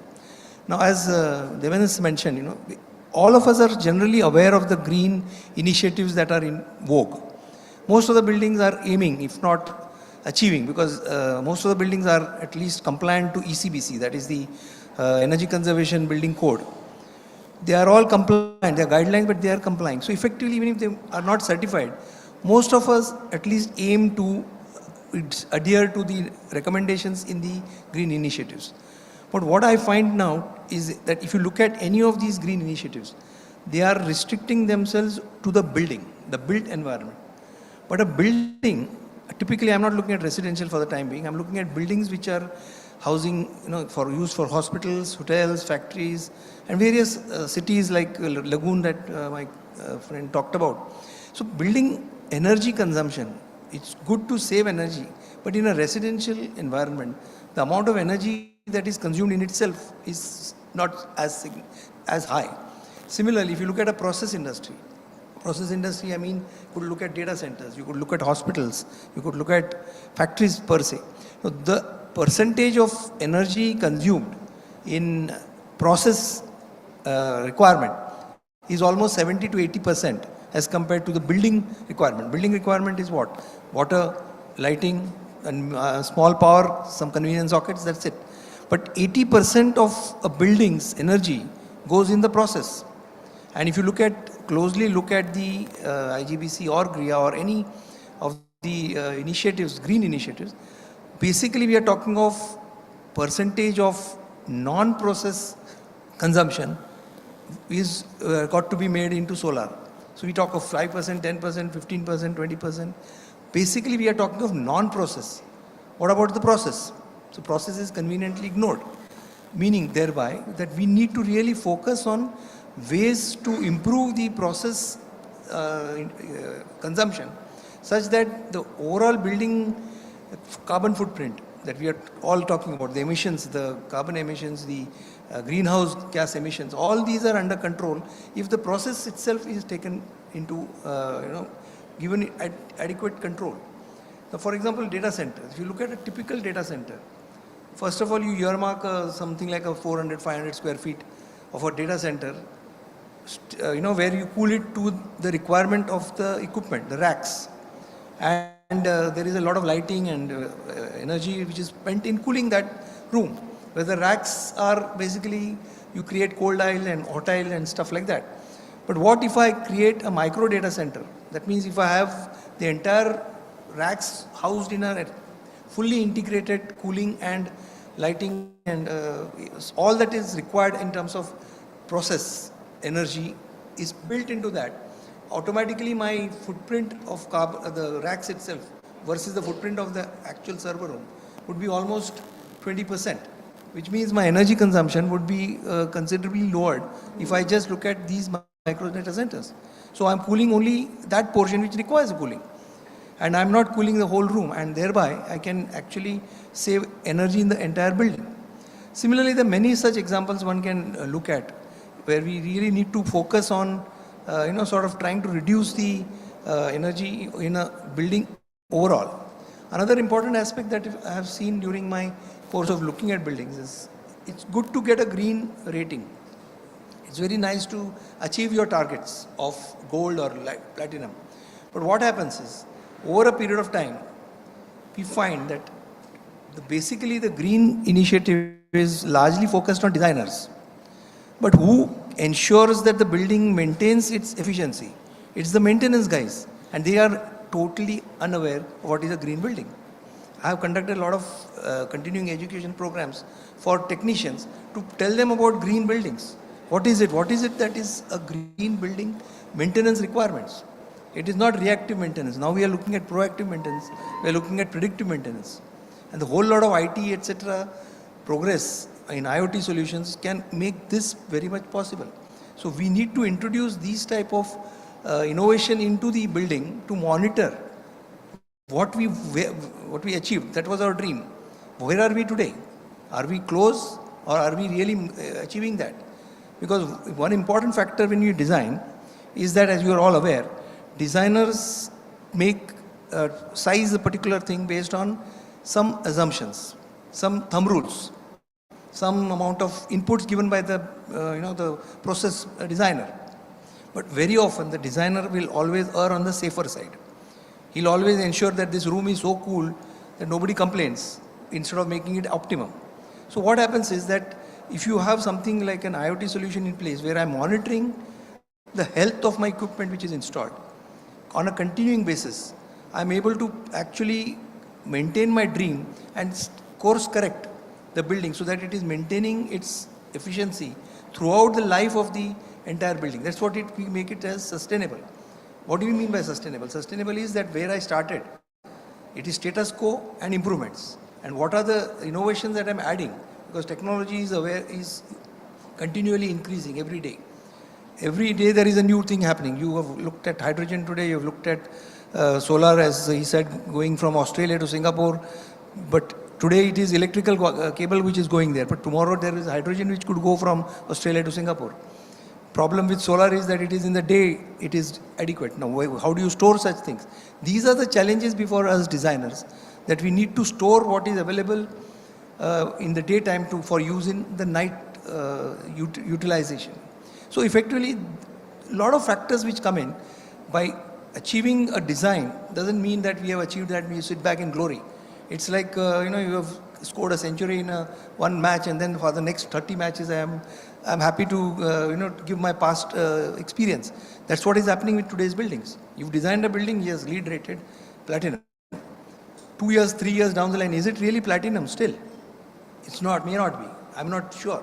The point I'm trying to drive is that we need to look at innovation in construction has a multiple facet to it. Design, of course, has to improve as to match technology.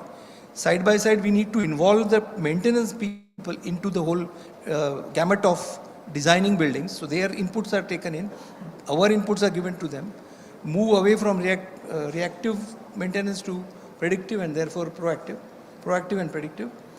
Also look at things which are common sense. I'll just give you another small example of where you can actually reduce with simple thought process. Looking at a factory, because I was doing an audit for a factory where there were these plastic injection molding. Now this injection molding process obviously has a lot of, about 5% to 3 to 5% of wastage. Every batch, if you generated 10 tons of plastic bottles or plastic components, there will be at least 3 to 5% wastage. Now what this company used to do is, after the first shift, at say 5 o'clock or 6 o'clock, they used to make the first shift, couple of guys wait and cycle this wastage material. That means that involved crushing and heating, two very intensive, energy intensive activities. It was very innocent activity. And when we audited, we found that there was a sudden spike at that point. So everybody said, oh, there's lighting coming on at 6 o'clock in the evening because of that. Obviously, lighting cannot cause that sort of spike. So we delved deeper and we found that this is what was happening. And what happens is, if you are all aware, there is a electrical tariff which is based on time of day. That means I'm paying 25% more from 6 o'clock in the morning to 10 o'clock and 6 o'clock in the evening to 10 o'clock evening. And I'm paying 25% less from 10 o'clock night to 6 o'clock morning. So all that we suggested is just shift this process from 5 o'clock or 6 o'clock to midnight. And the entire saving was almost 7 to 8% saving was achieved. So effectively what we are trying to drive is, looking at construction is not purely about technology. It's not always technical, it's not always expensive. It's all about applying yourself, understanding the process in a much better, deeper manner, so that we can actually derive a more smart and a efficient and a sustainable building. So, just a follow-up question, a very quick answer. You've been very critical of what's happening so far. Is there any improvement in last 2.5, 3 years when we've gone through this phase of pandemic? Is there a light at the end of the tunnel where we see things improving? Is the construction industry changing and adopting to the new ways of construction or smart ways of construction? Yeah, there is quick no answer. Yeah, there is no straight answer to that, because there are changes. Obviously, people are changing, but the rate of change, as I would call it, is not as rapid. Of course, pandemic has played a role in the sense that we've been away from people and also equipment. So we are away from all of it. Activities of construction also was largely status quo. But has it triggered the adoption of technology or not, in your view? Yeah, I think people have adopted, but we need to do much more into bringing the newer things into play. Shubhankar, your views? Have things changed? Or are we still living a pre-pandemic era? No, I think things have changed, particularly say, for example, we have a prefab division which does a ton of quick construction, either wood houses, container houses, all of that. We've seen speed of construction really take off. Say in the lagoon side of our business, we obviously have to use technology. For example, the way you would clean your 10-acre lagoon is no longer based on just chlorine. It is based on using technology which basically uses waves to clean these water bodies. Things like that. So speed of execution through using existing prefabricated homes, prefabricated units has taken off. So there is less environmental pollution on site. Then when it comes to lagoons, use of newer technologies. And then say some of our lagoons are being used for, like Tejwan said, for cooling data centers. This is like a unique byproduct, right? You have a large water body, it creates a bunch of cooling capability, which can be positioned to the data center next door as a cooling solution as well. So technologies like this are evolving. Prashant, how has technology changed design?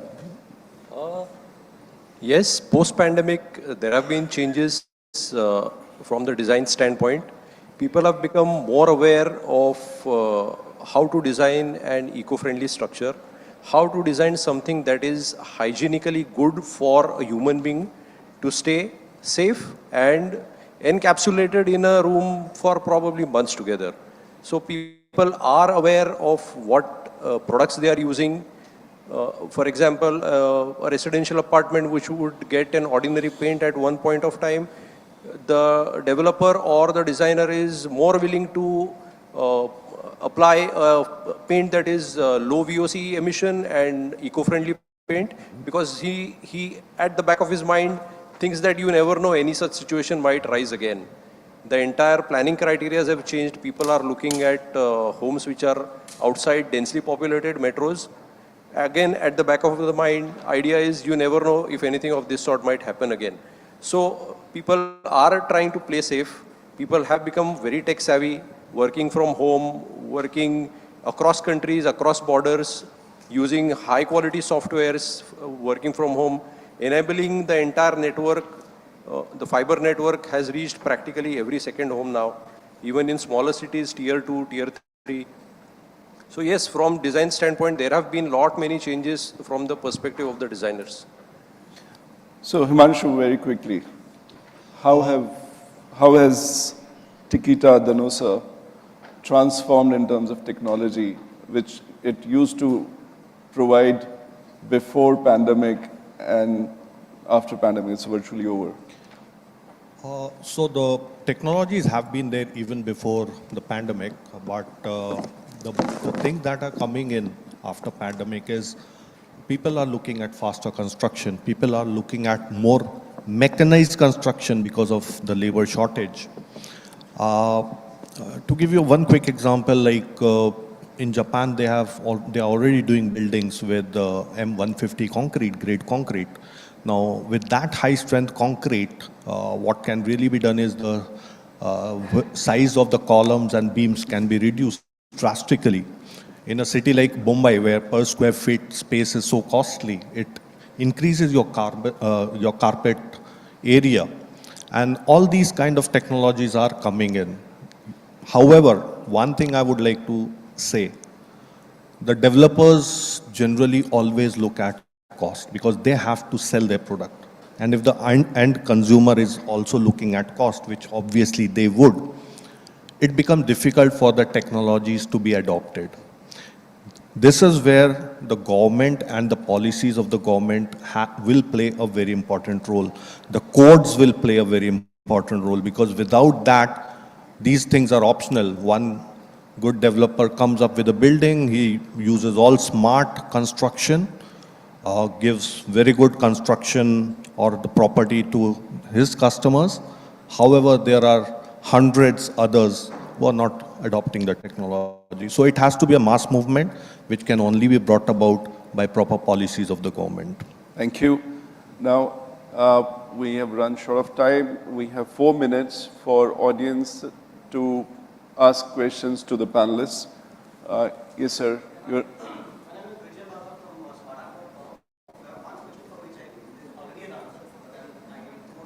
Any particular panelist you want that to address?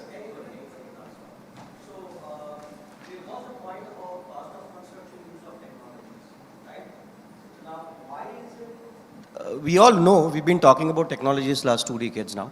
So why is it there is a hesitation in using technologies? One, is it cost? Like you already said, there is a cost element. Second, is it greed for profits, especially by the so-called residential sector or the developer community? Or the third one is inability to upskill your own people to handle technologies. I think that's very, very vital. There is access to technology, there are technologies, but then why are we not deploying them? If it is mindset, I don't agree. Mindsets can be changed. Unless I say I'm going to be penalizing you for not wearing the seat belt, we are not going to be wearing the seat belt, including me. So mindset is not going to change. It will take decades. So are we doing something? I think the thought leadership out here, from a government perspective, from the industry perspective, are we doing something? So I think one of the answers is the people factor here. Mindset of people. Are we doing something to scale them up or skill them up? I'll answer that. See, technology being smart doesn't mean adoption will be immediate. A lot of us look to, say, the local projects saying who else is implementing. And if the implementation is not so popular across your region, you tend to wait to see, okay, let me not be the guinea pig, let someone else deploy. So this kind of inhibits technology rollout. For example, the lagoons technology is implemented in 800 projects world over. but not one in India till now. You go to all the water parks in India, water is muddy, it's not really clean, you don't see turquoise blue waters. All this technology has existed.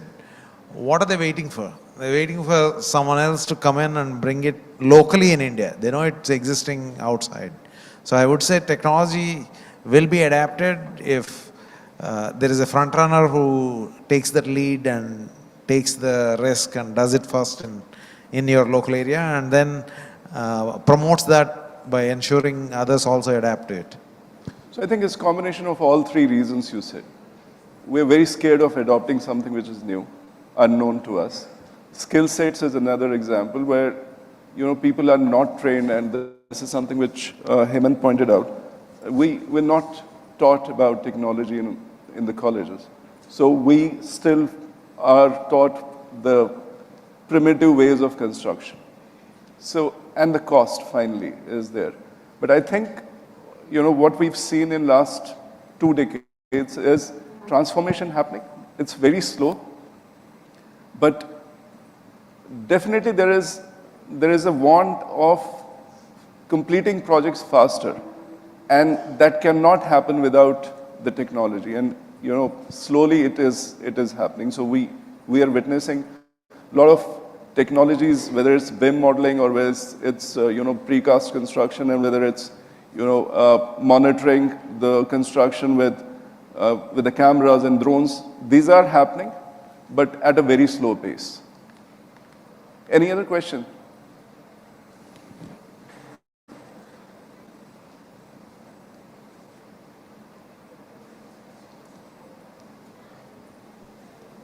Hi, how are you doing? I'm Nashan. I was wondering, we spoke a lot about technology adoption in terms of construction. Like Vasar mentioned, we have, let's say, technologies to extract the moisture out of building walls. But what about technology in terms of projects, in terms of remotely managing your construction sites, where you're able to, let's say, do your snag management remotely, automate your progress reports, etc. Is this something interesting to you? For example, BIM integration, where you're able to compare actual images, 360 images of your sites, alongside your BIM model. So is this something exciting to you sitting there? Yes, technology involving today, automation has moved to the next stage with IoT and all evolving. For example, in the lagoon technology mix, we're using telemetry. 800 lagoons in 800 different cities across the world are being monitored out of one single control center using telemetry pods which go into each of the lagoons. Similarly, for all of our prefabricated sites, we have 360-degree cameras, things like that, which are giving actual visual of temperature, actual site metrics, all of that. So is it interesting to you to have analytics such as measurement tools, or even, let's say, automating your progress reporting through machine learning capabilities? Is that something that is happening right now, or is it something that you would like to have on the roadmap of products? It is happening. As I said, the adoption is very slow, but yes, the reporting tools are being automated. You have predictive analysis, you have artificial intelligence, all built in, so that you're not reinventing the wheel every time. So that's the reason I'm saying that it has to start from the curriculum in the colleges, where students like software engineers, they're taught the languages. So similarly, the new technologies in construction and managing the construction is very important. So till the time you don't teach people, I'll give an example. When I graduated from the college, AutoCAD was very new, and those days it was DOS-based AutoCAD. It took us 10 years from adopting AutoCAD. Now every design firm uses AutoCAD. Similarly, if you see BIM, slowly every company is adopting, or all the clients are asking for BIM, because it eases the speed of the construction. Every information is collated in one software. So it not only helps in construction, but it also helps in maintaining the building. Yes. Yeah, I would like to put something more. So there are different kind of things in the whole, if you look at holistically. So one is the design part, another is execution, and the third is monitoring. Yeah, these are the broad aspects of any project. Yeah. Already from a design perspective, a lot of new softwares and STAD and AutoCAD has now become a very, very basic, but then there are very advanced softwares that are there for designing the things. Yeah. Come to execution, which today is, I would say, still in a very primitive stage, because as you are saying, monitoring of the projects and all by cameras or something, and somebody monitors it somewhere, that's one part of it. But then execution, like 3D printing is coming in. Yeah, you just feed it into the system and you hardly need any manpower there, and the building can be constructed by 3D. Yeah, so everything comes into that. We are over time by 4 minutes. Any further questions, so please feel free to ask the panelists when we are having the networking session. So I would like to close this panel discussion with a quote from Godfrey Reggio, and it reads that it's not that the technology we use, we live technology. With that, I would like to thank all the panelists for sharing their views and giving us insight to what technology is doing in their respective fields. Thank you so much. Thank you, everybody. Thank you very much. And if I could request all our speakers to please remain on the stage. And ladies and gentlemen, a very insightful discussion. And I'd like to invite Sapna Srivastava, editor, Realty Plus, to please come on stage and present a token of gratitude to all our amazing speakers for sharing their valuable thoughts with all of us this evening. Sure.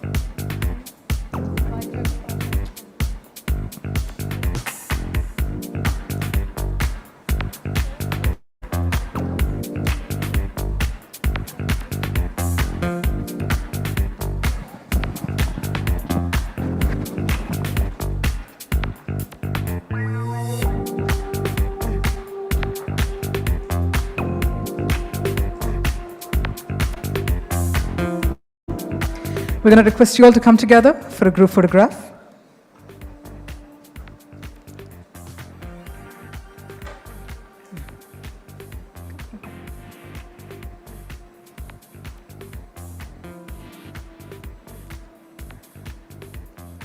And with that, we'll also get up for a final fireside chat coming your way around warehousing trends. So that's the theme for our next and our final fireside chat for the conclave.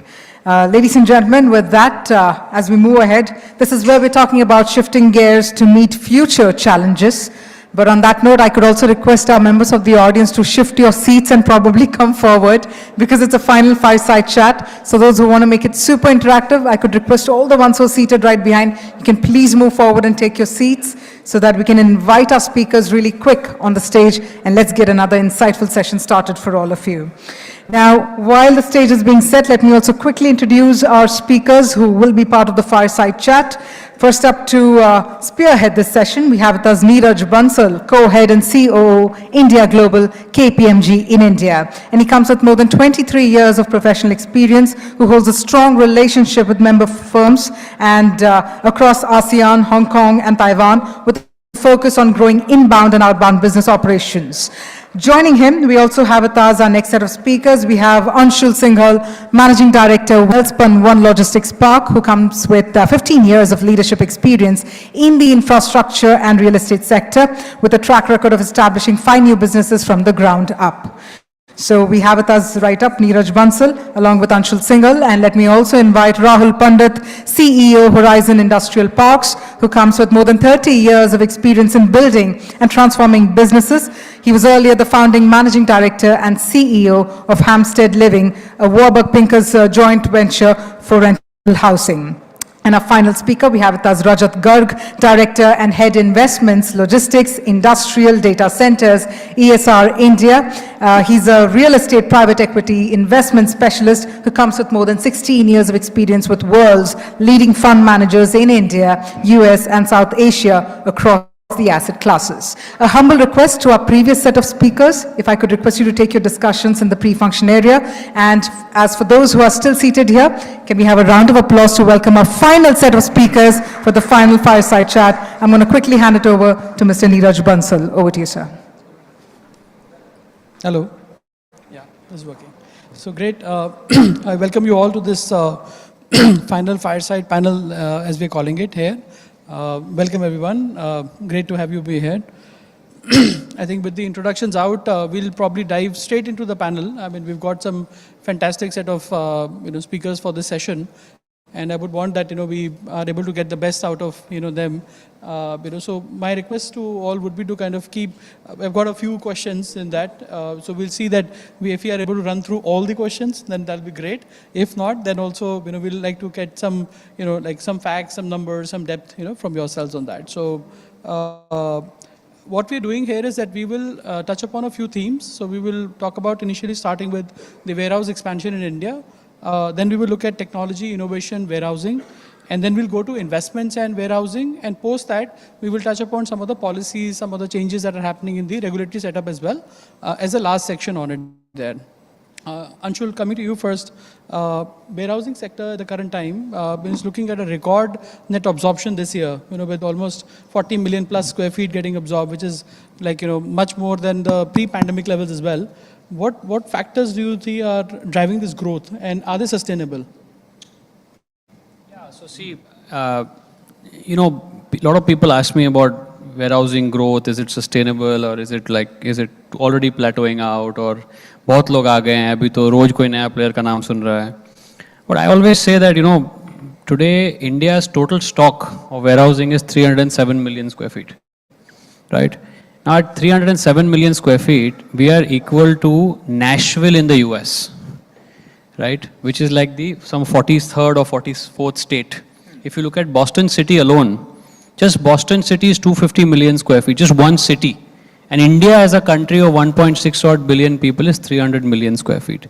So we haven't even scratched the surface of what this demand can absorb. My personal view, and this is different from what all the CBRE, JLLs, Cushmans say, is that we will be growing at a CAGR of minimum 20, maybe even 25% year on year. This is my personal view, and we've seen that growth happen. So a year and a half back, we were at 198 million. Today we are at 307 million. Just fast forward to 2030, which is hardly 7 to 8 years from now, all our lifetimes. I believe we will cross 1 billion square feet of leased operational, more or less, space. And that is just a 20% growth. From 300 million, a compounding growth of just 20% year on year will be to 1 billion square feet. Now, obviously, when you start running numbers and math and look at absorption data and supply data, these numbers won't add up. Secondly, what's happened is that post-pandemic, the online behavior has just simply accelerated. So, everybody knows people are shopping online, people are buying online. Now, this behavioral change has driven to customer change. And the customer change, a customer evolution, has led to the product evolution.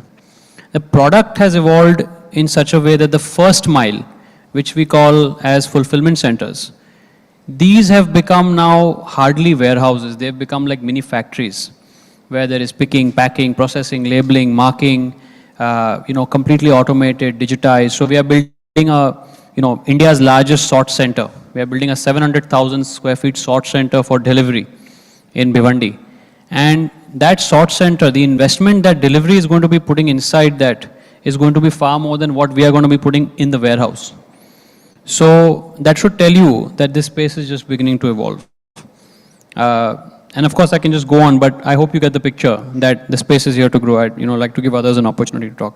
Hello, great. And with that optimistic note, Rahul, would you like to add your perspective on the same perspective in terms of what are the factors that are leading to this growth, and what do you see as sustainability there?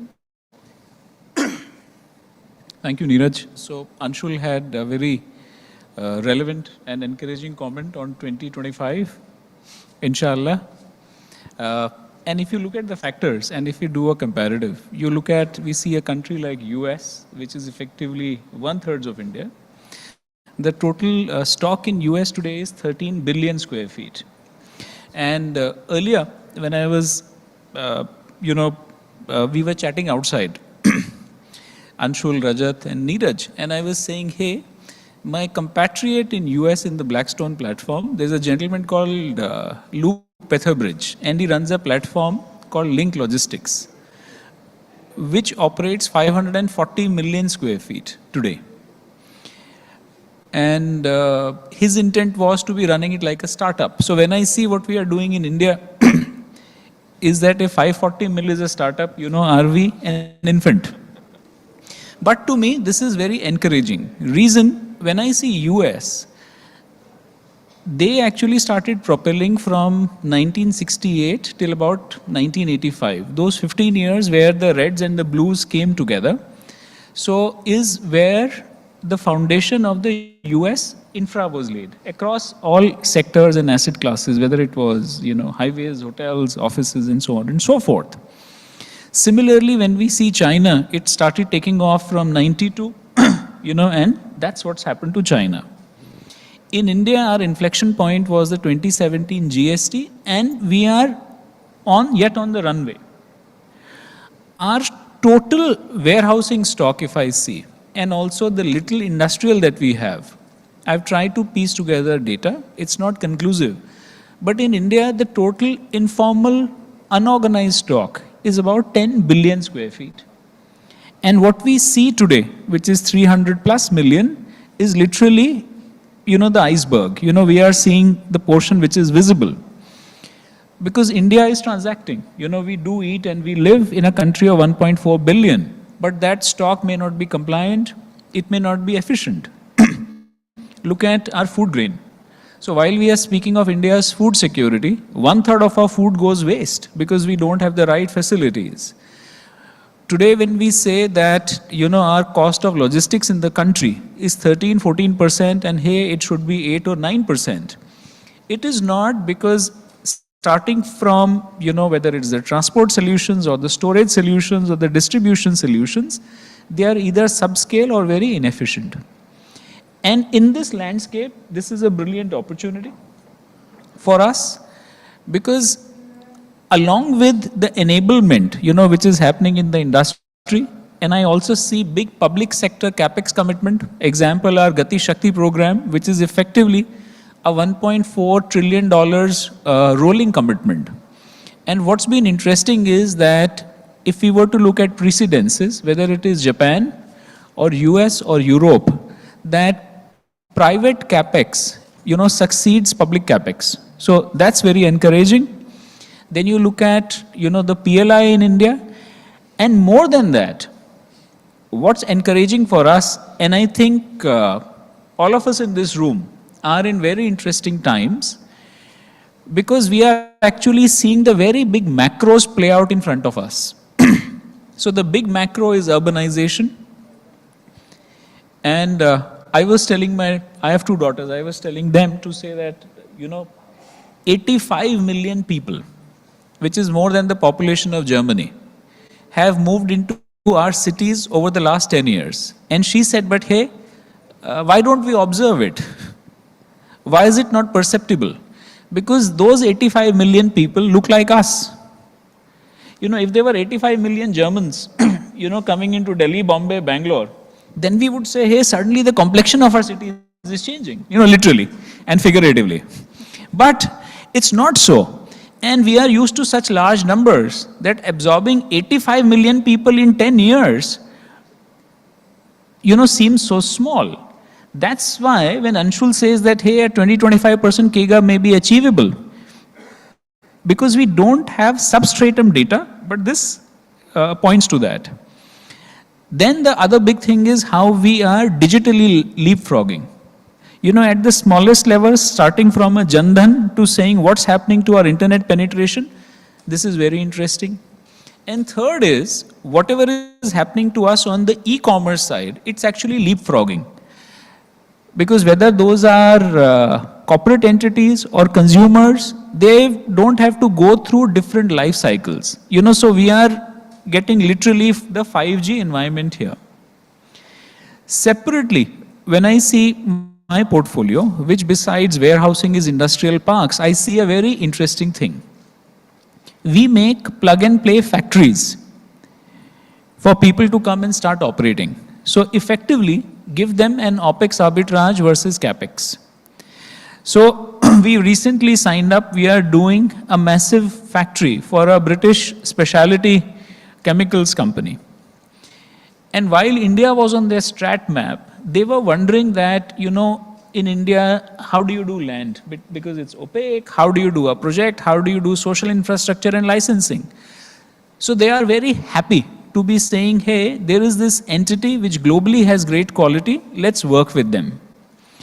The other thing which is very encouraging, so last month, we signed up with a major Indian auto components manufacturer. This manufacturer actually has a couple of facilities that they own, factories and land that they own. But now they are saying, hey, does it make sense for a business from a returns perspective to be deploying our capital, in land or doing this? In Chennai, this month itself, there is a large funded, EV manufacturer, which comes in and says, can we start running with you very fast? And the reason is that even when PE is funding new businesses, whether it be on the services or the manufacturing side, the outlay for the capital is to produce returns on an operating business. It's not to say, what could you do with real estate? So anecdotally, the view I wanted to share is, one is that, look, India may be starting a little late in the race while we compare the rest of the world, but we have the learnings of the rest of the world, so we will leapfrog. One. Second, our own macros of urbanization and digitization are here to stay. And along with that, there is a massive advantage to us. Today, when the world is saying, how do we, look at a +1 strategy, because our global supply lines are getting rerouted. And you look at India's own consuming class. I think, this industry is, just on the runway, ready to take off. Thank you. No, thanks. And with this, the demand which looks so promising, Rajat, I'll bring you in. So we heard Anshul and Rahul talk about the demand, which looks certainly very promising. But there are certain concerns also which have come up, from there's a change in consumer sentiments, as well as the input costs have been rising. Also, if you look at the rentals that you get in India versus, let's say, global standards, there is a difference, on that. There is. From a, let's say, A-grade warehousing perspective. So what do you see as these? Are these like temporary disruptions, or these are like, more sustaining in nature? How do you see the industry moving forward? So let's look to address each issue individually. I'll start with the one you picked up last, price elasticity, as I call it, or rents, right? Have rents in India increased in the last 4 or 5 years? They have. Have they increased at a pace that's faster than inflation? In most markets, yes. Right? We've gone up from maybe 20 cents per square foot per month to about 35, 40 cents per square foot per month for what we like to call as institutional grade A warehousing. Whereas, Anshul mentioned and partly Rahul mentioned, we're not just competing against existing warehouses on the basis of rents that they're charging. We're competing against inefficiencies that they kind of, let's say, inefficiencies that continue to exist in the system by, occupying grade B, grade C warehouses, as compared to efficiencies that we bring in, right? Is the market appreciating that? I think the market is appreciating that. Yes, some of this growth is, has happened later than what we'd like, and a lot of tenants continue to be price elastic because ultimately we're serving as the back end of what's the entire supply chain, right? We're not a front-facing, consumer-facing retail shop where price elasticity is a lot lower than our sector. However, I think we're in a place right now where yields are sustainable. Yeah? When we talk about rents not growing enough, fact is development yields and core yields, going a little bit jargon-like in what I'm saying, have both compressed, which means that the gross margin in the business is still protected. And I think the market's understanding that this is not a very, let's say, a high margin, low volume play. This is a low to mid margin, high volume play, where, as some of the panelists have said here, we are right now 5, 7, 8% of what Indian population really needs in terms of warehousing capacity. So we will get there, but this is not a sector, and I think this is for everyone in the who's looking to enter warehousing, we will get supernormal profits. I just don't think this is a sector that offers supernormal profits. So as long as you're realistic in what you're expecting, you're scaling up, there is money to be made. So to round off this first theme, Anshul, just one more question on the tier 2, tier 3 cities, and you're present in some of them right now as well. So whenever a warehousing, let's say, project is announced, it has a transformation impact on that city and also the micro markets around that area. What's your view on how some of these projects have been and what are the kind of changes that they can bring about? Because it's not only warehousing, it's also the around that real estate ecosystem also which gets impacted there. Good question. So, so let me just pick up the example that we did. So tier 2 has been my favorite topic and I've been saying it for last 6 years, and sometimes I sound like a broken record. But just some numbers on tier 2, right? So last year, the total rentable area, out of that, the percentage of tier 2 was about 53%. Right? Total leasable, 53 was tier 2. This year, 62% of tier 2. Now, for some reason, my good friends, Blackstone and ESR and etc., for some reason, the Goras sitting internationally don't like tier 2, right? But we love tier 2 in India. So we just launched a small project in Lucknow, 18 acres. And we have leased it higher than by 40% of the next market rental. The next guy to me is at 18 rupees, I'm at 24, 25 rupees, right, in Lucknow. And so that's just from a business stand, and it's completely leased out. The project was leased out in 6 months from start to finish. That's a different story. But the point is now what it does to Lucknow as a market, to answer your question. See, it's a market where India is a land of entrepreneurs, right? India has so many entrepreneurs that I don't think if you combine the entrepreneurs of the entire world, it will not match up to the entrepreneur spirit in India. Now, in Lucknow, when an entrepreneur or real estate guy sees that development, sees that rental, sees that area, he gets confidence that, yaar, agar ye kar sakte to main bhi kar sakta hu. And that's a very Indian thing to say, right? Now, what we are noticing in Lucknow, not only are people coming to us with lands, but there is confidence happening in the real estate sector in Lucknow, where people are ready to invest more in lands, they're ready to do compliant, they're able to see that providing clean warehousing, providing with all approvals has its benefits. They're able to see the transformation of a warehouse into just a storage unit to a multifunctional processing unit. And the ecosystem of vendors, suppliers, retailers is growing around it. The village where the land was available at 2 crores an acre, now suddenly the land price is shot up. There are shops opening, there are small retail establishments that are opening around it to service those parks. There'll be smaller hotels, executive stay suites that will come out to service people who are staying in those parks.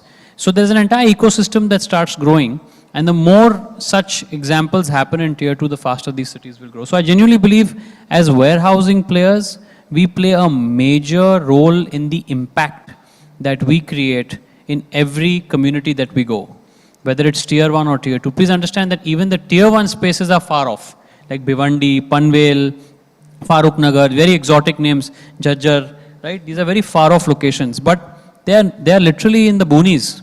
There's nothing there. So when you go there and start an ecosystem and start a park, that whole community, labor, employment, tax generation, GST collection, everything goes up in that area. And you have created that impact.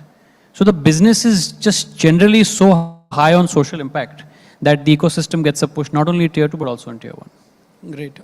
So just to add to what Anshul is saying, whether it's tier 1 cities or tier 2 cities, I think, I'm proud of this, and we should all appreciate the fact this is a very labor intensive industry. I mean, I don't have the stats for it, but the amount of jobs we generate, like per acre of, land that we buy is significantly higher than most other real estate asset classes, infrastructure asset classes are able to generate. And we are not going in places where jobs already exist. Whether it's tier 1 cities, we're driving down 45, 60 minutes away from cities, or tier 2 cities where we may be about 15 minutes away from city. We're going to communities which direly need this employment generation. So 20,000 people per 100 acres. Right. So there's, as Anshul said, whether it's impact on ground in terms of what's happening in those communities, or new retail coming up, new hospitality coming up, you'd see the entire ecosystem in a 5-10 kilometer radius change. Great. So we'll move to the technology section, but just if if we have time, then we'll come back to this one part of it to say from a government perspective, right? Because government's coming up with zoning policy as well, so does some of that has an impact, on us is what we'll try and cover. But Rajat, contrary question to what let's say you just said in terms of labor intensive side of it, the warehousing industry is also seeing so much of automation getting driven, as well. And ESR is one of the early adopters as well on the digital side of it. So what do you see, let's say the scope, for AI and, ML and, other areas to kind of get done from a warehousing perspective from an India side of things there? So I'd say we're very, very early in that evolution, right? I mean, truly, I'd say we've only explored 2-3-5% of, what AI and machine learning can, generate in terms of efficiency in overall logistics supply chain sector in India. And warehousing is a smaller, I'd say, relatively simpler component in the overall supply chain. What most of us are doing, whether it's smaller developers or larger developers right now, is focusing only on the real estate aspect. We're buying land, we're building, we're either leasing or we're selling space, which is either being used to store goods or manufacture goods or, assemble goods. But very few of us are right now going beyond it into the warehouse, inside the warehouse, to actually use automation to provide additional efficiencies. I think right now we're too small in terms of scale to significantly explore it. But ultimately, someone mentioned price elasticity and, rents. We're a very commoditized business, right? It's relatively, as compared to, perhaps building like a Taj where we're in, it's a simpler product to build. For a lot of us to start differentiating us as we scale up, we'd have to do this automation, we'd have to do additional measures to increase efficiency for occupiers inside the warehouse. But frankly, right now, I mean, it's 99% lip service, 1% execution. I take it on the chin, even for ESR. I don't think we've done enough. But we're too small right now. I think it's very difficult to execute such automation when you're a 5, 10, 20, 40 million square feet player. As we scale up, we'd see a lot more, automation come in. Right now, a lot of this automation is being driven by third-party logistics players who actually occupy the space, and not so much, from developers on the ground. Sure. Rahul, if I come to you, your views on the, uses of automation, AI, let's say again from a India perspective, and also if you could layer it from the perspective that, 5G has just been launched, in India, and uninterrupted connectivity is very key, for anything which is around automation. So what's your view on the 5G, let's say adoption as well, from a warehousing solutions point of view there? Okay, 5G, I'm not a specialist, okay? But I'll share my 2 bit on warehousing. So one is what Rajat alluded to, that in India, our arbitrage is capital. When we look at more mature economies, the arbitrage is labor. So the technologies that are being adopted in more mature economies is effectively to generate a labor arbitrage. In India, that will happen, and especially on the side of when we do our industrial parks. The other 2 big impact areas for us currently, one is to say, how do we look at overall park operating efficiencies? So whether that be around safety, security, and maintenance. So how do we monitor it centrally? How do we get our escalations and alerts? And how do we maintain a central dashboard?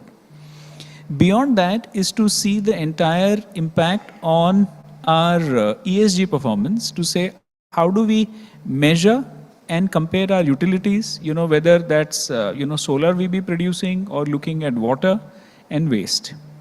So these are the 3 buckets as landlords. Then within the warehousing, within the facilities, I have actually seen, where it is totally blue collar. It may be that, 1 million square feet is operating with 3,000-4,000 people. And also, where it is, very heavy, let's say either on the process engineering side or also very heavy margin, let's say retail and fashion, where the ratios may be 1/10 of this. So that's the sort of dispersion I see in the business. Interesting. Anshul, your views on this? Yeah, I was just reading up some of my notes on automation, and this is another area where my view is completely different on automation. See, today we are at roughly a $520 odd million industry in warehousing tech. This includes your RFID, your IoT, your warehouse management systems, and all of these good things which are already existing. The estimate from a very renowned resource is about 27 to 28% year-on-year CAGR for this sector to grow. So my view is this is going to be something like the mobile phone, right? Where in India we launched cell phones 10 years later, and as Rahul was saying earlier that we will be leapfrogging, right? This is another area with the national logistics policy coming in place and a concerted effort towards reducing the cost of logistics and a cost of operations will force players to automate faster. So just to one of our tenants, I can't name it due to confidentiality, is putting a 300 crore sorting machine, right, in one of our warehouses, right? And we know this from fact because we helped them design the layout of our warehouse as per the machine, and it was a very integrated process in leasing this particular warehouse, and it's a very large warehouse because we had to match the machine layout and our warehouse layout without making sure that our building is releasable in case this customer leaves. It was a very challenging lease. We had a massive technical team involved, workshops after workshops. But short messages, I would not be surprised if in the next 3 years, we as developers are only doing warehouses along with automation, right? And I don't think it's 4, 5, 7 years away. I think it's around the corner. Tier 1, Tier 2 both. Because see, Tier 2 is catching up tomorrow morning with Tier 1, right? So that's my view on automation.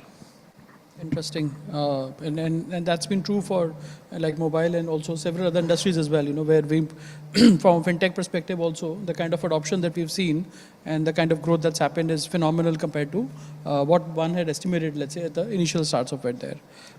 So moving to the third theme in terms of investments and warehousing perspective, so Rajat, I'll come to you first in terms of, there have been certainly the interest rates have been rising, and which is leading an impact on the yields part of it there. So yields have compressed to 7.5%, and do you see this as a concern area now, and do you see the correction coming in?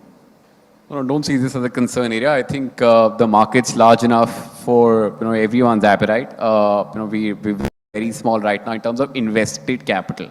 Right, you see a lot of media news about someone committing $2 billion or $1 billion or $500 million.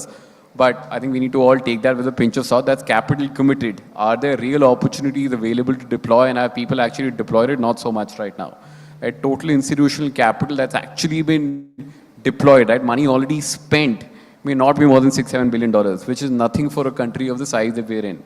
So I think we'll continue to see increasing interest from international players. Everyone's now recognizing the fact that it's possible to do compliant Class A warehousing in India, executed on the ground. Like, people are more concerned about ability to execute and then returns coming later.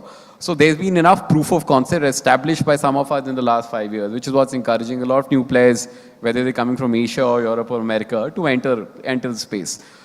You mentioned about core yields compressing. I think core yields have compressed perhaps not just to 7.5%, even sub 7%.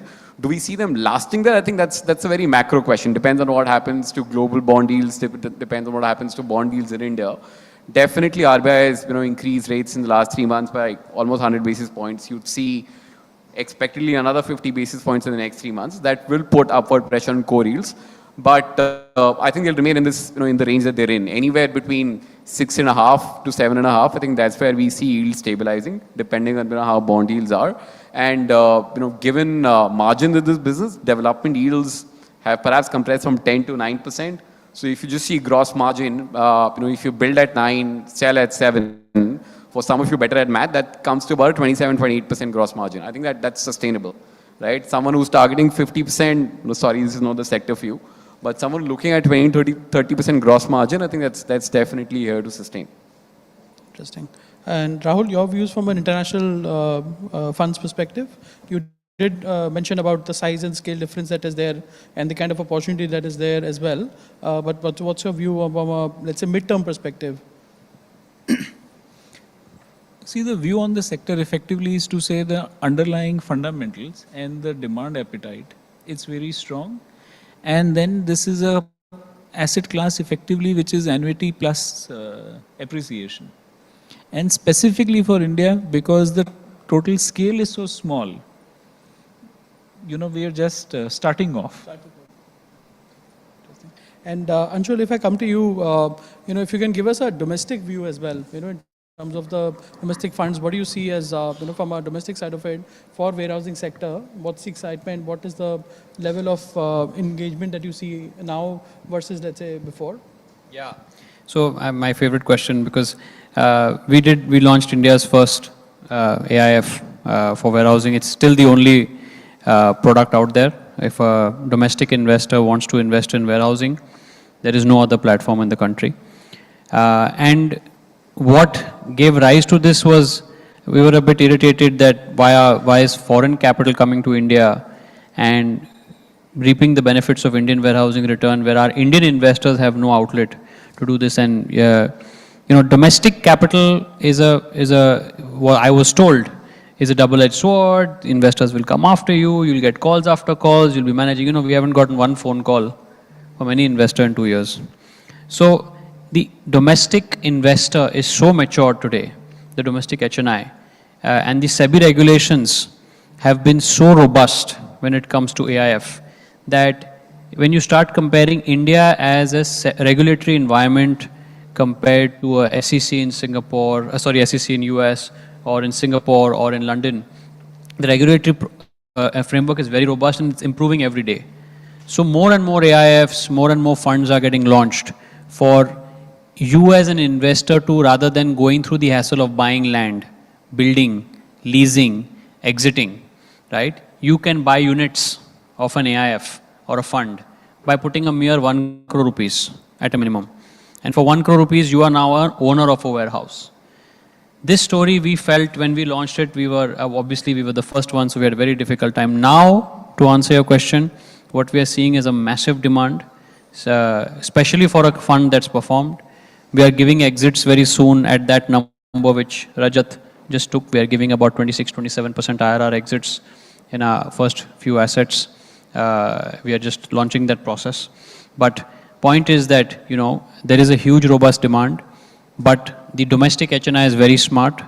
They will want to see a complete setup. They will want to see your land buying capabilities, your execution capabilities, your leasing capabilities, your exit capabilities, your complete group strength, your trust, your governance. It's actually put to test far more. When I was running the Warburg Pincus joint venture with Embassy, we had to convince one fund. Now here I had to convince 175 investors that my governance is very strong. So the only way to do that is to actually make the governance strong. So I must say that our governance is stronger than most platforms because of that fact, because we don't have a choice and because it's also by choice. So domestic environment continues to be very favorable. I think the market size is extremely deep. There is recently a fund that I heard which got launched by Edelweiss, which was a yield plus infra fund, which has 4 road assets, very similar to our business. They raised 4,000 crores domestically in their capital, 4,000 crores of equity domestically. That's serious money, right? So yeah, my view is extremely positive on this space. So, just to kind of add and close loop here, we've talked about demand, we're talking about capital right now. I'd like to believe in, Rahul, Anshul, your thoughts on this. I don't think demand is a problem here. I don't think capital is a problem here. The problem really is, can you create supply? Can you create supply in the right locations? Is there scalable land available to buy in the right locations? Can you overcome Indian challenges when it comes to getting government approvals to build, getting the right ecosystem of vendors available to execute on the ground? It's all about, who can create the right supply at the right location. Right? There is enough capital chasing both the development part of the overall, fundraising cycle and core, but it's about, can you really create supply? Because even within core, even if today, let's assume I've got $1 billion check to underwrite to buy core at a 7% yield, which is aggressive. Is there a product available? There isn't. There isn't. So it's all about creating supply, both on the land side and ready product on the core side. I think that scale up is what will take time. And then there's capital always available to be deployed. So in a few minutes, we'll come to you, for the Q&A with the audience as well. So you've been a very patient audience. Just to see that, your questions that you have in your mind, will just come to you in about 7-8 minutes. So keep them ready as well. Let's move to the last theme, from a infrastructure push and the regulatory policy environment side of it. So Anshul, starting with you in terms of, currently the warehousing demand, is kind of driven through third-party logistics, FMCG, e-commerce, retail players effectively there. Now the government, and Rahul alluded to that as well initially, that there is so many schemes that the government has launched, and there's so much of manufacturing push, whether it's PLI, whether it's, PM Gati Shakti, and, changes that are happening in the policy environment as well. So how do you see this demand mix changing? This demand mix will continue to be like that, or will the composition of that change very, very strongly? It's a You very... can give a dimension also, 3 years, 5 years, 7 years. What do you see? Sure. So very, very interesting question. I'm just trying to frame my thoughts together. But see, what's happening is the next 10 years really is, and everybody in the world agrees with this, is India's decade, right? And just look at the GST collection of India in the last year was, in Jan 2022, was about 1,38,000 crores. And in April was 1,63,000 crores, and it's expected to go up to 2 lakh crores, right? Why is this happening? This is just a factual numbers available. It's because of the policy and regulatory environment that's changing. Now, India's government has never been this stable, right? The stability of our government instills a massive amount of confidence in the citizens to kind of start ending that parallel economy. With the e-commerce drive, with the pandemic, everything going online, everything going digital, what's going to happen to the demand mix of warehousing space? Now, if you just funnel this whole story of India growing like crazy, GST collections going up, capex expansions, etc., what does that mean for warehousing specifically, right? What it means is that the product mix of warehousing will completely change. So the first mile, mid mile, and last mile. Mid mile in India hasn't yet taken off. That will take off now. That's going to start. Mid mile is going to become very, very important. So mid mile locations require a massive focus. First mile is already now fairly established, product is established, size is established, players are established, laws are established. But first mile is going to become bigger and badder. So the warehouses in terms of size are going to go up significantly, in terms of heights are going to go up significantly, and in terms of capital requirements are going to double, triple, or quadruple. So it's not going to remain a small boys game anymore. It's going to get an even bigger boys game, because money requirement is going to be huge. Customers will ask for much, much more automated spaces than they're asking even today, which means the specifications of the product will completely undergo a change. 5 years later, the warehouse, you will not recognize the warehouse you are today. This took in US, Europe, UK 30 years to happen. But in India, it will happen much faster. Like Rajat mentioned, like Rahul mentioned about the leapfrogging. Now, come to the last mile. So the labor cost and fuel cost of logistics constitutes about 60% of cost of operations. Real estate is only 4 to 8%, depending on your location, etc. 4 to 8%, that's it. That's all the warehouse costs, right? Now imagine you want last mile delivery, because now today, nobody has patience. If I go on Amazon and press click, I don't want to wait for my product to come. Why should I wait? I've already paid the money, I have my credit card, I want my product in my hand now, right? Same day, nahi, same hour is the expectation of the customer. So with that, last mile is going to be huge. We can't even begin to imagine the scale of last mile in India. So last mile, just imagine 4 to 6% real estate cost and 60% operation cost. So why would you have one warehouse here, one there, one there? You will just build G plus 1, plus 2, plus 3, plus 4. Because your real estate cost is only 4 to 6, 8%, maybe 10% within city, maybe 12%. It's still a fractional number. So last mile product mix will change completely with ASRS and with automation. And this, in the next 3 to 5 years, will what the landscape will look like. Now, what will give a kicker to all this? And this is going to happen regardless of policy. This is going to happen regardless of government intervention. Yes, in fact, Rahul sent an email yesterday asking for zoning for in-city. I saw that, very interesting point. I hadn't even thought about that, right? And zoning for in-city is still not done. So I think that's something that will come in. But regardless of these 2-3 interventions, if the national logistics policy, which was unveiled by our Honorable Prime Ministers a few weeks ago, if we even achieve half of that, or 40% of that, it's a game changer. because the policy is extremely well thought through. It's put together by some really smart people, and it's extremely comprehensive, and I've read it word to word. And I can promise you that if that policy starts getting implemented, if that direction gets followed, then the complete warehousing environment and logistics environment in India will undergo a massive transformation. That's my view. So Rahul, your views on, specifically this point, as well as, if you can touch upon the zoning, aspect of it as well, because the government's going to come up with a warehousing policy on the zoning side of it. What does it mean? So when you look at this demand mix changing, when you look at the regulatory environment changing, also there is a, a push, if I put a loaded question to it, that there is a lot of green, from a green supply chain as well, and renewable energy usage is what being spoken about. So in terms of construction, in terms of operation, and in terms of the customer, a lot has to change, is what Anshul also highlighted for us. What's your view on this? See, first, I was very intently hearing Anshul. And he said, this is India's decade, okay? So McKinsey has said, this is not India's decade. This is India's century, okay? So if we have that perspective,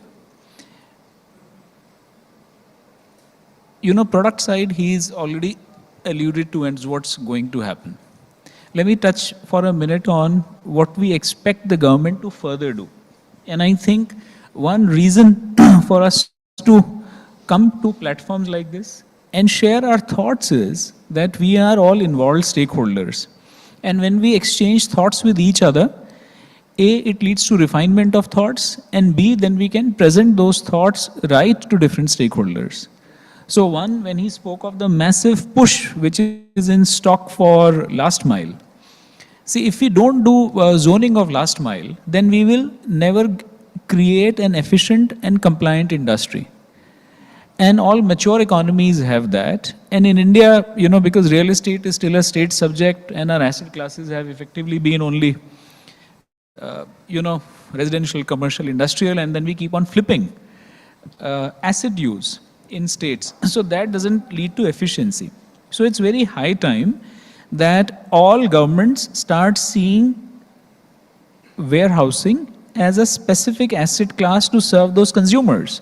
Now, forward-looking governments will say, hey, it's not only important for me for today, but it's going to be important for me to start attracting investments for my state and making my states more livable. And I see actually at least a dozen states in India where the chief ministers have this very progressive vision. Along with that, I think our asset class has a massive advantage that India can exploit. So we have a goal of reaching 500 gigawatts of clean energy for India by 2030. So do we keep on investing huge amount in land and capex and all that? No. Look at our industry. We have millions of square feet of roof space. So we can actually transform India's demand for energy, and we can contribute our bit to making India's energy security much better. Just allow the industry to feed into the grid. And we are very happy to be spending the capex, and doing photovoltaic on top. And not only this, how do you get more institutional players also to come in? So globally, just solar energy also contributes from, very high, low single digits to early double digits, also of sustainable top-line performance for companies. So that becomes like the bread and butter there. But much more than that, if we look at our country, this year rupee is depreciated 11%, and 80% of that goes just to take care of our energy bill. I think so warehousing has an element to contribute just beyond the sector itself. So Rajat was saying, look at the number of blue-collar jobs it's able to create in very Mofussil towns and localities. So it's brilliant for job generation, and I think beyond the sector, we should see what can warehousing do to enable India's energy security. Actually, just to explain what Raghav said, or Rahul said in brief, what do we really need when we say we need zoning for in-city, right? Today, if let's say, us as a platform, any of us as a platform want to enter a city like Delhi, right? And we say we want to build a ground plus 4-story warehouse, who do we go to? There is no answer to that. You'd be shocked, there is no answer to that. There is no law that states you can build G+4 warehouse in Delhi or in Bangalore or in some of the other large cities, which means that if you go to a bureaucrat sitting in a DDA or, Bangalore Development Authority, BDA, and ask them for approval, there is no set of guidelines for the bureaucrat to even refer to give you the consent. Fire norms as part of our national building bylaw policies say that you cannot store goods above 18-20 meters. You can live 100 meters, in 100-meter tall residential buildings, have office, but you cannot store goods. If that's not archaic, I don't know what's archaic, right? Are lives more important to protect or are goods more important to protect? So if lives can live 100 meters tall, why can't goods be stored 100 meters tall? As long as we're building spaces which are compliant, which have enough insulation measures, let us go vertical. How will we develop last mile warehousing within 10 minutes of where you stay unless we can go vertical? Otherwise, we'll always underutilize available space. You can't just build horizontal ground floor only structures in the middle of Delhi, in the middle of Santa Cruz, where we are in Bombay, and pay the land value that exists. So it's very important for everyone to recognize this is a scalable asset class. This is, something that consumers today really need. And we need a separate asset class zoning in each of the large cities, tier 1 and tier 2, as Anshul alluded to address this. And we're not asking for any favor. We're just saying put up the set of guidelines and we'll follow it. Great. As always, was greedy for more questions, but we are out of time. Sapna, can we do 1 or 2 questions? So if you could raise your hand, state your name and your question, and if you're addressing a specific panelist, please mention that as well. I think it's working.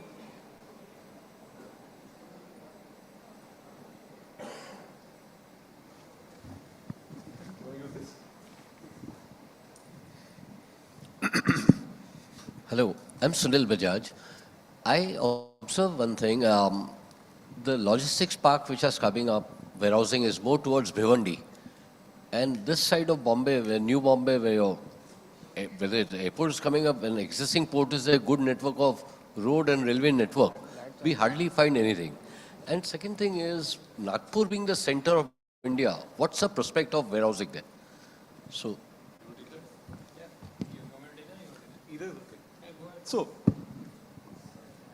Bhiwandi, though it's far from Bombay compared to New Bombay. Yeah, sorry. Interesting you mentioned that. I was discussing this in office today with my team. That why don't we look at that sector? I think things in India take time, right? Bhiwandi wasn't built in a day. Bhiwandi took 35, 40 years to get to where it is, which means that it's got labor ecosystem in place, laws in place, vendor ecosystem in place. And can that happen, in the region where, the region that you're talking about? I think it can definitely happen. Distance from Bombay is pretty similar. With the new flyover that's coming up, connecting Uran from South Bombay, with the new airport supposed to come up in the next 5-7 years. I mean, I'll add a couple of years buffer to what, people expect these infrastructure, initiatives to come up in. Let's say we take 5 years instead of 2 years, but they will come up. Which means that there is massive potential in that particular region to be utilized for warehousing and even for industrial parks. I think that will definitely happen. It's just that some of us need to be bold enough to take that bet of going there and creating the initial ecosystem, which I'm pretty confident will happen in the next 2-3 years. Because Bhiwandi to a large extent is saturated, but Bombay is not saturated, right? The demand's still there. It'll ultimately have to go either further north towards Gujarat or south towards the region you're talking about. So I think we'll see expansion on both sides. So Nagpur particularly, you need to establish about where all, what are the regions being served by Nagpur? Are you serving only the Nagpur local economy? Are you using the new, to be the Samruddhi corridor that's coming up to go 300, 400 kilometers, further up north or further south? I think the answer lies somewhere in the middle. I think Nagpur can be utilized as a place to serve that part of Maharashtra within a 100-120 kilometer radius. Nagpur has already seen large warehouses. I know Reliance is a large warehouse there. Future Supply Chain is a large warehouse there. You've got a lot of players, even I think pharmaceutical players, Reckitt Beckinsale has a large warehouse there. So you already have presence of 3-4 large industrial tenants. You have large industrial parks. Now, can it grow to 3x, 4x size, within the next 4 or 5 years? Maybe not. so much, but can you have 1 to 2 million square feet of annual absorption of warehousing demand? You know, add a decent accretive rent of perhaps 20, 22 bucks per square foot per month, you would see that. Any last question? All right, so with that, we'll bring this session to a close. Gentlemen, thank you very much for your time and also for sharing your thoughts, experiences, as well as outlook as well there. So wonderful.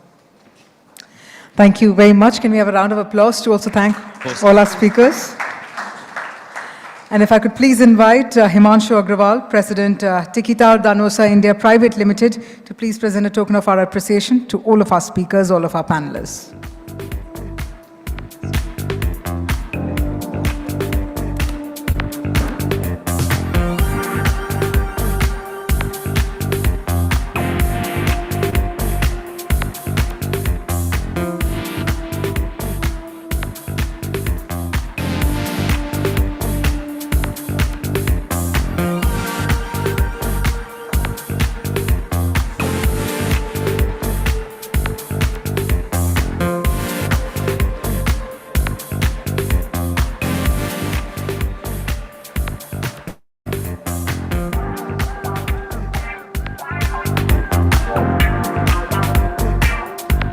And let's have all of you come together for a group photograph as well.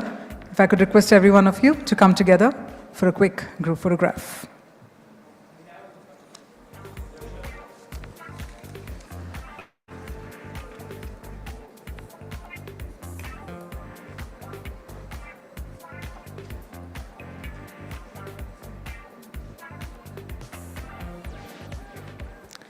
Thank you very much to all of our speakers. And ladies and gentlemen, on that note, while we come to the end of the Realty Plus Conclave 2022 West, it definitely turned out to be very thought-provoking. We've enjoyed the sessions. And that being said, well, I'd like to thank our audience members as well for their attention. I hope all of us are geared up for the big evening in the form of the Realty Plus Excellence Awards West 2022.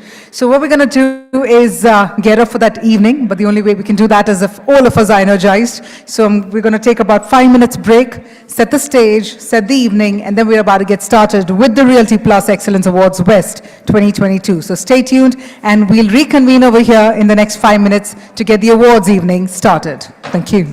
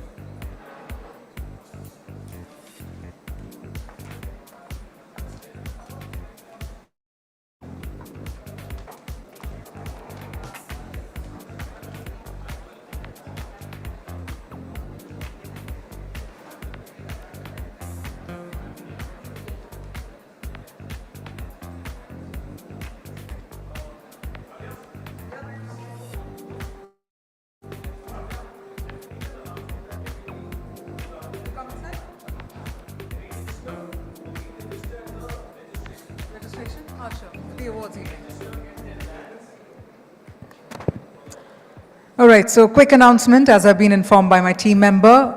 As we're about to begin with the awards evening, I'm going to request all our delegates to please re-register at the registration counter, and please collect your bands for the awards evening. Most important. So if you, I think I can see you wearing a band. I can see a couple of you. All right, so you're sorted. For those who are not wearing a band yet, please go ahead and re-register at the registration counter outside. And while you do so, please collect your band. That gives you the access to the awards evening as well. So I'm going to request all our delegates to please do so. Thank you.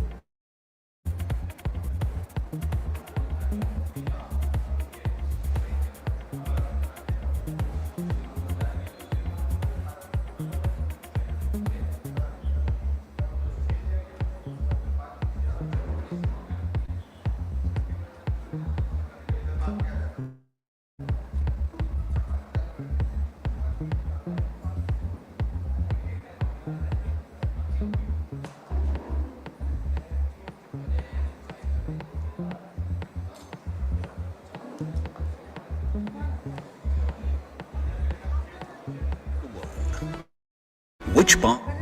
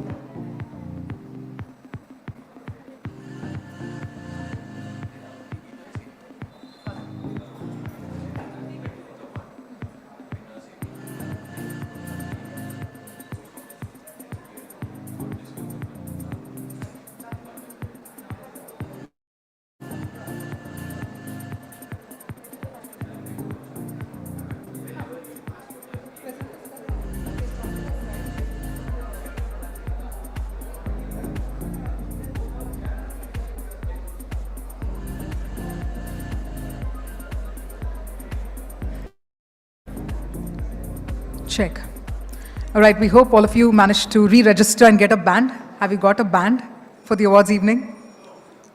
All right, not a problem because we're about to get it started right now, so no worries. We're going to request everyone in the pre-function area to very quickly come inside the hall. Time to get started with the Realty Plus Excellence Awards 2022. I'm going to invite all our members of the audience, all the delegates who are enjoying a nice cup of chai. I'm going to request everyone to please come inside the hall and take your seats. Thank you.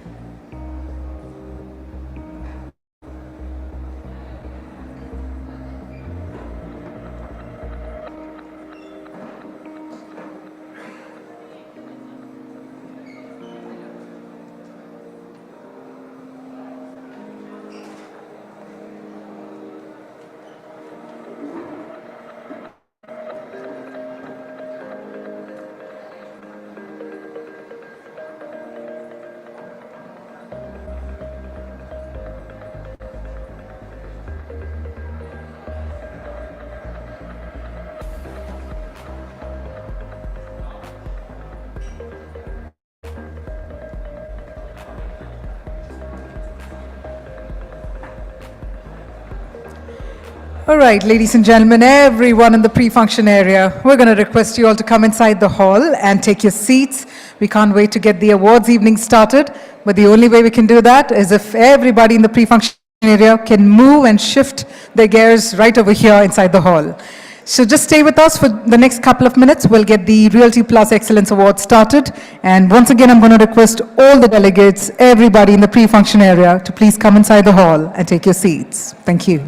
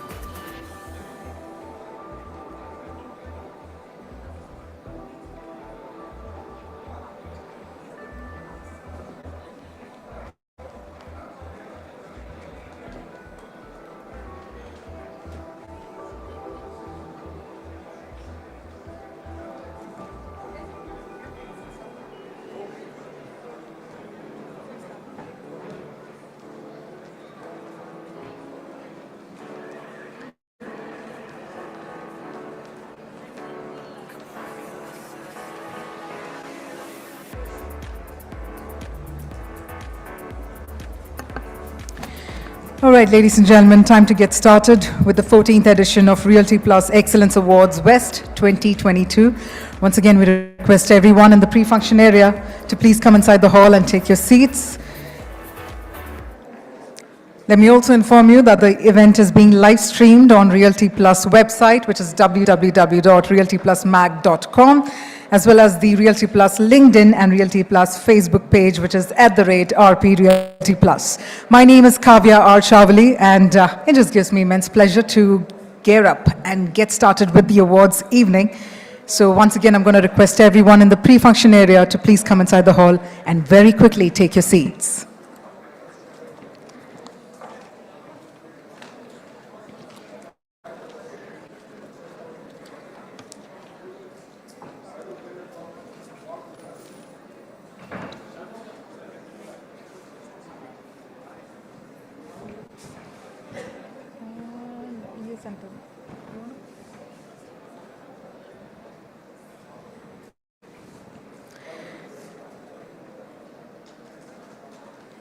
All right, so with that, it's time to get started with the awards evening. And while everybody comes in and settles this evening, all well, sir, it's a pleasure meeting you. And I'm sure all of us are all smiles seeing some of the doyens of the industry come together. So let's quickly get the event started so that we can get the ball rolling, for which I'd like to firstly invite on stage none other than Dr. Anurag Batra, who's the Editor-in-Chief and Chairman, Exchange for Media and BW Business World Media Group. As we all know, he's someone who is a first-generation entrepreneur, a journalist, and most importantly, an eternal optimist rolled into one. So to give a head start to the program, it's only befitting that I invite Dr. Anurag Batra to set the tone, and after that, we'll deep dive into a very important and a very pertinent fireside chat, and after that, of course, we'll have the awards evening. So I hope all of you are geared up, all of you are all set. So let's do so, let's set the tone, and let me firstly invite Dr. Anurag Batra to also share his welcome note. Ladies and gentlemen, I know we are starting this program really quick to honor everybody's time. So first up, can we have a round of applause?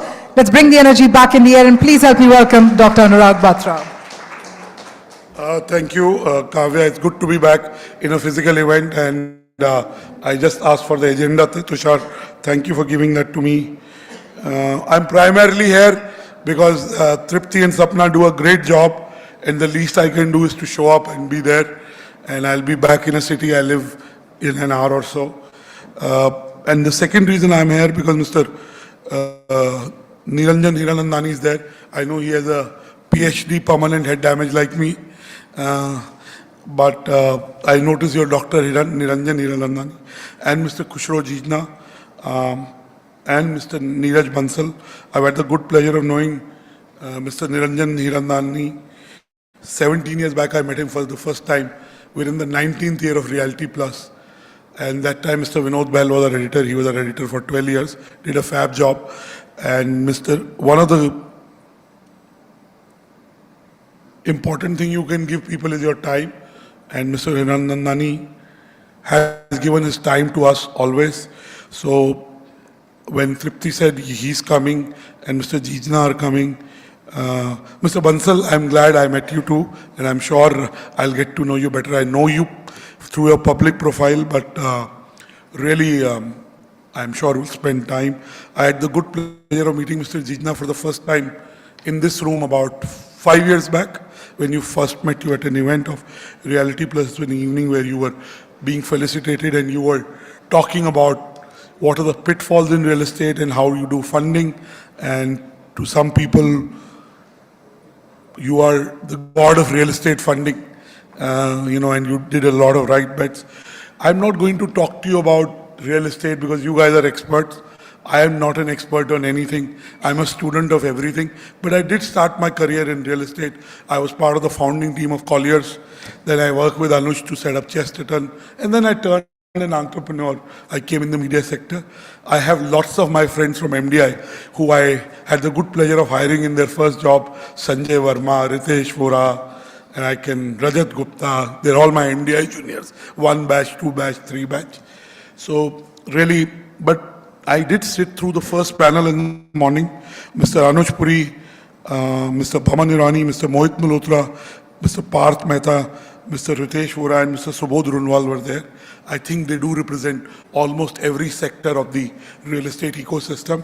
And let me paraphrase what they said. And I'm sure you know what they said is true. You are living that life.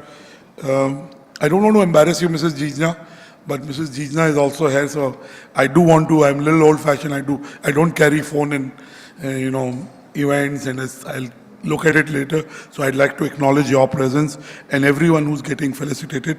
But they said 6 things to me. I was listening to them. I was actually taking notes. And first thing is people have gone back to basics in every business. The funding has dried up, so were forced to go. Of course, the last 30 months were very disruptive in a negative way. Labor prices gone up, construction materials costs gone up, off-take of logistics issues, off-take was not happening, but things have changed. And not everyone has survived also. What has changed? What has changed is that the buyer is always price sensitive, but the buyer is now paying premium for products and brands that he or she thinks will deliver on time and have quality. And I asked the prices of some of the projects, validated what was being said. Second is, Baman gave an example of the property exhibition last weekend, which also had rains. And he talked about, in spite of 2 days of washout, he talked about the fact that 30,000 footfalls were there. And he talked that he met real customers. He went to everyone's stall. So there is actual sales which has been happening for the last 15 months. He sees acceleration in that because he believes the queries were genuine. These are buyers. Of course, a lot of them had to restructure their companies and they took up this approach of finishing projects that were 70-80% ready so that cash flows come in and then you look at other projects which were more relative infancy. Also, the warehousing sector is a not so surprise winner for some of you. The warehousing sector, because of e-commerce, because of this D2C brands, and the consumption story being strong, grows. Retail, we all wrote the epitaph of retail sector. Look at what's happening in the malls. Look at the traffic. The sales may not be still maybe what they were 3 years back, but it's quite good. We can always expect a better Diwali, but God is kind. Office spaces. You know, there are the surprise winners. I'm looking for a large office space for 500 odd people of mine. And I can tell you, grade A spaces have premiums and lots of takers. So clearly the office spaces are becoming better, grander, and competing with co-working spaces in the way they're being organized. So net, all the sectors and sub-sectors of real estate are seeing revival. They're seeing real growth. And dare I say, you know, there is a space for every developer, every size, and local business is very important, as DLF learned many, many years back. But the fact is the boys have been separated from men, so to say. I'm not trying to be chauvinistic. Let's say, you know, people whose fundamentals were right and who had holding capacity stood through, you know that. So I don't want to belabor you on real estate. You're experts, you're doers, you are the ones creating businesses, landmarks. But I just want to say, from a vantage point of Exchange for Media, Realty Plus, and especially business world, while it's a winter of investing, if I just compare the money that came in, and Mr. Jijna will hold me to that number, Jan to June last year, just in startups, it's not a big barometer, it's one pointer, was little less than 5 billion. Even in this winter of investing, which is Jan to June 2022, which is where we have solid data. July, August, September, we also have data. Almost 3 times that money had already been invested.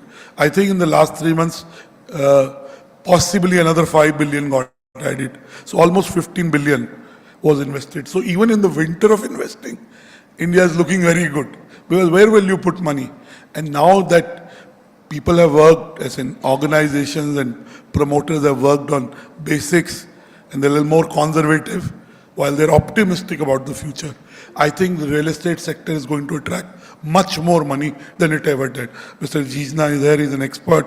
Mr. Hiranandani is there, again, they're big players. Of course, Mr. Bansal is there, they will talk to you about it.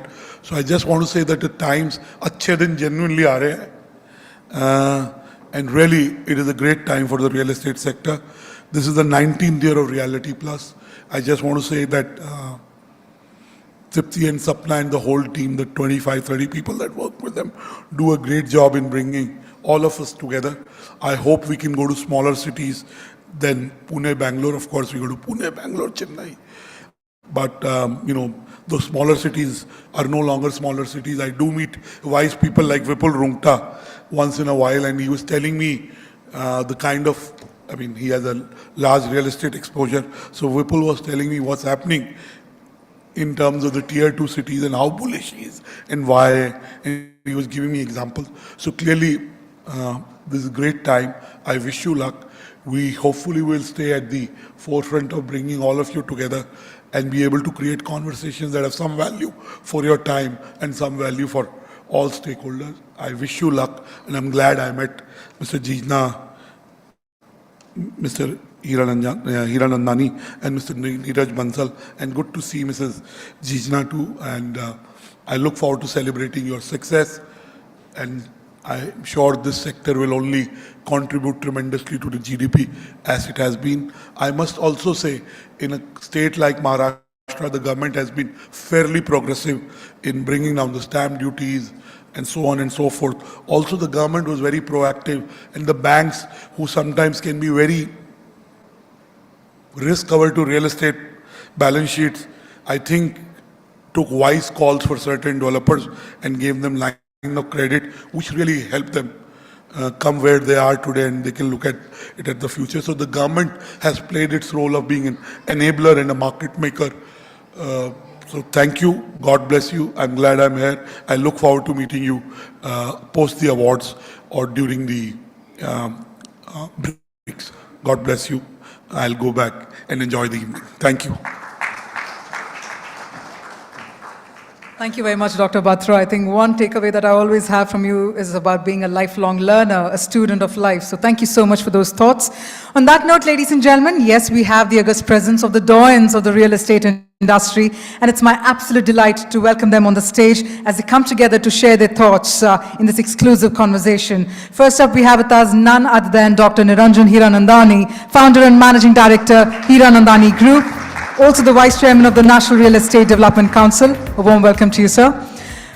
Well, up next, we also have the veteran in real estate financing, who's also a firm believer in nurturing entrepreneurship. Please put your hands together as I invite Mr. Khushru Jijina to please come on stage. And well, up next to also conduct this exclusive conversation, we have with us Mr. Neeraj Bansal, who's also played the role of a market maker through collaboration with the ASEAN and Hong Kong member firms. So please put your hands together to welcome all our three speakers here on the dais. And I'm going to quickly hand it over to Mr. Neeraj Bansal. Over to you, sir.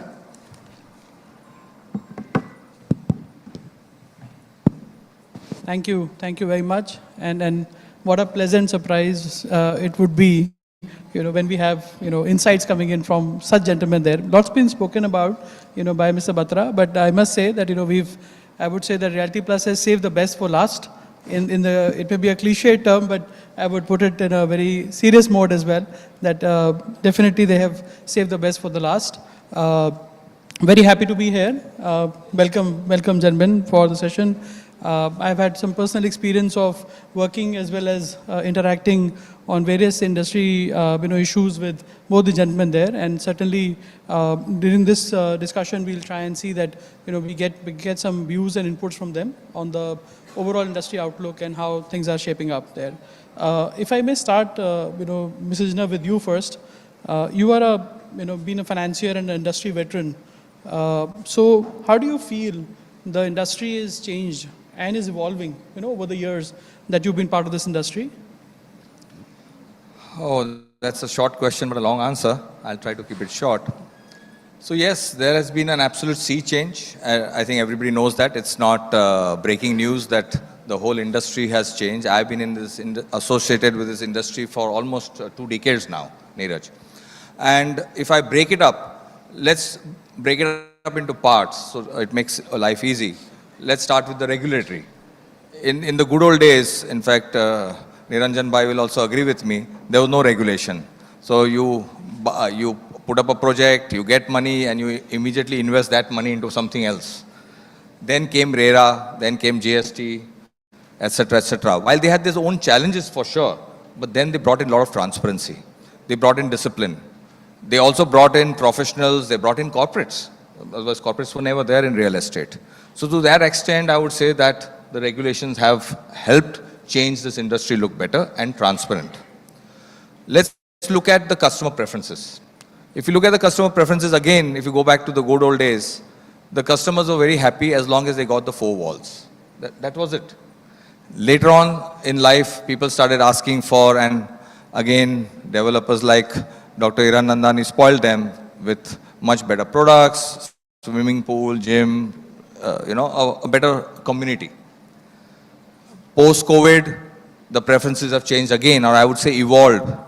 They want balcony, an extra room, maybe a creche, maybe a supermarket nearby so that they don't have to go far, etc., etc.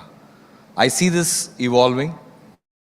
I definitely believe that the customers will look for even green buildings and sustainable buildings in the future. So that is the change which is constantly happening in the customers. Look at the asset classes. Again, if you look at the asset classes, some years ago, the asset classes which are predominant were what? Were basically residential and commercial.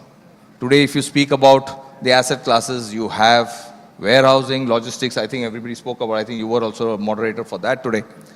And you have co-living, which is coming up fast. There's co-working, which has already got established.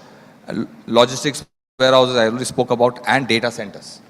So again, the asset classes have changed. But now if I today look at the industry from my eyes, frankly, a few years ago, was one of the persons who said that this market or this industry is consolidating very fast. In fact, many people didn't like my remark, which was 5-6 years ago, that how could you make such a statement? And today, if one really looks at it, what's really happened to the industry? If I look at it from my eyes, it's looking more like an FMCG today. It's much more disciplined. You have a few players at the top who I would call all India, not necessarily all the cities, but yes, all India. They are competing among themselves. Then you have players who have concentrated in each micro market, going deep. It could be micro market. Somebody would say that, no, I'm only good in redevelopment. Somebody would say that I'm good in SRA, etc., etc. So again, that's niche has been established. A very clear distinction is also coming about in real estate for the first time, that who is the producer and who is the supplier of land, means who is the raw material supplier, which was never there before. So everybody is going into what they think is good for them. So that distinction is definitely coming. This whole partnership model that everybody is now a partner, it's like an FMCG. You are a producer, you need a raw material supplier, you have the supply chain, and you also need a financer. And that's what is really happening and changing the whole thing, including the technology, which I think pre-COVID, I don't know about you, but I wouldn't believe that you could sell flats online. So the whole thing is changing more towards the FMCG sector. So that's the evolution or the change I have seen in this last 20 years. Wonderful. A great answer to a loaded question, as you said as well, on it. And so, Mr. Indani, if I come to you, your thoughts on, because you've seen this industry very closely, and I think all the asset classes which Mrs. Jina spoke about, you're present in all of them, in terms of the very early adopters as well, to fast mover to get to them as well in that. So understanding the trends and getting to them faster, and execution rigor also, which, like the Gift City example which you have shared earlier also, has been some of the fantastic examples that you've set for the industry as well. What are your thoughts on that? How has the industry changing? And also, if you could throw some more perspective on how our industry can be more consumer-centric as well. I think Mr. Jigna has quite clearly given the roadmap of what the changes have taken place. So I think the entire platform is very, very well explained by him. So I don't really have too much to add on that, except for the fact that there are several changes which have taken place which need to be emphasized. So for example, he talked about the changes relating to RERA. Now, if you look at RERA, what has been the ultimate result of RERA being introduced? The first and foremost, which is mentioned by him, is transparency. So, what is the product that I'm getting? What are the amenities going to be there? Do I have an approval of the project when I'm buying it? What is the entire course of action? When am I going to complete this particular project? Additionally, we are talking about that 70% of the money has to be escrowed for that particular project. So all in all, we are seeing a complete sea change, pre-RERA to post-RERA, in the amount of financing that a project will really require. Have I sold only 10% of my project, but I still have to complete that project? If I have two separate phases of my project, even if I get surpluses in the first one, till I don't complete it, I can't cross-use that 70% in the second project. So what is the end result of it? That instead of Mr. Jigna or any financial institution financing, let's say I needed 50 crores hypothetically in terms of money that needed for the purposes of the project. Today, I will need at least 150 crores of rupees to be set aside in order to do so, in order to see that the completion takes place. And the rapidity of the sale may be good, may not be good. And at the same time, that additional amounts would have to be done. So the people who have been used to it pre-RERA in terms of funding and financing are pretty shocked that the requirements of funds post-RERA for projects that they are undertaking is maybe 3 times, maybe 4 times, maybe 5 times the kind of equity and debt that you will be needed in order to get the project completion. Now, this is something which the old school of thought cannot digest so easily, because A, they may not have the money or they may not have the access to it. And that is exactly why Mr. Jigna has clearly said that the prediction that he made several years ago before RERA has actually come true, because RERA has expedited that process. And this consolidation is not necessarily taking because the big are taking over the small. There are very good small companies who do one project at a time and are eminently successful. So you're seeing that. And there are large companies which have gone into difficulty in spite of the fact that they are large. So I don't think large and small is really there. It's the effectiveness of understanding the issue, as Mr. Jigna has correctly put across, and then actually funding and financing those issues. Also the fact that all the financial institutions are not savvy to the new situation. So many of them are not able to grasp the aspect that you really need to do it. And the secret is always how to get the project completed.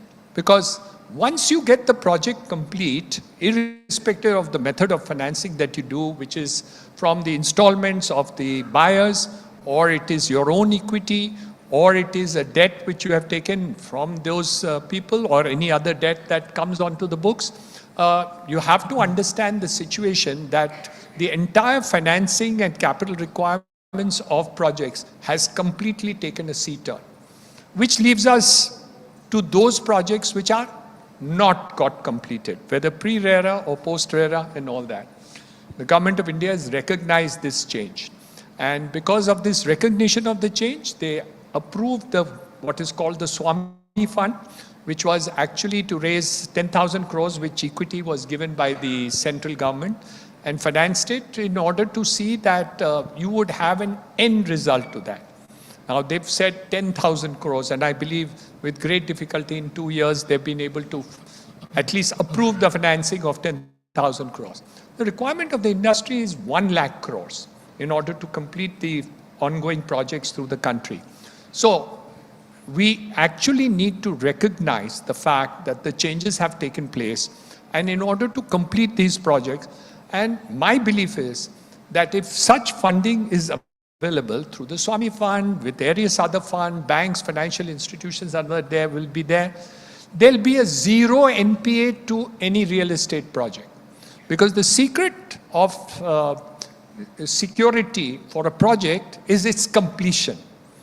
And as I've spoken to many bankers, and they are all said that if they are able to manage to get a project complete and occupy and get the occupation certificate, there's almost zero NPA in that segment.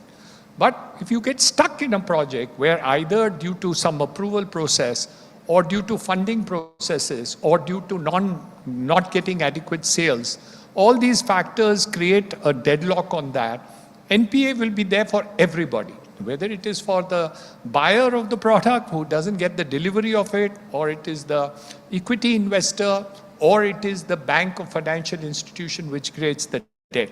So in reality, what we really need to state is that this change has taken place. So while we recognize the positive fact of transparency, regularity, and that's why many of the corporates have come into the field and fray and doing extremely well, successfully, and growing tremendously fast, we have to recognize this aspect of it across the board. And I think Reality Plus who should highlight this issue very clearly, that if you do that and complete the projects, irrespective of the method of financial closures that we really need to do, I promise you, India will have zero NPA in real estate. And I'm making a very tall statement, and it's true, because I've seen those people, banks, financial institutions, who are willing to take that extra step forward. in order to fund it under adverse circumstances, if any, and complete the project, NPAs disappear. I can see that Realty Plus team is saying that, a couple of sound bites are already done, with this statements on that. So, but coming to this point which you raised, and also Mrs. Jinna, you highlighted as well, that the paradigm is changed. The way of operation is changing, the governance is changing, the way of, in terms of, the financing is getting front-loaded versus, what it used to be earlier, there from an equity perspective. And if I get you here, Mrs. Jinna, in terms of, you've seen these changes happening very closely, and you've been part of, some of these changes also as instrument to kind of get them done. And some, of course, have been happening, with the way the markets operated as well. So in terms of when you look at these years that have gone, what are your learnings that you would like to share? You seem to be asking me all difficult questions. Huh? So actually, this entire industry, and I think everybody in this room will be able to relate to it, has gone through one of the most challenging times, pre-COVID. And we didn't see one tsunami, two tsunamis, we saw multiple tsunamis. Whether it was demonetization, whether it was RERA, GST, IL&FS crisis, just kept coming. We as lenders have also seen a lot of challenges. While I can go on and on with my learnings, but I think two things come to my mind. One was very clear, and both sound very basic, that you can't have an asset-liability mismatch. You just can't have that. So it is equally important to concentrate on the liability side as much everybody does on the asset side. So in fact, one of the learnings and I want to share with everybody, is that normally it is the liability side which will make you bankrupt, not the asset side. And we normally don't concentrate on that. The second thing, mainly for the NBFCs, is that when you're funding for land, do it through a fund structure. Because at the end of the day, RBI doesn't recognize that the land, it takes time for approvals, etc., and that the 90-day meter starts. So I think these are the two, I would say, coming top of mind. But I here want to take advantage of this opportunity you gave me, and actually what Dr. Niranjan Hiranand said. Two positives have also come out in this last few years for me. If I take a step back, and I've been saying this even in the good old days, that I prefer to concentrate more on the person who's taking the money than the project itself. The person, the promoter. And I think in these challenging years, that has held me in good stead. I must make the statement today. 9.5 out of 10 times I've gone out of the project, I've got my money back because I backed the right promoter. Number two, and I think what you mentioned, one of the things which is very important, which we did in this last few years, was we sat with each and every developer, and it was not a tailor-made solution, it was a different solution for different people to ensure that the project gets completed. And this is sounding very simple, but I don't understand why, and I keep on telling to my other fellow lenders also, that lending to real estate is very different from lending to other corporates or manufacturing. Because there you have got a factory, etc., you can't really realize money. In real estate, even if your covers have fallen, let's say even if your covers have fallen for a minute, and you can say that out of 100 rupees you lend, you're going to receive only 90 rupees. I would still put in that extra 5 rupees to complete to recover the 90 rupees. Otherwise, that entire 100 rupees is going to go for a loss. And this is exactly what we followed. And that is why today we came out much better than the others. So these were the two positive examples in a difficult year for us. And any learnings you would like to share in terms of, what the issue which Mr. Randani also brought out, the fact that the paradigms changed for the new projects for sure, but there are certain old projects, which are carried on, and there are some issues with that. According to me, in the lending space, this is a huge opportunity. Because like Swami, who is senior secured, so he's actually sitting on top of even the first charge holder. So in fact, if I look at it from the lender's perspective, it is a better opportunity than to even fund the new projects today, if you ask me. Interesting. And Mr. Hirandani, if I come to you, and if we move to, given the time to move to another segment as well, when you look at, and you mentioned also that, the buyer is not looking at only, like what Mr. Jinna said, just the four walls. There are many more things as a built-up environment that are now required in that, and there have been many more changes that are coming in as well. So how would you look at the importance of, the after-sale services, property management, and various things that have to be done by the developer now. What would be your view on that? हमने customer को बिगाड़ दिया. We have actually shown them something beautiful, and now they're enjoying it. Well, earlier we would give a swimming pool, and now they want a health club, they want a sauna, they want a massage, they want everything. They want e-commerce on their doorsteps. In Powai, you want 15 minutes delivery of the product. I mean, whether it's a pizza or it's a product to be delivered, at night, 12 o'clock you order it, 6 o'clock in the morning you've delivered with all the items. You want a hospital which should have everything at the doorsteps. You want 3 different schools, an ICSE school, a CBSE school, a this school. Then they want a course with IIT, and now we have, in Thane, we have an integrated course, and this year 14 students got admitted into IITs of India from our school alone. Now, there's an expectation that you will deliver this kind of thing. You want quality homes, you want to be able to walk around the place, and after COVID, it's got even better. I mean, you want an extra room, so we upgrade you from 2 bedrooms to 3 bedrooms, and because now the children are also on the VC, and you work from home and other things are there. So I think basically aspiration mode is done. And thanks to banks and financial institutions willing to give home loans at very competitive rates, I think it's fantastic. So if a corporate borrows money from State Bank of India, he won't get it less than 10, 11, 12%. But if the peon of the same company takes a home loan from State Bank of India, he'll get it at 7%. So the home loan segment, which has got the lowest NPA in the entire world, it's less than 2% for the bad financial institution. I'm talking about retail home loans. So what has happened is that money is available for those who wanted to upgrade their homes, whether they wanted to buy new homes. They're getting now 20-year loans, and because interest rates are going up, people are willing to increase that 20-year loan to 25-year loan so that the EMIs are lower. So buying in terms of home loans is completely changed, and the kind of expectations that a buyer wants is gone up the roof. And why not if they can afford it?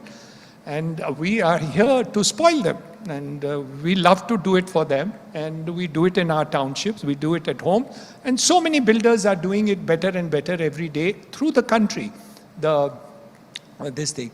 And I think we are now, in the next 10 years, you will see different segments which will have different expectations. So at the luxury segment, there is a different expectation. In the mid segment, there is a different expectation. At the affordable segment, it's still not so onerous. And people just want the 4 walls as a necessity because they want to move away. But look at the opportunity in real estate. My belief that in the Mumbai region, with the infrastructure development, the Cross Harbour Bridge, opening of the whole thing, 50% of our population live in jhopatpattis.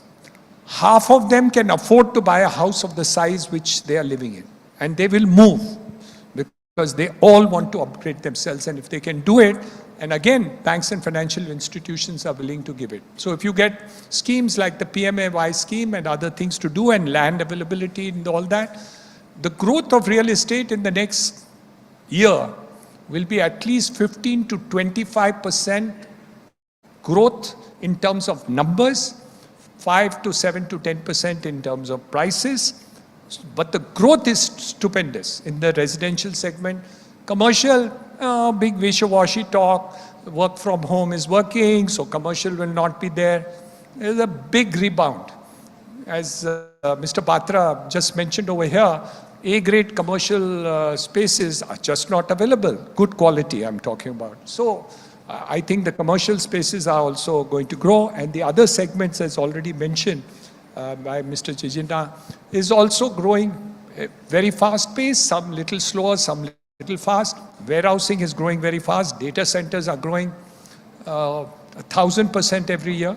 So there's an opportunity inside. So I think overall, real estate is going to see a huge growth on it, and opportunities in terms of the buyer, they're going to get the moon. So they're very happy. Great. The time just evaporates, when you are with, such industry veterans around it. So let me make the use of this opportunity to get, in the audience, I would believe, we'll have financial institution, people as well as from a developer community there. If you were to give advice, right, from a future perspective there, 2-3 points if you would like to highlight, Mr. Jina, first you and then Mr. Hiranandani as a last notes on it. Yeah, sure. So in fact, just before the so-called advice you are asking for, in fact, if I was just going through the today's agenda, and I think it was all about growth, positivity, different asset classes, everything is growing. I agree with that. I think whether the data is saying that consumer demand will go 4 times, and there's a data point that 65,000 crores will be the industry of real estate, 13% by 25 will be our contribution to GDP, etc., etc., etc. Before I say a few words on this so-called advice, as I mentioned, markets have consolidated. There are few players playing the all-India game. My advice to the others would be, go deep into don't try to follow what others are doing. So in other words, if you are good in, say, a Mira Bhayandar market, please go deep into that before you start jumping into a Borivali market. I think that would be one of my advices. Second would be, please use technology. I think many developers have still not understood that technology is not to be used only for selling. I think it really brings down your costs. And today this is like an FMCG, so the margins have come down. It's not like the good old days. The third and very important one would be financing. I think please look at your liability side before you grow. If you have to degrow, if you have to sell some assets, do some joint ventures and just become a landowner, please do it. Get your balance sheet in order before you actually start growing. And even if you want to grow, please have financial closure. I think if I would take a step back, the next 4-5 months are crucial. While we are all talking about growth and euphoria, if I would really look at it, I think next 4-5 months are crucial. Not because that India will go into recession. I'm really worried about the Ukraine war. If something goes out of whack, I think the sentiments are going to go down. And the last, which it's very different from what I used to believe myself, so I'll share this with everybody. And so, in other words, since he's sitting here, I'll say don't copy him. In other words, today I believe scale is the enemy of profit. So all what you did, I don't think others should copy. No 100 acres township, abhi bhul jao. I think just go for projects which you can get out in 3 to 5 years. It's not everybody's game. Scale is the enemy of profit is what I would end up by saying. Yeah. Wonderful. So focus on core competencies and strengthen them, in fact, more. I kind of totally sign off on all that. Though as he said correctly, I've done to the contrary. But the two aspects of it, I'm just going to little expand on what he said about technology and study. One of the things builders do not do is to study the market. For instance, if FMCG wants to take out a new shampoo, they will do a market research. What should be the type of shampoo? What should be the price range? What should be the packaging? What should be the positioning? What should be the thing? The builders don't really study the size. What he said, and I'm going to say, oh, Mr. Oberoi or Mr. Hiranandani is now making a 3-bedroom, 4-bedroom apartment, and he's selling, so we should also make it. They don't do the market research necessary, which is there for the purposes of creating your product, which is actually going to sell. Number 2, the price points which you can actually do the sale. If these two aspects of studies are done carefully, the market is unlimited, and unlimited in every sense of the term. So if you can actually position your product correctly, and all the other industries seem to be doing it better than we do it. So let's talk about hotels. We have the Taj Palaces is on one end, the Taj Regular would be there, the mid-segment would be Vivanta, and then you would have the Ginger and the other segments to do it. So what do? Even the Taj doesn't have the ego to say that everywhere I will do a Taj Palace. So they also know that they're going to make a Taj Palace, but they're going to make a Vivanta, and they're also going to make a Ginger. The builders also need to make that market study, find out what the market segment is there. Of course, understand what your requirements of finance and financing and closure is very, very, very, very, very important. But having said that, I find that most of the builders are just copy-paste of what somebody else has successfully done. And it's not necessary that because he's successful, I will be successful. And the same thing applies to me. I cannot say that because somebody else is successful in a particular market segment, I will also be segment to do it. For example, I may not be as successful in the affordable segment because the people who come to me don't want that. Even the small size apartment, they expect luxury in 400 square feet apartment. So when they come and see my 400 square feet apartment, they say, oh, you don't have air conditioning. Oh, you don't have this kitchen done with this particular thing. You don't have this marble. Now, I said, look, I thought this was an affordable segment. He said, but then I can get it cheaper from somebody else. So affordable is not in your domain. So we have to understand what is good for me, what is the positioning that I should do for the marketplace. And I think if you do that, the growth story which Georgina has just given up, I think is going to be true for it. But if you have positioned your market wrong, you will not get your sale. So while A will be very successful, B will not be successful, not because there's no market. The market is huge. But if you position yourself wrong and you produce the wrong product, you're bound to fail. So I think financing, number one, positioning and actually doing a market study and delivering a product which the market will approve. And what is your branding say? Are you in a palace range? Are you in the Vivanta range or the affordable? Because you make money in all the three. So it's not that the palaces are making more money than the ginger. The ginger also makes equal money. But it's only the positioning of the marketplace which becomes important. And real estate, it's much more important than this FMCG to make that study, because you can always pull out in the FSMG. But if you have made a big tower, you can't pull it down, unless the Supreme Court orders it. No, absolutely. And the acknowledgement is fairly there. And, certainly, and I think, the parallel which you said, from a FMCG industry and the hotel industry as well. And, I think I've always felt that, when you look at the auto industry, it just defines it in a very, easy and also appropriate manner, as well. And I think the rules have changed, as we discussed also. So much has, changed from a regulatory front also, as well as in terms of operating style and operating approach as well there. And I think the examples are pretty much there in the other industries to follow through as well. It's just about the rigor of, accepting that things have changed and actually then adopting, in a very strong and executing manner there in that. So, with that, I would bring this session to a close. I think it's been fantastic. There have been several lessons which have been shared in this entire discussion. And some of the advice, I would say particularly which, we had in the last section, some of that is very, very, specific. And it's just about application from a perspective of, whatever operation you are in. I think if you apply that, whether it's a positioning, whether it's a upfront financing, whether it is, getting the financial closure, whether it is about the operational discipline, some of those parts are, which will eventually lead to success for all of us. And we are all here for the industry.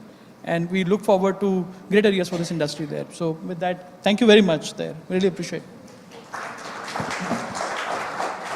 Thank you very much. And while I request you to please remain on the stage for just a minute, if I could also request Mr. Neeraj Bansal to please present a token of our gratitude to both of our doyens of the industry.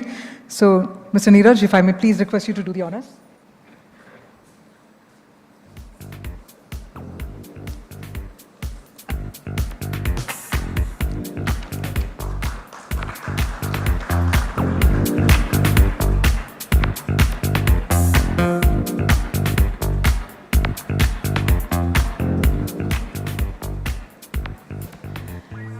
And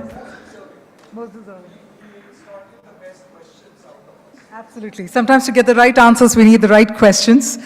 Well, on that beautiful note, we're going to request all of you to come together for a group photograph as well.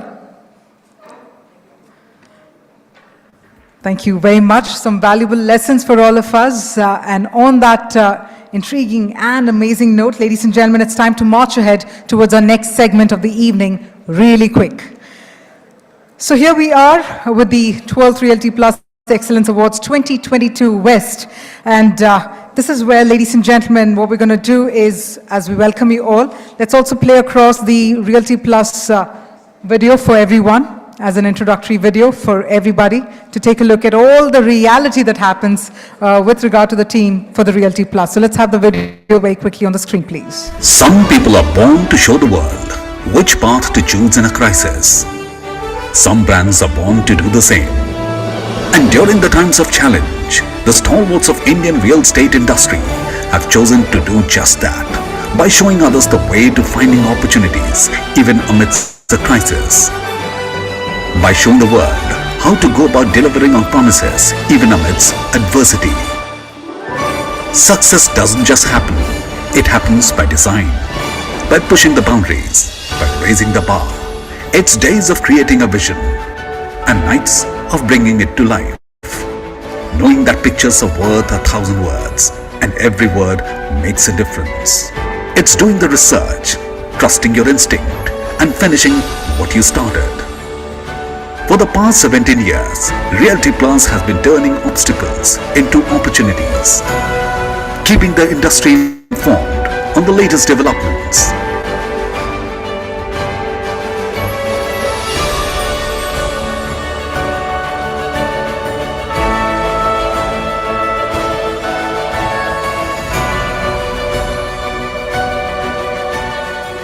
Innovating to inspire debate and discussion.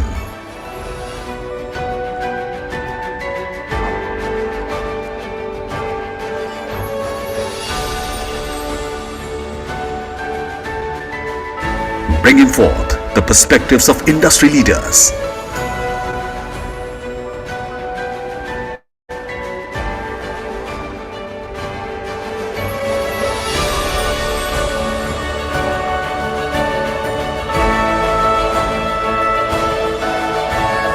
Honoring hard work and achievement.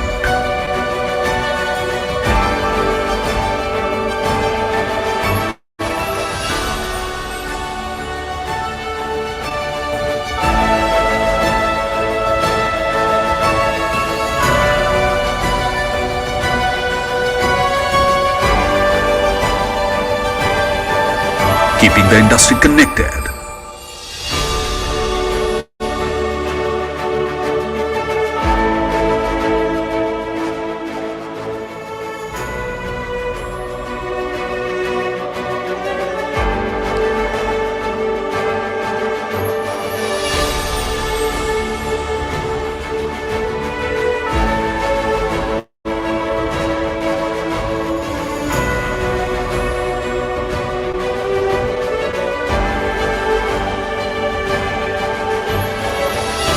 This is what we are built on. This is what we are building.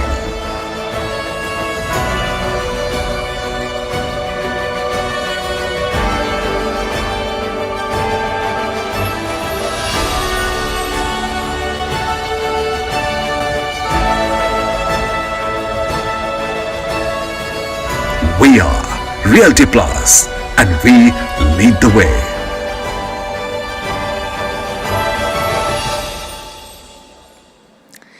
And on that note, we'd also like to take the opportunity to thank our partners. The event is co-powered by Tiki Down Danosa, Luxury Partners, K. Raheja Homes and Nutan Das Realty, Session Partners, Intelion by Tata Realty and Colliers, Conclave Partners, Smart Works, co-partners, Wellspun One Logistics Park, Runwal Group and Champion Infratech, Technology Partners, Prop VR, Event Associate B. Kandhari Group, as well as our marketing partner, Brand Nitty, Automobile Partner, BMW Infinity Cars, Business Media Partner, BW Business World, Online Media Partner, Exchange for Media, and the event is organized by Realty Plus.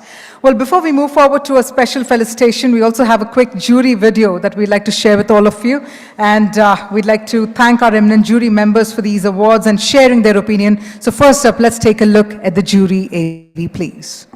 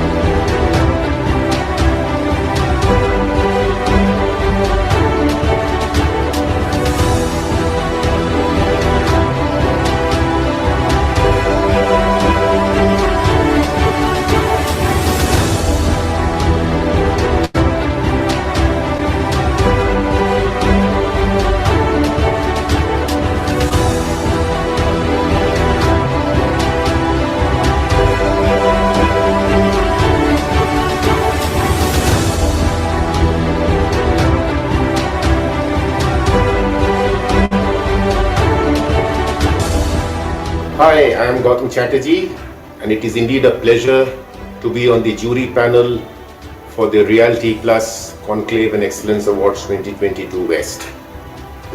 We are all aware how important real estate sector is, and that it is now much more organized, transparent, and customer-centric, thanks to the game-changing regulation RERA. For the developers, now there is increased thrust on transparency for removal of the legacy problem of information asymmetry, effort towards trust building by bridging trust deficit between promoters and buyers, and time adherence for completion of RERA registered projects. These parameters, among others, should be the most important criteria to select the award winners. The Realty Plus Awards set a high standard of benchmark for the esteemed members of the real estate fraternity and would go a long way in making the sector more professional and robust. Industry stakeholders will get a chance to showcase their quality work and be counted among the best. This is Anuj Puri. As always, it's been absolute delight to be a part of the jury for the Realty Plus Awards. Like every year, this year, these credible awards recognize consistency, delivery, customer satisfaction, quality. Hi, for those who don't know me, I'm Bhairav Dalal, part of the real estate leadership team at Pricewaterhouse. It has indeed been an honor to be a part of the jury this year at the 14th Realty Plus Conclave and Excellence Awards. There were some amazing projects and designs, and it was extremely challenging to pick one. I was particularly impressed by the creativity and innovation displayed while retaining the essence of real estate.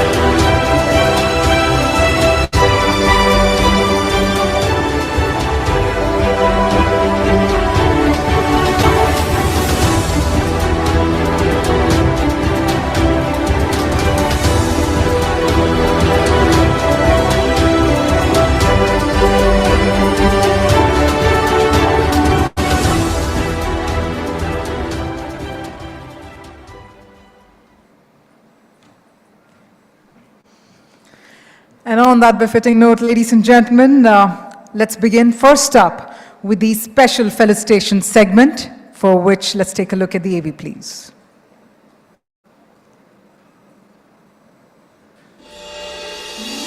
We begin the 12th Realty Plus Excellence Awards 2022 West with a very significant tribute, a veteran in real estate financing with an illustrious career spanning over 3 decades, holding pivotal positions in corporate finance, treasury management, real estate development, and financial services. Ladies and gentlemen, the iconic Business Entrepreneurship Award goes to the visionary Khushru Jijina, Piramal Group. Well, ladies and gentlemen, can we have a thunderous round of applause as I invite Mr. Khushru Jijina, and if I may also please invite Dr. Anurag Batra, Mr. Neeraj Bansal, and Ms. Nisha Jamwal, columnist, author, brand consultant, and designer, to also please come on stage to felicitate the iconic Business Entrepreneurship Award winner, none other than Mr. Khushru Jijina.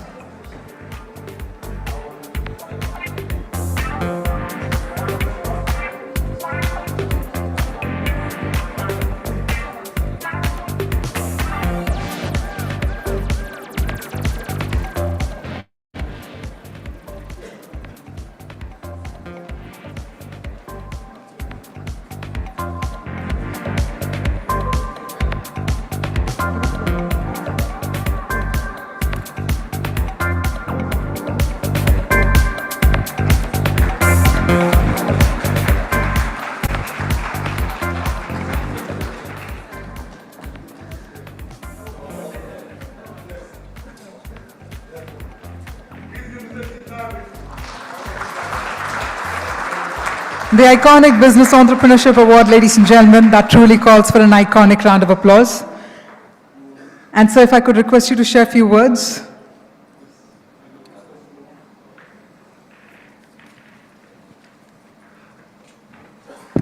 I've already spoken a lot, so I will not take more than 30 seconds. First of all, Dr. Batra, thank you. Thank you everybody from your team for giving me this felicitation and award. It's been more than 2 decades now in this industry, and I would want to use this opportunity to thank a lot of people. Of course, my family, my promoters, my team, some of them are sitting here, and obviously the industry. Because many people tell me many times that you have brought in new things, innovation. I don't think so. I think it was just ideas, but it was the industry which imbibed it and helped me, execute the ideas. And so what do I say? Thank you, everybody. Thank you.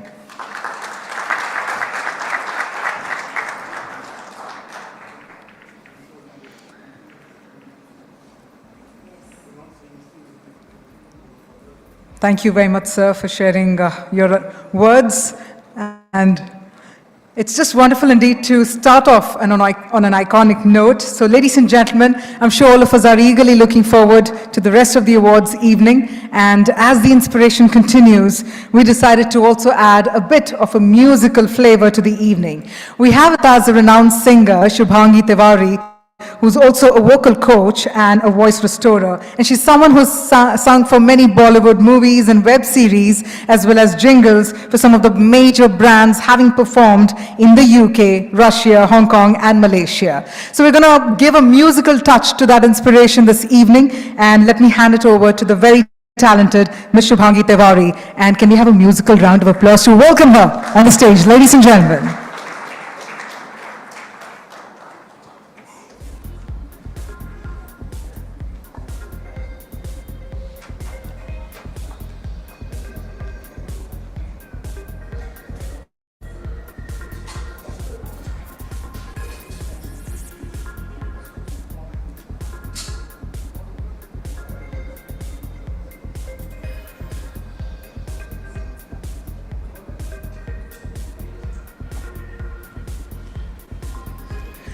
All right, so I've been told that we're going to take a minute for the stage setup. But while that's going on, ladies and gentlemen, I'd also like to urge members of the audience that during the program or when you see the award winners here receive the awards, please don't forget to tag us with our social media handles, which is @RP Realty Plus on Facebook and Twitter, and RP_Realty on Instagram. So please don't forget to do that.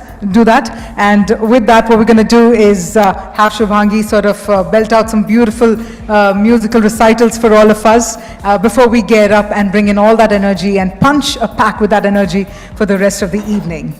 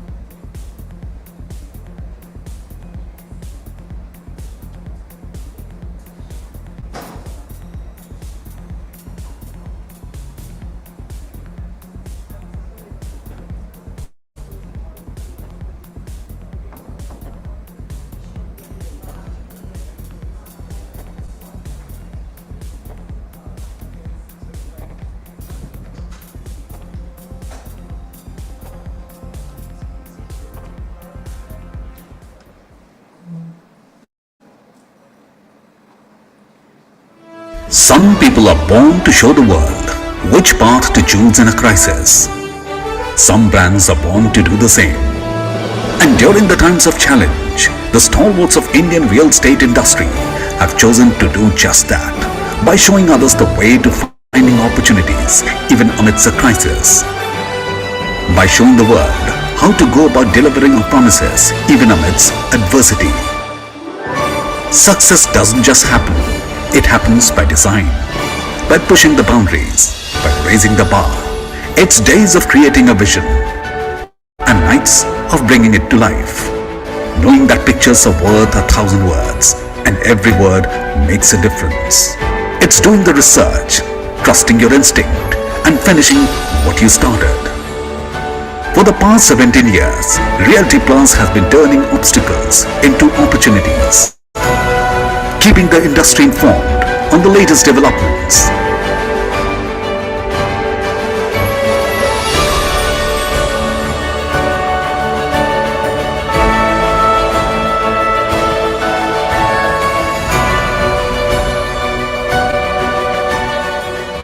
Innovating to inspire debate and discussion.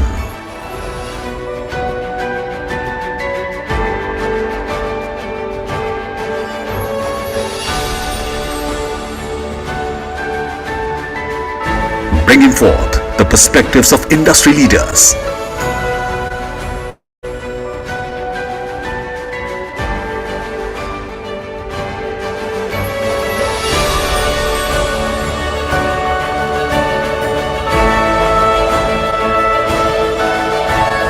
Honoring hard work and achievement.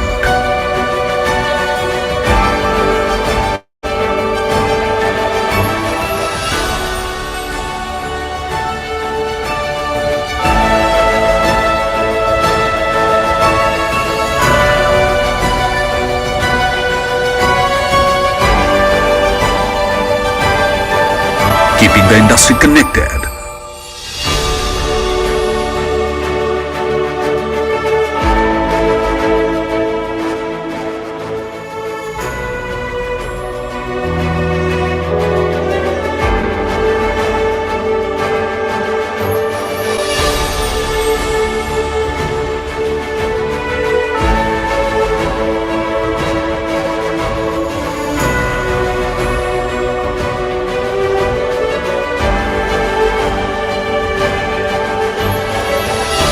This is what we are built on. This is what we are building.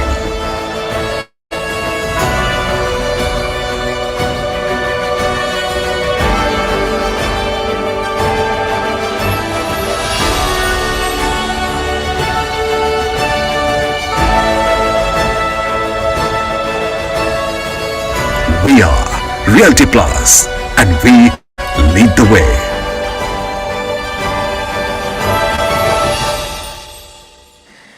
And now leading the way, ladies and gentlemen, I'm truly delighted to welcome on stage Shubhangi Tiwari. So can we have another round of applause? And let's welcome Shubhangi on the stage. Over to you then.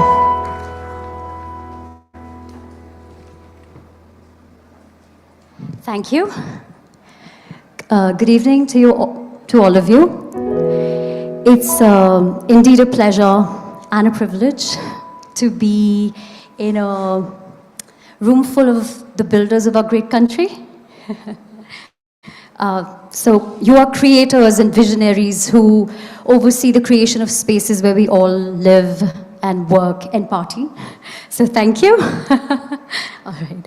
My performance today is a recognition of and a tribute to your courage, your strength, your perseverance, and the hero that resides in all of you. Thank you so much, and here's wishing you ever more power in success and abundance.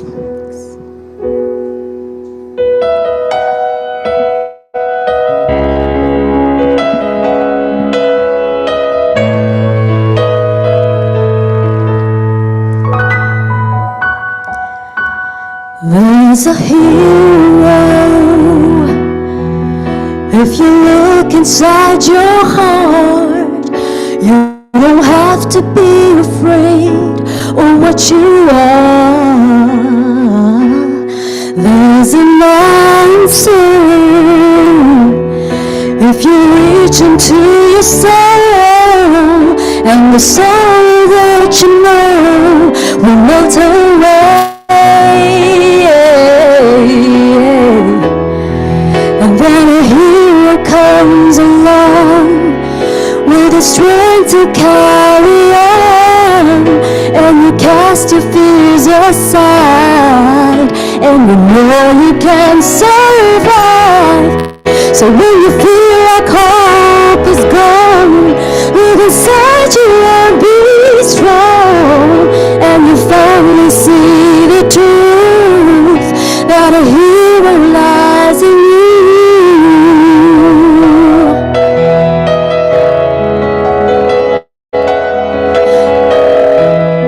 It's a long road when you face the world alone. No one reaches out a hand for you to hold. You can find love if you search within yourself, and the emptiness you felt will disappear.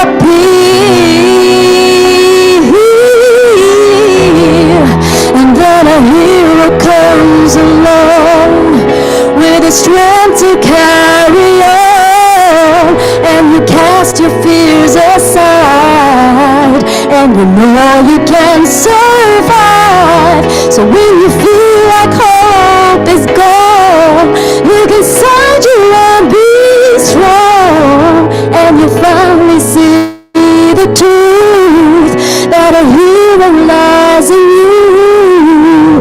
Oh, Lord knows dreams are hard to follow, but don't let anyone take them away. Hold on, there will be tomorrow. In time, you'll find it.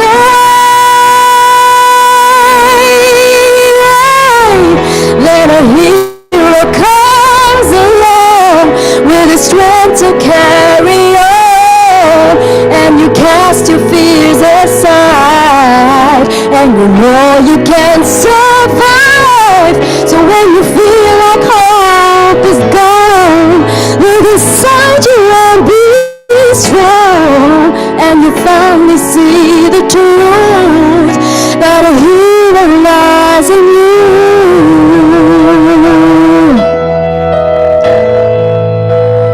Ooh, that a hero lies in you.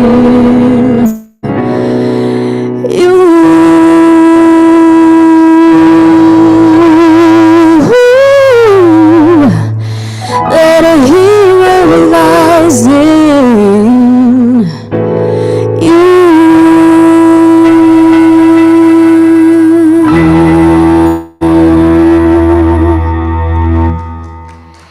Thank you. And the very, very talented Hemant accompanying me today on piano. Thank you.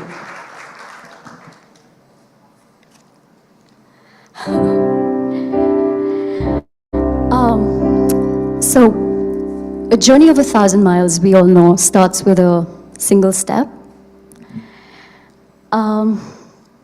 Although there may be setbacks along the way, but we got to remember why we started in the first place, because we believed we could. So sooner or later, the person who wins is the person who thinks they can. So this is a song celebrating our belief in ourselves.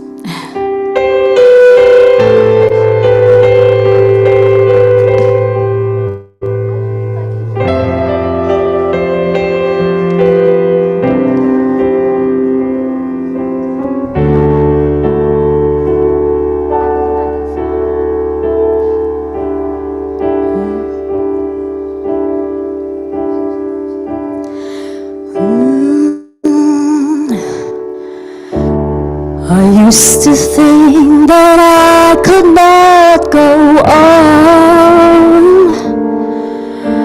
And love was nothing but an awful song. But now I know the meaning of true love. I'm leaning on the everlasting arms. If I can see it, then I can do it. If I just believe it, there's nothing to it. I believe I can fly. I believe I can touch the sky. Think about it every night and day. Spread my wings and fly away. I believe I can soar. I see me running through that open door. I believe I can fly. I believe I can fly. I believe I can fly. So I was on the verge of breaking down. Sometimes silence, it can be so loud. The miracles in life I must achieve. But first I know it starts inside of me. If I can see it, then I can be it. If I just believe it, there's nothing to it. I believe I can fly. I believe I can touch the sky. Think about it every night and day. Spread my wings and fly away. I believe I can soar. I see me running through that open door. I believe I can fly. I believe I can fly. I believe I can fly. I believe I can fly. I believe I can fly. I can fly. I believe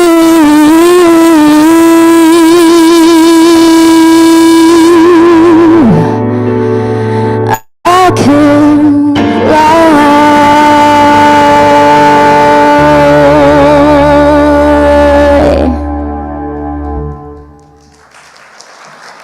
Thank you so much. You're the loveliest of audiences. Thank you so much. All right, the next song, I'd like to dedicate it to a very, very special person, to Dr. Anurag Batra. Because, yes, a round of applause for Dr. Anurag Batra. Because he told me that this is one of his favorite songs, and it is a beautiful song. So I would like to take this opportunity to thank you from the bottom of my heart for believing in me and for inviting me to perform here amongst all these lovely people. And I'd just like to say, sir, that you're truly very inspiring to me, not just because you're a media doyen and this exceptionally brilliant journalist and entrepreneur, but also because I've seen what an exceptional human being you are. Very warm, very generous, and thank you for being you. Thank you so much.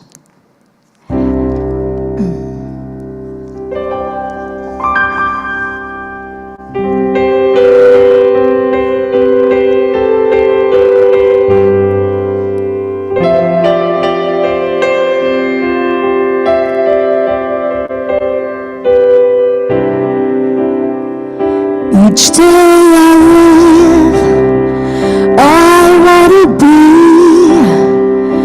a day to give the best of me. I'm alone, but I'm not alone. My final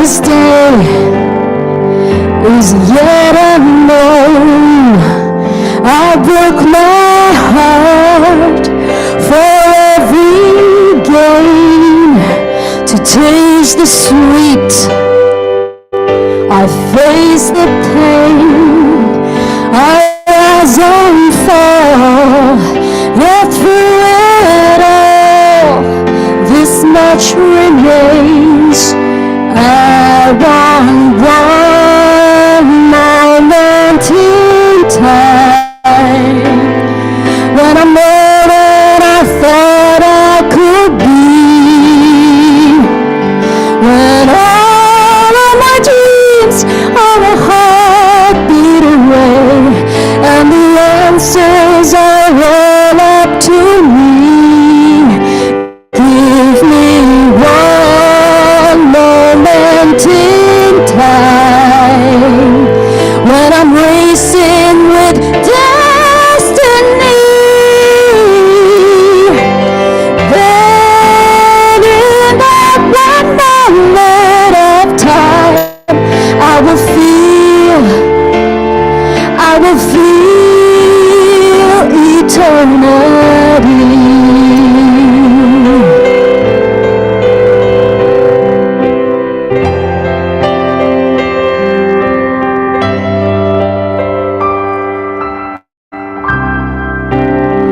I've lived to be the very best. I want it all, no time for less.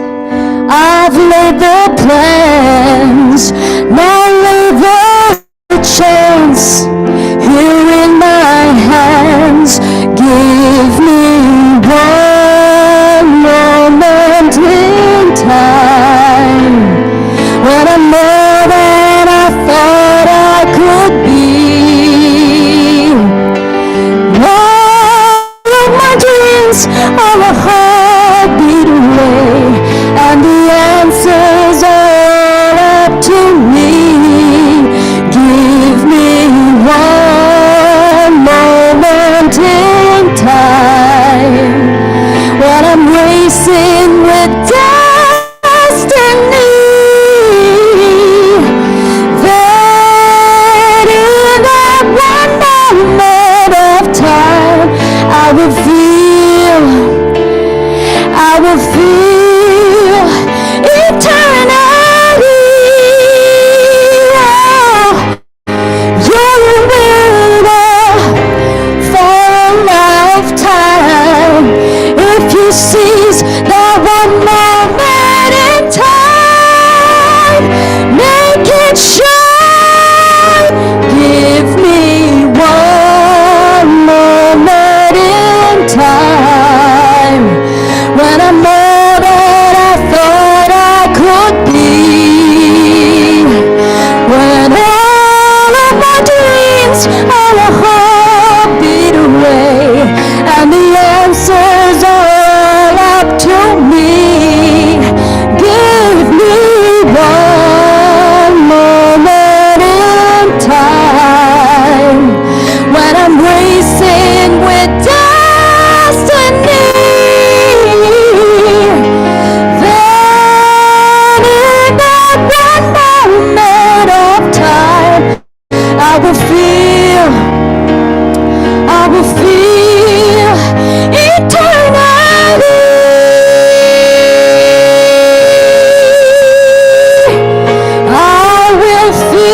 I will be free.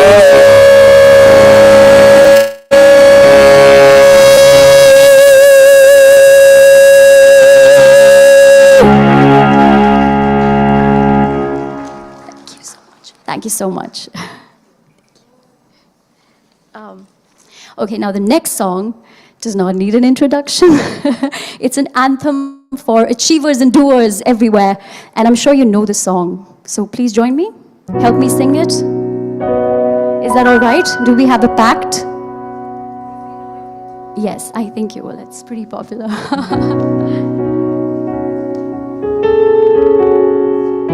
Do you recognize it?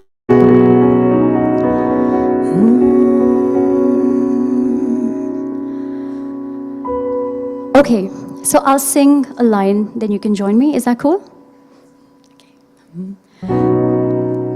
हाँ यही रास्ता है तेरा, तुम्हें अब जाना है. Your turn. हाँ यही रास्ता है तेरा, तुम्हें अब जाना है. हाँ यही सपना है तेरा, तुम्हें पहचाना है. हाँ यही सपना है तेरा, तुम्हें पहचाना है. तुझे अब ये दिखाना है, तुझे अब ये दिखाना है. रोटी तुझको आंधिया या जमीन और आसमां, पाएगा जो लक्ष्य है तेरा, लक्ष्य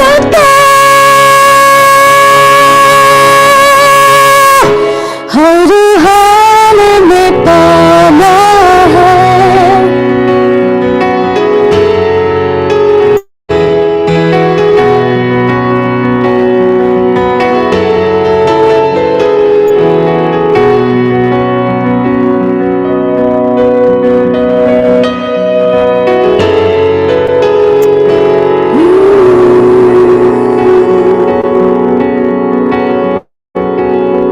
मुश्किल कोई आ जाए तो, पर्वत कोई टकराए तो, ताकत कोई दिखलाए तो, तूफान कोई मंडलाए तो, मुश्किल कोई आ जाए तो, पर्वत कोई टकराए तो, चम से आग लिपटी चाहे पैरों से लागे.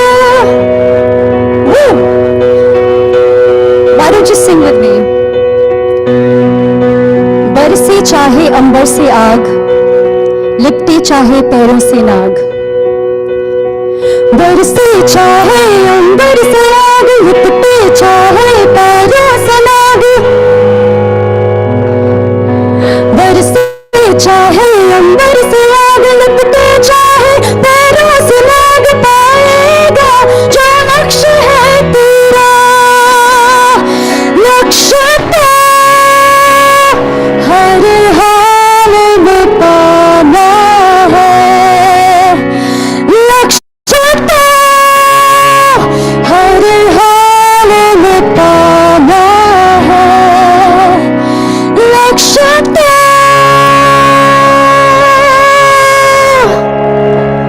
हर हाल में पाना है.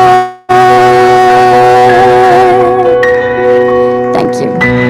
Thank you so much. You're very quiet. You can sing with me, you know. I know all of you knew that song. Did you or didn't you? Oh. I was joining you from the side stage. I was singing with you from the side stage. No, but that's a very inspiring song, Lakshya. It's, in fact, one of an all-time favorite as well. Yes. Lovely, lovely indeed. In fact, Kiria ma'am suggested it. So thank you for that suggestion. It's beautiful. Beautiful, beautiful indeed. Well, ladies and gentlemen, I think we've been mighty inspired considering Shubhangi managed to sort of dedicate such wonderful songs to all of us. Can we have a louder round of applause one more time to thank Shubhangi? Thank you so much. I think it's just sort of, I was getting a little bit of goosebumps standing over there, and thank you so much for adding that kind of flavor to this evening. Thank you so much for having me. Thanks. Have a lovely evening, everybody, and congratulations to all of you. I think you're all winners. Have a good night. Thanks.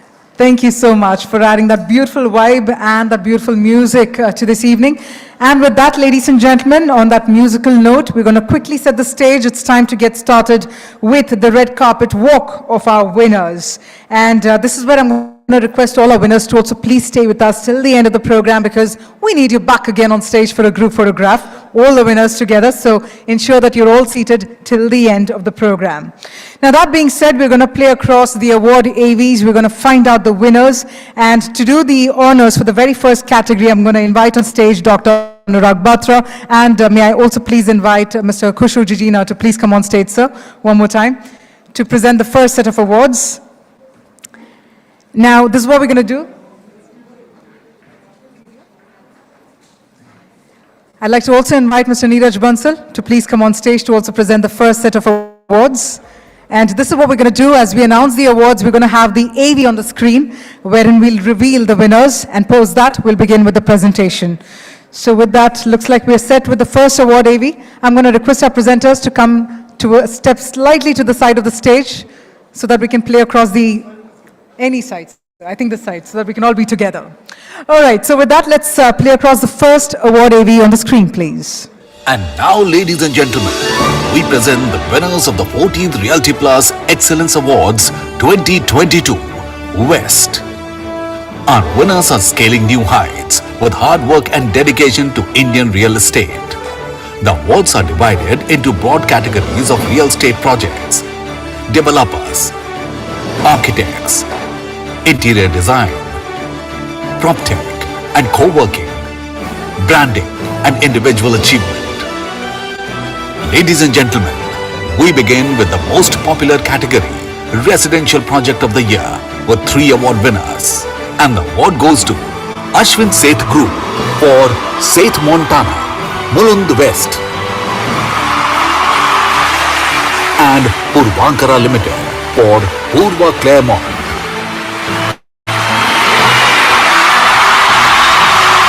And VTP Realty for VTP Bellissimo. All right, we've got 3 award winners, ladies and gentlemen. So first up, let's invite Ashwin Shade Group for Shade Montana, Mulund West. I'd like to invite Anup Singh, AGM Sales. That's right. I've just been informed that all of you are being very stingy in your applause. So let's again do that one more time. So I'm going to quickly invite Anup Singh, AGM, and Rainer Lemors, Brand Head, to please come on the stage.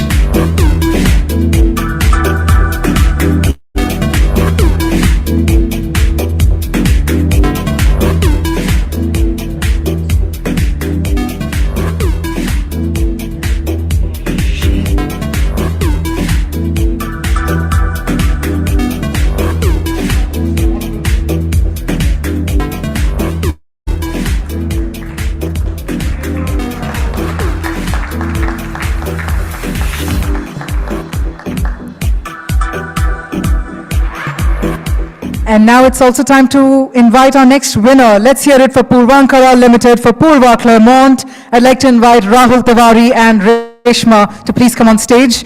And again, let's welcome them with a round of cheer, everyone, ladies and gentlemen.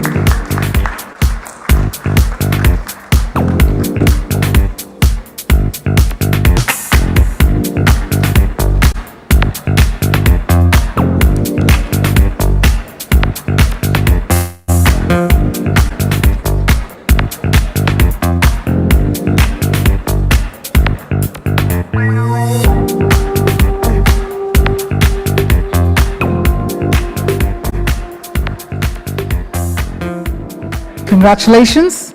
As mentioned, we have 3 winners in this category. So up next, let's also invite VTP Realty for VTP Bellissimo. We'd like to invite Fazal Sheikh to please come on stage with another round of applause. Our very first award for the evening, ladies and gentlemen.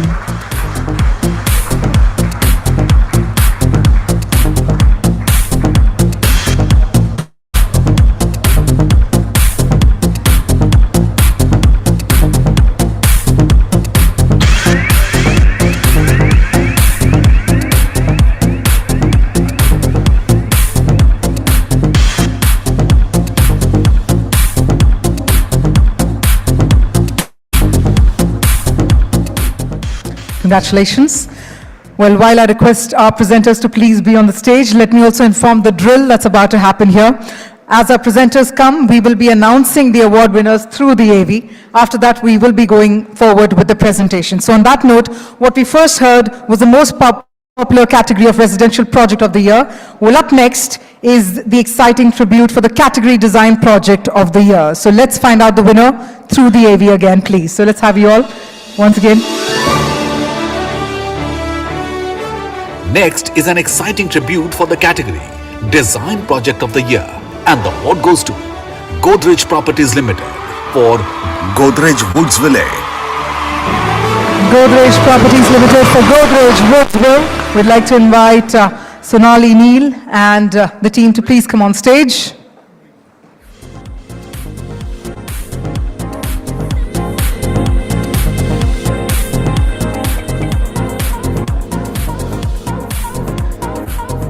Congratulations to the team at Godrej Properties Limited.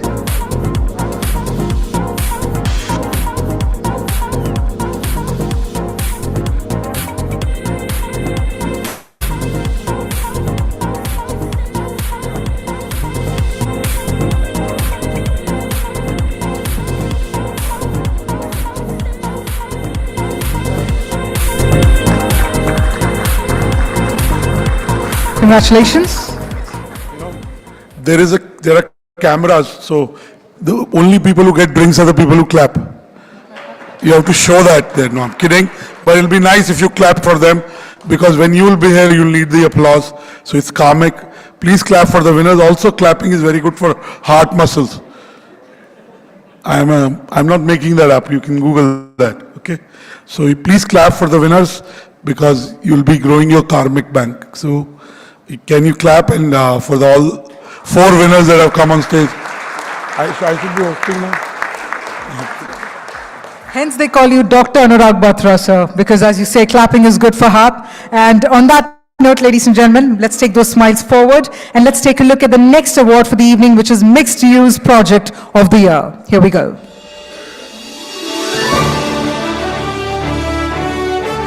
The next award of the evening is for Mixed Use Project of the Year, and the award goes to Suntech Realty Limited for Suntech City.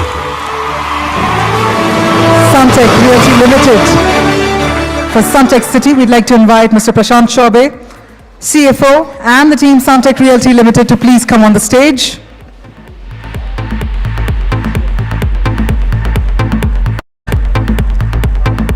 We love a good fanfare as well.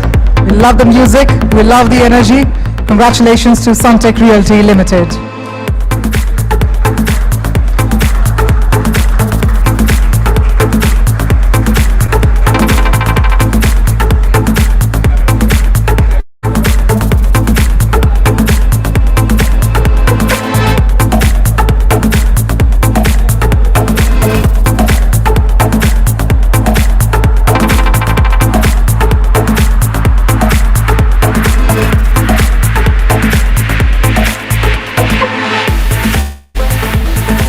Mighty congratulations to the entire team.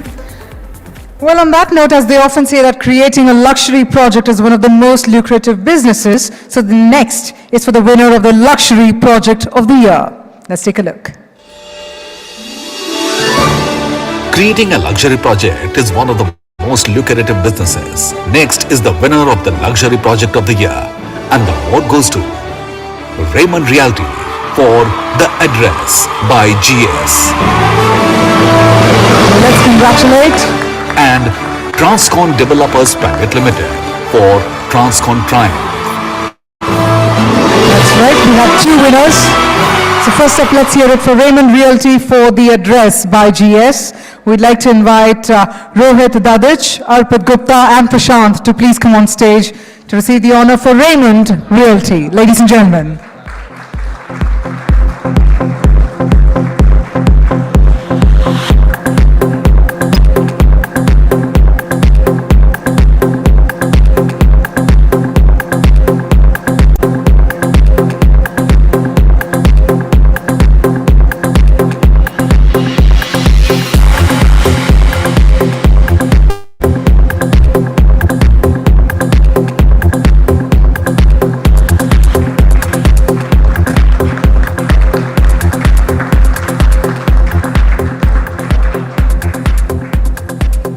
Congratulations.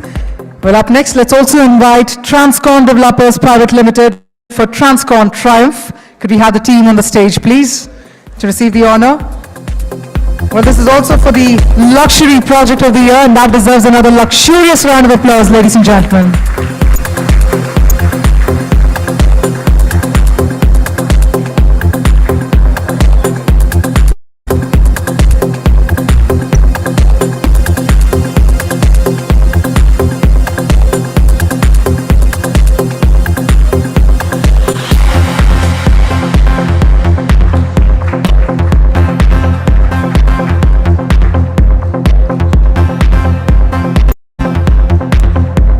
Congratulations to the entire team. What we're now going to do is take it a notch ahead, because up next is the Ultra Luxury Lifestyle Project of the Year. Let's take a look.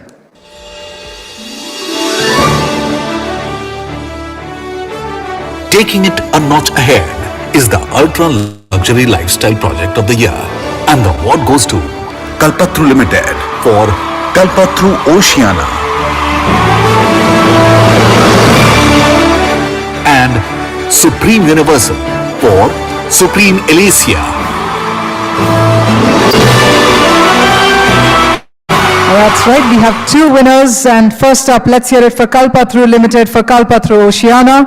We'd like to invite Mr. Bikas, AGM Marketing, along with his team, to please come on the stage.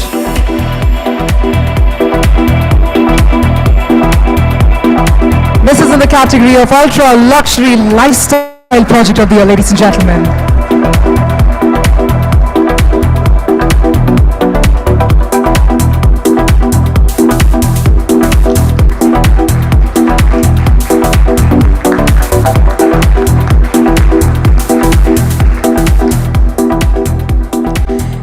And we had announced two winners, so let's also invite Supreme Universal for Supreme Elysia. We'd like to invite Uma Chabria to please come on stage to receive the honor for Supreme Universal. Ladies and gentlemen, a supreme round of applause, everyone.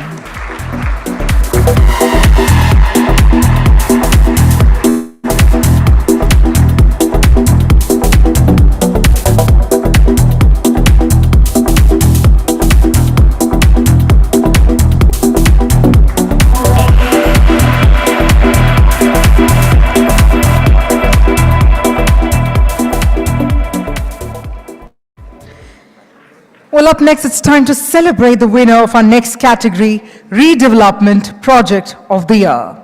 And the winner, let's find it out.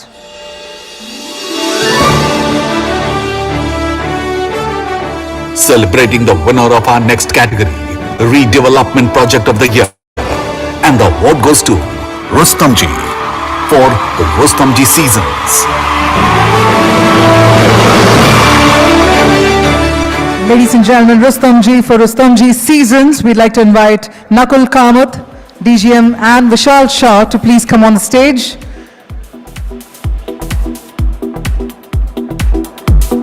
Well, let's have the team from Rustomji to please come on stage to receive this honor.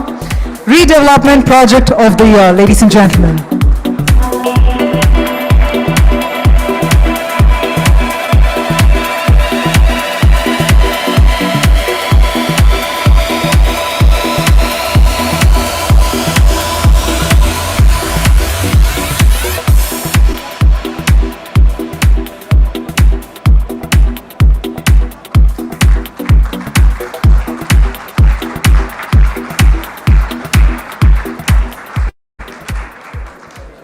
Congratulations. And with that, before we move forward to our next category, I'd like to thank Mr. Jijina and Mr. Bansal for doing the honors. Thank you very much indeed. Thank you once again, sir. And we'd also like to thank Mr. Batra for doing the honors. Well, up next to present the next set of awards, I'd like to invite two ladies on the stage. As they often say, a woman on a mission needs no permission. And we've got two amazing ladies out here, and I'm going to invite them on the stage. First up, we have with us Nisha Jamwal, author, brand consultant, and designer. So I'd like to invite Nisha Jamwal on stage, and may I also please invite Sapna Srivastava, editor, Realty Plus. So without that permission, can we firstly have a round of applause? Let's invite both of them on the stage to do the honors for our next set of categories of the awards. Because the next up, coming in for all of you, this is the prestigious honor of best-selling product project of the year. So let's take a look at the AV first up.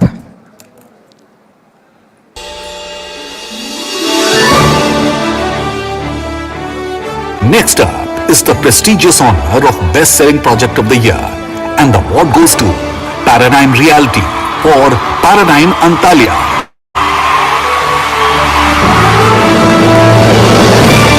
And Runwal Group for Runwal Governments. That's right, ladies and gentlemen. First up, Paradigm Realty for Paradigm Antalya, 102 downtown. We'd like to invite the team of Paradigm Realty to please come on stage.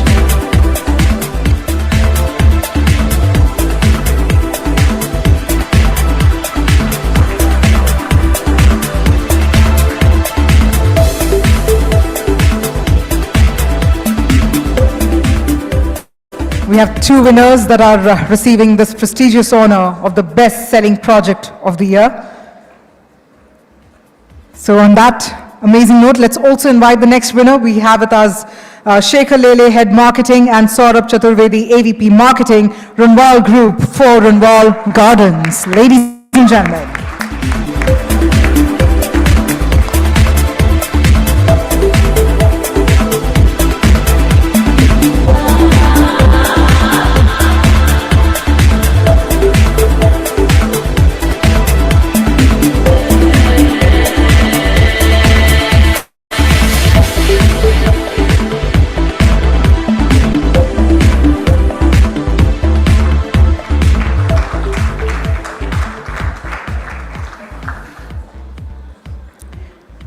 Congratulations. Well, ladies and gentlemen, our next award is for Industrial Warehousing Project of the Year. Let's take a look.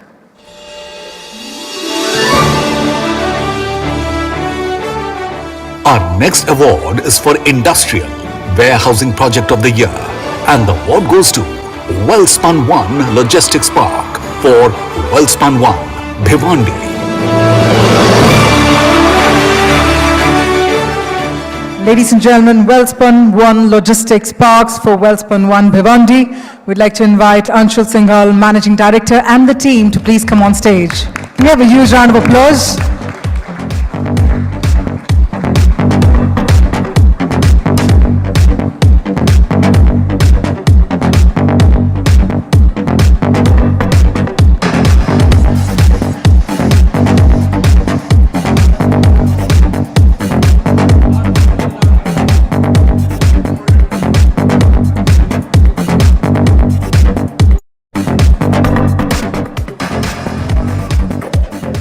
Again, I talked about the fact that logistics supply chain sector in the real estate domain is growing.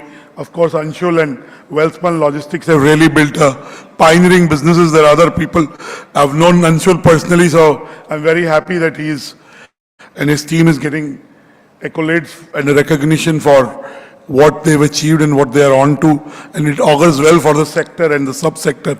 So please give Anshul and his team a big round of applause. Clapping में कंजूसी मत करिए, कोई tax GST लगा नहीं है अभी.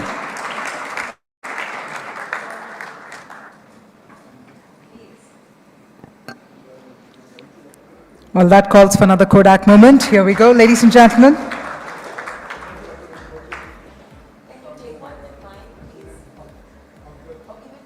So while we do have our photographers, we'll also do the most millennial thingy, which is capture it on our cameras. But if you do so, then don't forget to tag us, most importantly. I've already shared the social media handle, so please do tag us as well.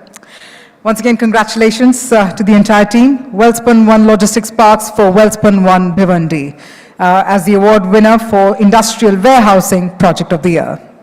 Huge congratulations to the entire team. And with that, let's also quickly move ahead. We're going back to back with the felicitations. What we're going to do is honor the project that's making all the heads turn, which is the award for the iconic Project of the Year. Let's take a look at the AV very quickly. Honoring the project that is making all heads turn is the award for Iconic Project of the Year, and the award goes to Suntec Realty Limited for Suntec Beach Residences, SBR. And L&T Realty for Elixir Reserve, Powai. So first up, let's invite the team from L&T Realty for Elixir Reserve, Powai.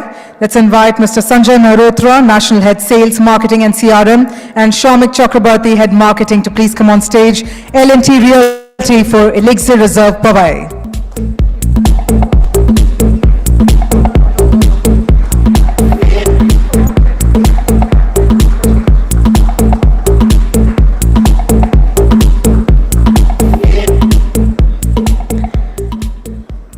Well, let's also invite Suntec Realty Limited for Suntec Beach Residences. We'd like to invite Mr. Prashant Chaubey, CFO, and the team Suntec Realty Limited to please come on the stage.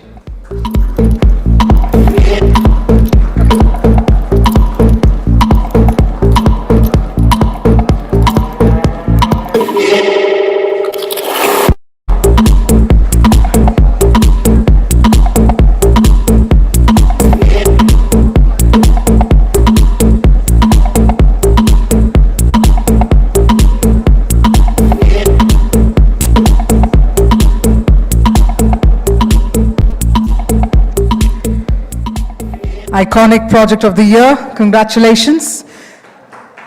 That's right. We'll keep that loud and clear for the rest of the evening. Iconic indeed. With that, let's move ahead towards finding out the category, which is Plotted Development of the Year. And let's take a look to find out the winner.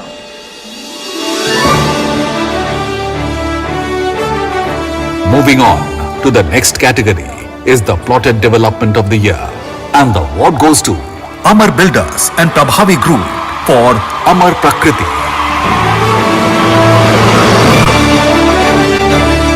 Amar Builders and Prabhavi Group for Amar Prakriti. Could we please have the team on the stage? And let's welcome them with a thunderous round of applause, everyone. Plotted Development of the Year.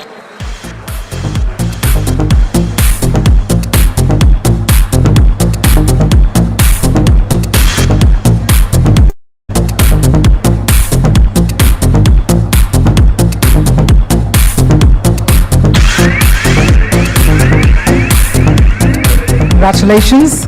And now it's time for our ever popular award, which is the most popular project of the year. So let's find that out.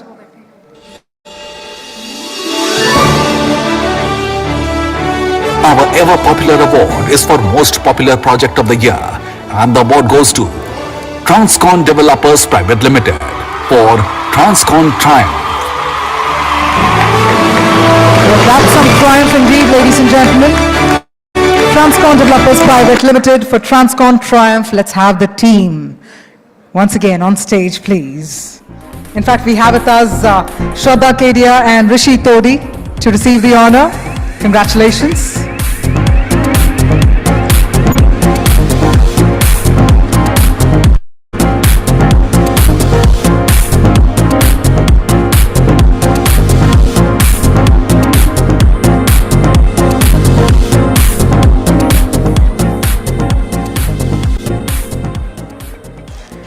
Congratulations once again. All right, so now the next award, in fact, is for homes that are served in style. We're talking about the Villa Project of the Year. Well, if you're equally excited, then let's take a look at the EV and find out the winner. Villa Project of the Year. The next award is for Homes Served in Style, awarding the Villa Project of the Year. And the award goes to VTP Realty for Velvet Villas.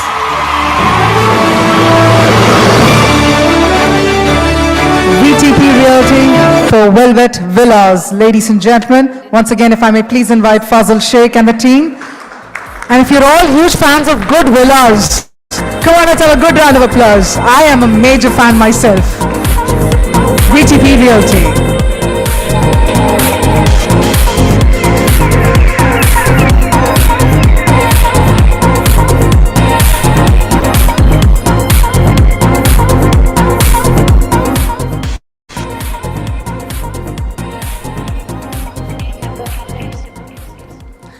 All right, so on that note, I'd like to thank Ms. Nisha Jambal and Sapna Srivastava for doing the honors. Thank you so much for presenting the awards. And now to present the next set of awards, ladies and gentlemen, we have the august presence of none other than architect Premnath. So what a delight to have you here amidst all of us. So if I may please invite architect Premnath and once again Dr. Anurag Batra to please come on the stage.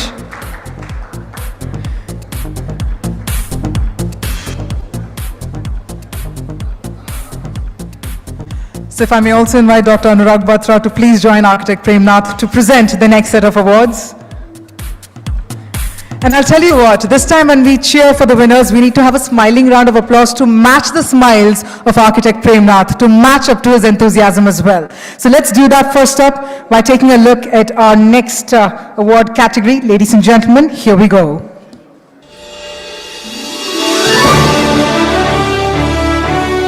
Our next award that symbolizes magnificence is the award for Skyscraper of the Year. And the award goes to Piramal Realty for Piramal Aranya.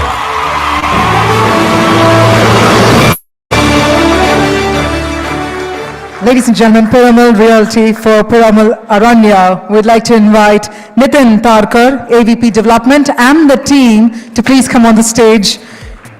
We're talking about the Skyscraper of the Year. Can we have a tall round of applause? Let's keep that really lengthy and going. Let's hear it for Piramal Realty, ladies and gentlemen.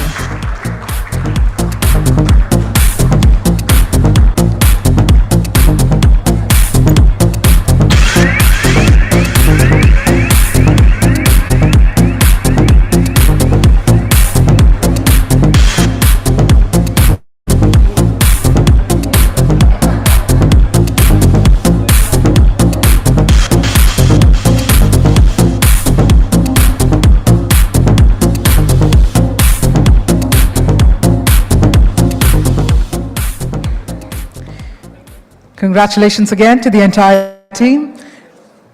And with that, very quickly moving ahead, it's time for the award for Integrated Township Project of the Year. Let's take a look at the AV.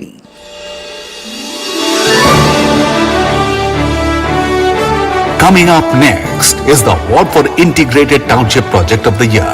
And the award goes to Kalpatru Limited for Kalpatru Park City.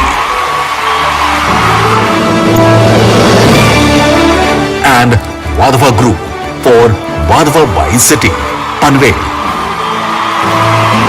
That's right, we have two winners. So first up, Kalpatru Limited for Kalpatru Park City. We'd like to invite Hardik Shah, AGM Marketing, to please come on stage. Let's integrate that energy as well. We're talking about Integrated Township Project of the Year, ladies and gentlemen.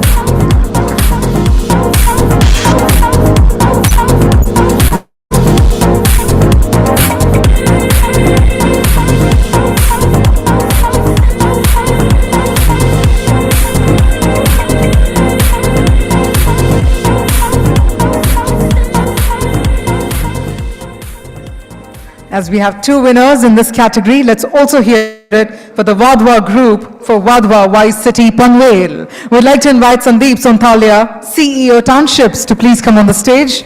Ladies and gentlemen, can we also congratulate the entire team of the Vadhava Group with a round of applause.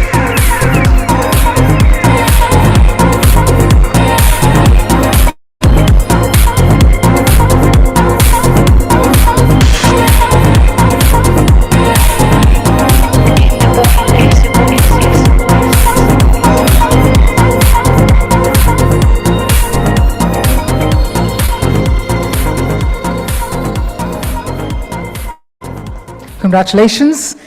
Very quickly moving on.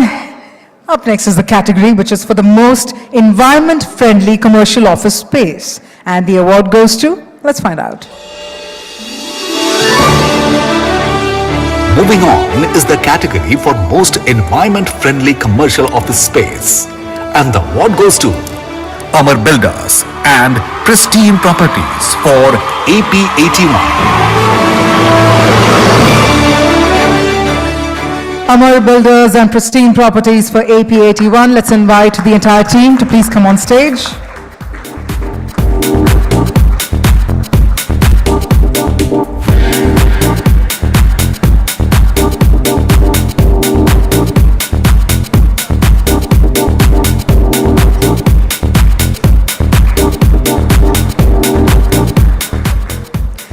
Now that brings us to our next award, Most Environment-Friendly Residential Space. Let's find out the winner. Our next award is Most Environment-Friendly Residential Space, and the award goes to Suntech Realty Limited for Suntech City, 4th Avenue. Suntech Realty Limited for Suntech City, 4th Avenue. We'd like to invite once again Mr. Prashant Chaube and Mr. Prashant Rajhans to please come on stage to receive the honor. Ladies and gentlemen, can we have a sunshine round of applause? Let's hear it for Suntech Realty Limited for Suntech City, 4th Avenue.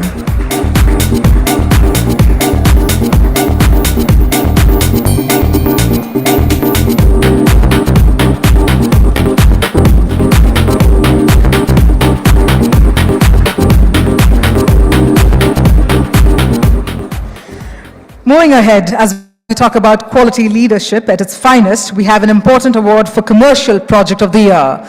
Let's find out through this AV.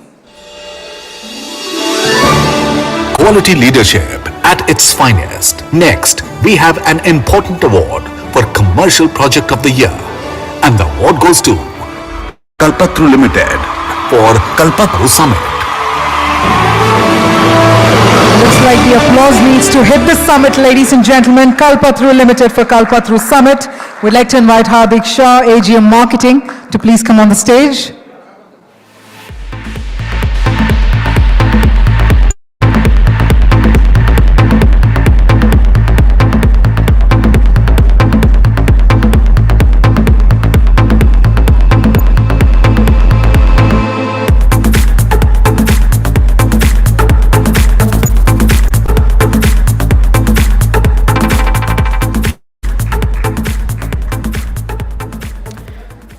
Congratulations once again. All right, looks like we're all having a lot of fun. Superb. On that amazing note, let's move ahead and let's take a look at the AV for our next award. Here we go. Our next award for the evening is for IT Park Project of the Year, and the award goes to Amar Builders and City Point Constructions LLP for Amar Tech Park. Let's hear it for Amar Builders and City Point Construction LLP for Amar Tech Park. Let's have the team again on stage.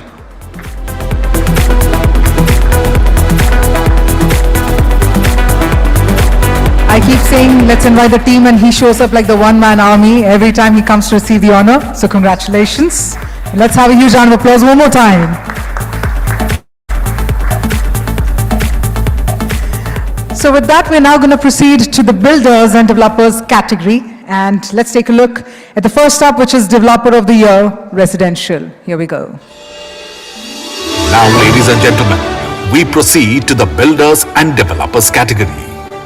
First up is the Developer of the Year, Residential, and the award goes to Runwal Group.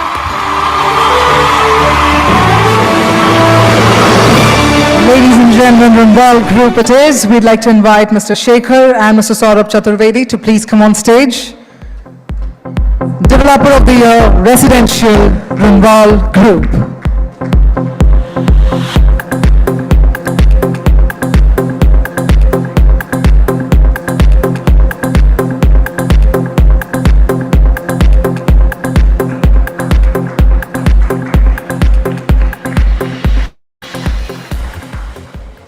And with that, let's move from residential to township. Let's take a look.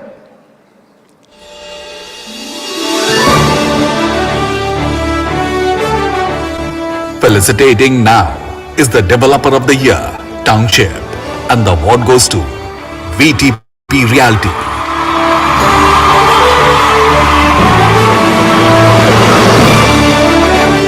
That's right, ladies and gentlemen, VTP Realty. And could we please invite Fazal Sheikh to please come on stage? We're talking about Developer of the Year Township. Can we have a round of applause one more time? Let's hear it for VTP Realty.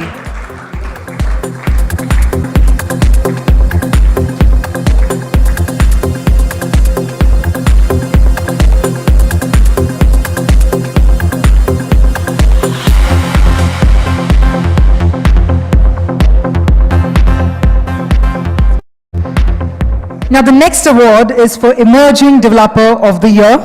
Let's take a look.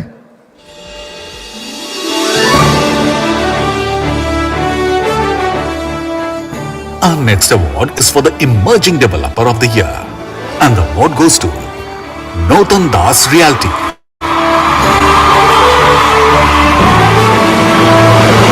Northern Das Realty, ladies and gentlemen, we'd like to invite Harsh M. Jagwani, Managing Director, Northern Das Realty. Can we have a round of applause? And let's congratulate Northern Das Realty for Emerging Developer of the Year.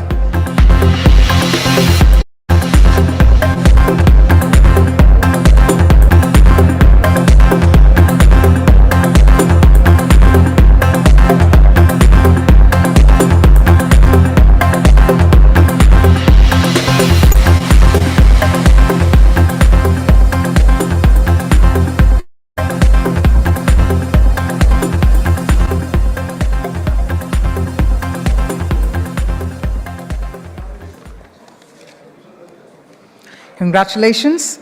And with that, I'd like to thank Architect Premnath for doing the honors. Thank you very much, sir, for your valuable presence. I'm going to request Dr. Batra to remain on the stage. All right, I've been informed he has a flight. All right, then I'd like to thank you for doing the honors. Then let me quickly invite our next set of presenters on the stage. I'd like to please invite Ms. Tina Ravla, Managing Director, CFO and COO, Heinz India, to please do the honors. And may I also once again invite Sapna Srivastava, Editor, Realty Plus, to please come on the stage. Thank you so much, ma'am, for joining us this evening. All right, looks like it's time for our next round of awards. Let's take a look at the AV and let's find out our next winner. Here we go. Customer service is key to brand building, and our next award is for excellence in customer service. And the award goes to Gera Developments Private Limited.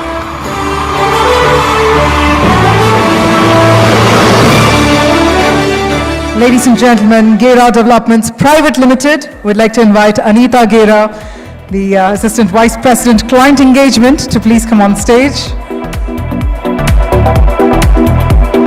You know, we're talking about excellence in customer service, and I think that is something that we all yearn for. So let's have a round of applause as we celebrate that excellence in customer service. Ladies and gentlemen.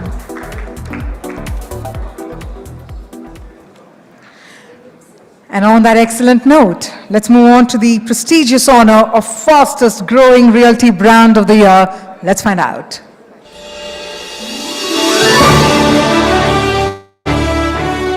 Next up is the prestigious honor of fastest growing realty brand of the year, and the award goes to Transcon Developers Private Limited. We can genuinely have a fast round of applause. Everyone come together, make that super fast, supersonic as well. And let's hear it for Transcon Developers Private Limited. Let's invite the team, Transcon Developers Private Limited, to please come on stage.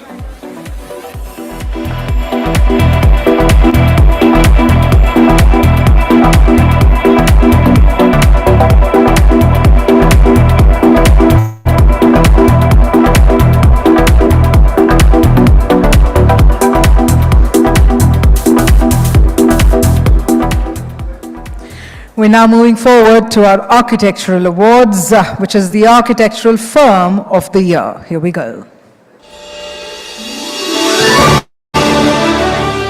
Moving forward to our architectural awards, we present the Architectural Firm of the Year, and the award goes to DSP Design Associates. Ladies and gentlemen, DSP Design Associates, can we have a round of applause? I'd like to also invite Yatan Patel, founder and principal.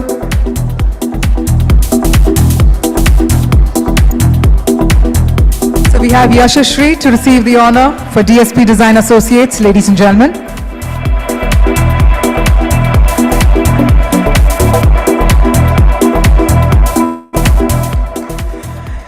And with that, the next category, which is Architectural Design of the Year, Commercial.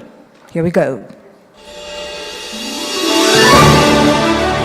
Now we celebrate the winner of the category, Architectural Design of the Year, Commercial, and the award goes to Morphogenesis for Zydus Corporate Park. Ladies and gentlemen, Morphogenesis for Zydus Corporate Park. We have with us architect Abhishek Arora, Senior Associate, and architect Bhavya Vora, Senior Associate, to receive the honor. I'll tell you what, while all of you were receiving the awards, they were sitting right here in the first row and clapping for you loudly. It's time to give back that love beautifully. Ladies and gentlemen, Morphogenesis for Zydus Corporate Park. Congratulations. And now we are moving on to the exciting branding and marketing awards. And the first category is for the one with the master touch, awarding the Marketer of the Year. Let's take a look. Moving on to the exciting branding and marketing awards. The first category here is for the one with the master touch, awarding the Marketer of the Year. And the award goes to Govind Rai, co-founder and CEO, Insomniacs Digital Private Limited. Ladies and gentlemen, let's keep that applause roaring loud, just as we had heard it. The Marketer of the Year, Govind Rai, co-founder and CEO, Insomniacs Digital Private Limited. Let's have Govind and the entire team to please come on stage. Well, that's one vibrant team here.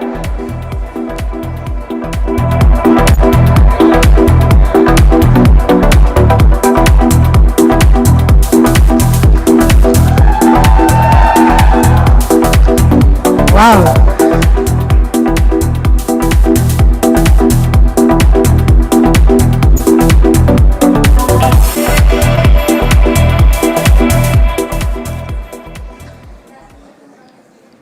Mighty congratulations indeed.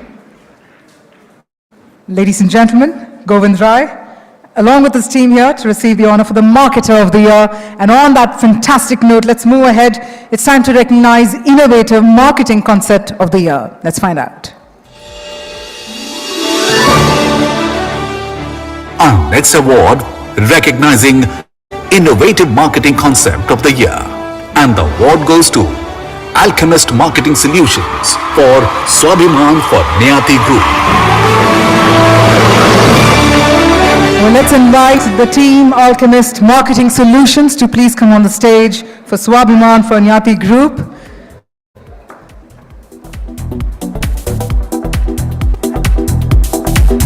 Well, that's a long march for the entire team. Can we have a round of applause to accompany that march, that walk?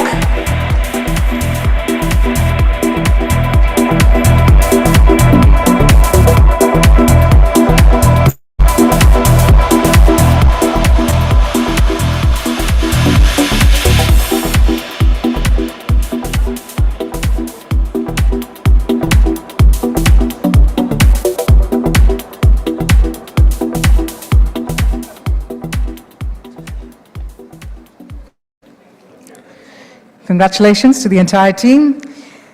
Moving ahead, what's our next category? Let's find that out really soon.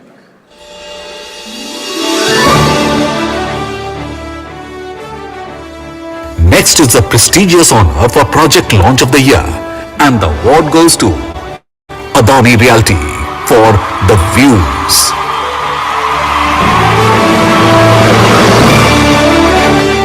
That's right, it's all for the views. Ladies and gentlemen, let's have a huge round of applause. Let's hear it for Adani Realty for The Views. We have Pradeep Padmanabhan, Regional Brand Manager, and Jatin Gajjar, Brand Manager, along with the team to please come on stage.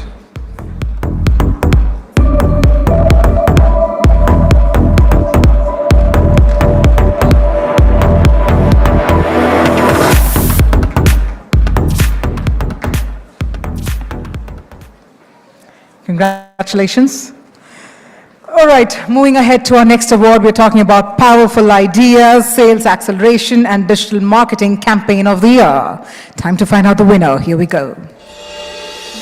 Our next award recognizes Powerful Ideas and Sales Acceleration, the Digital Marketing Campaign of the Year. And the award goes to Insomniacs Digital Private Limited for One Marina for Saith Creators. Absolutely phenomenal indeed. It'll be wonderful to have the entire team back again on stage. We'd like to invite Govind Rai, co-founder and CEO, and Team Insomniacs Digital Private Limited for One Marina for Shade Creators. Huge congratulations.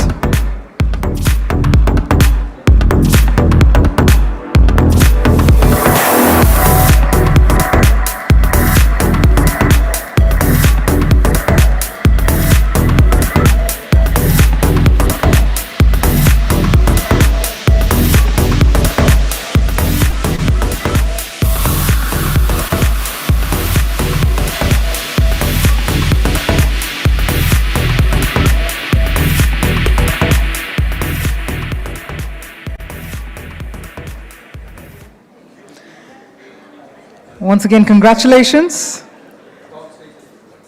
Alrighty, as they often say, teamwork makes the dream work.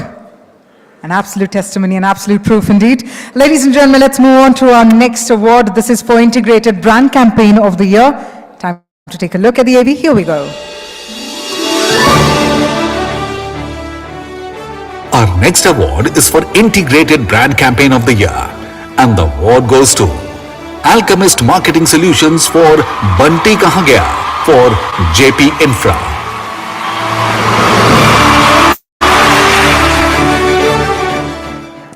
Ladies and gentlemen, let's hear it for Alchemist Marketing Solutions for a very interesting one there. Bunty Kahan Gaya for JP Infra. Now I really want to know Bunty Kahan Gaya. Mil gaya? Lost and found also, all right.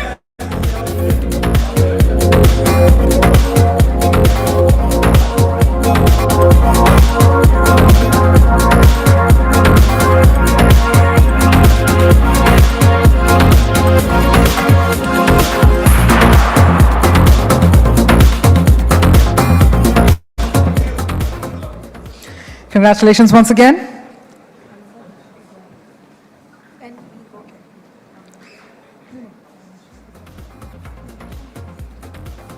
All right, so as we are about to move ahead with our final set of awards, I'd like to thank Sapna Srivastava for doing the honors, while I'd like to request Tina ma'am to please remain on stage. I'd also once again like to invite Nisha Jamwal to please come on stage to do the honors for our final set of awards, ladies and gentlemen. So if you can please put your hands together one more time for Nisha Jamwal. Ladies and gentlemen, one more time, let's hear it.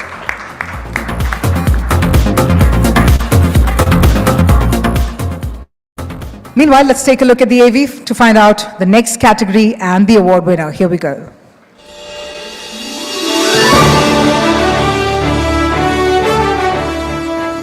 Our next award is for Advertising Agency of the Year, and the award goes to Insomniacs Digital Private Limited.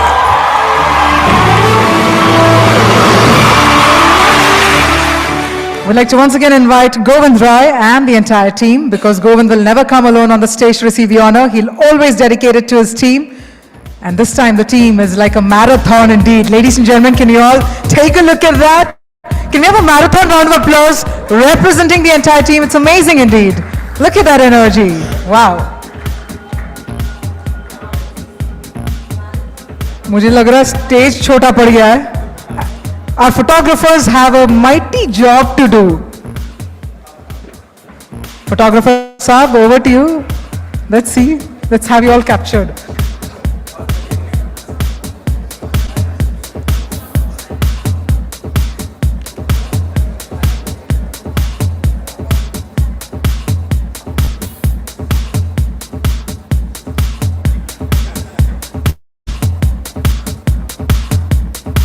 This is so heartwarming. This is so beautiful. Can we have another round of applause?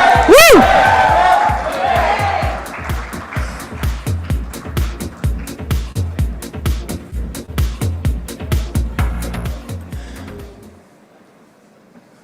Kudos once again and congratulations.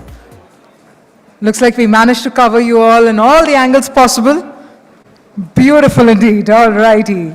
Advertising Agency of the Year. Insomniacs Digital Private Limited. Congratulations once again. Beautiful indeed. So moving ahead to our next award category, Best Interior Design Residential. Here we go. Moving on to our next award in the category Best Interior Design residential. And the award goes to Godrej Properties Limited for Godrej Hill Retreat. Would like to invite Vaibhav Bania, General Manager, Design Head, Godrej Properties Limited, along with his team. This is for the Godrej Hill Retreat. Let's not retreat that applause. Let's bring it forward, everyone. Come on, let's hear it louder, louder. Godrej Properties, ladies and gentlemen.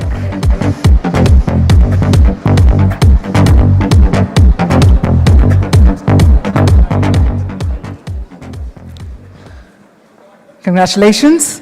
Well, moving ahead, it's time for the PropTech and Co-working Awards. So let's take a look at the winner for our next category.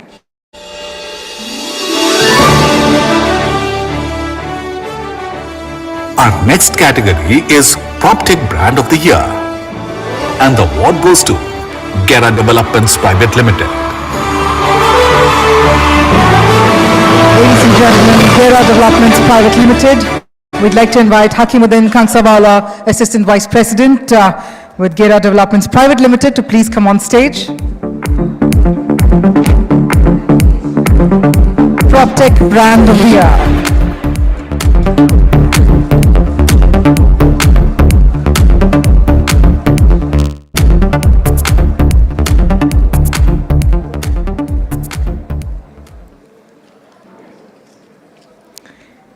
And moving on to our next award category, PropTech Innovative Solution of the Year.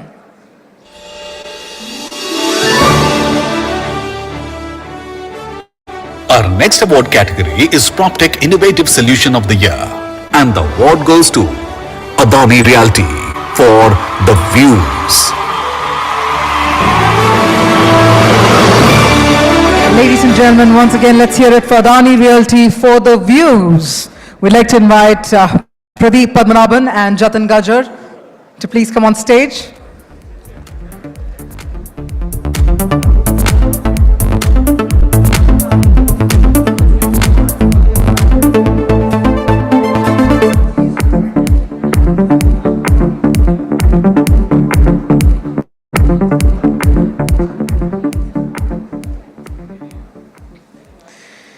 Congratulations again to Adani Realty. And with that, our next award, let's quickly take a look at the AV, please.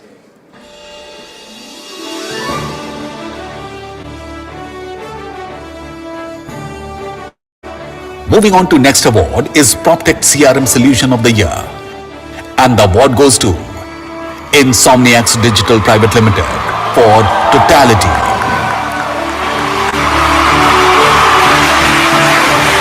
We love to make that kind of noise for the team again. Ladies and gentlemen, one more time, Insomniacs Digital Private Limited, and this time for Totality, we have with us once again Govind Rai and the entire team to please come on stage.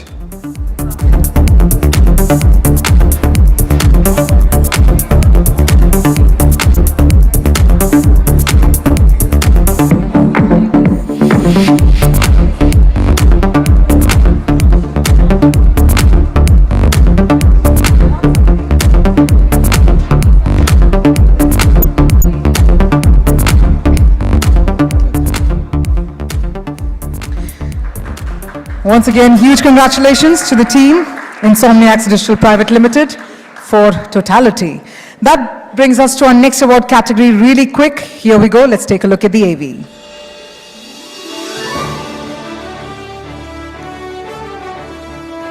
Our next award category is Co-working Firm for Managed Spaces West. And the award goes to SmartWorks Co-working Spaces Private Limited. Ladies and gentlemen, SmartWorks Co-working Spaces Private Limited. We'd like to invite Mr. Shekhar, Head GTM, to please come on the stage. Let's hear it for SmartWorks Co-working Spaces Private Limited. Do we have the team here? All right, so then on that note, let's march ahead to our next award category. And here we go, let's find out the next award category. Our next award category for the evening is Co-working Space Design of the Year. And the award goes to Office Space Solutions Private Limited for Office Gold. one international center. Now that deserves a louder round of applause, everyone. Ladies and gentlemen, we'd like to invite Sheetal Vanwari, Senior Vice President Marketing, and Sukriti Pandey, Vice President Marketing, Office Space Solutions Private Limited for Office Gold, One International Center.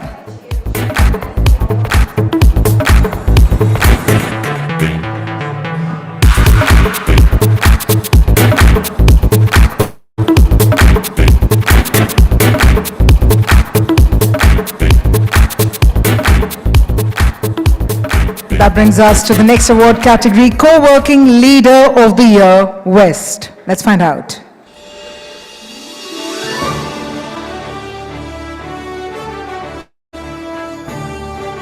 Our next category is Co-working Leader of the Year, West. And the award goes to SmartWorks Co-working Spaces Private Limited. Once again, ladies and gentlemen, SmartWorks Co-working Spaces Private Limited. I'm guessing Mr. Shekhar or the team isn't here from SmartWorks Co-working Spaces Private Limited. Well then, on that note, let's move ahead to our final two categories for the evening. And this is where we will be awarding for the individual achievement that honors outstanding performance by realty professionals. If I could also quickly invite Dr. Anurag Batra to please come up on the stage. Dr. Batra, let's have you for the final two categories as well, before you catch your flight. Well, this is where we are first up celebrating the dynamism of Realty's young leaders with the Young Achiever of the Year. So let's take a look at the AV very quickly on the screen, please. Ladies and gentlemen, we now have the very exciting and final category of Individual Achievement Awards, which honors outstanding performance by realty professionals.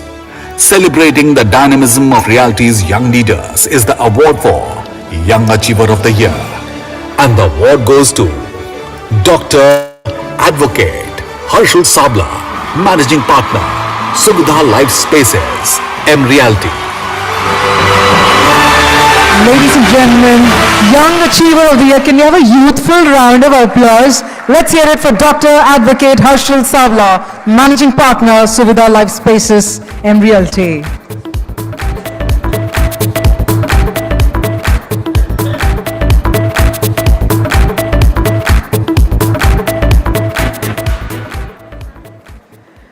Absolutely beautiful indeed. Congratulations. And that brings us to our final award category. This is the prestigious award for the CXO of the Year. Let's take a look.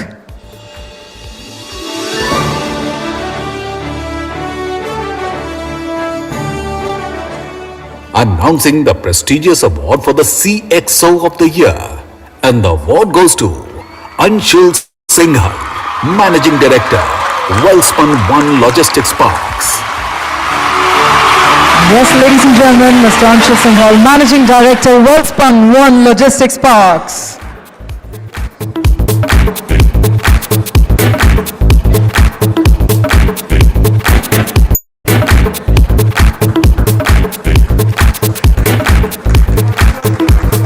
Louder round of applause, everyone.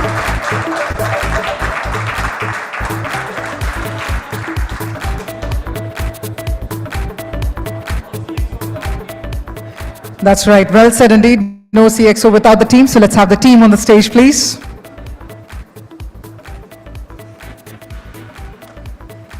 And we're also going to request Anshul to share a few words.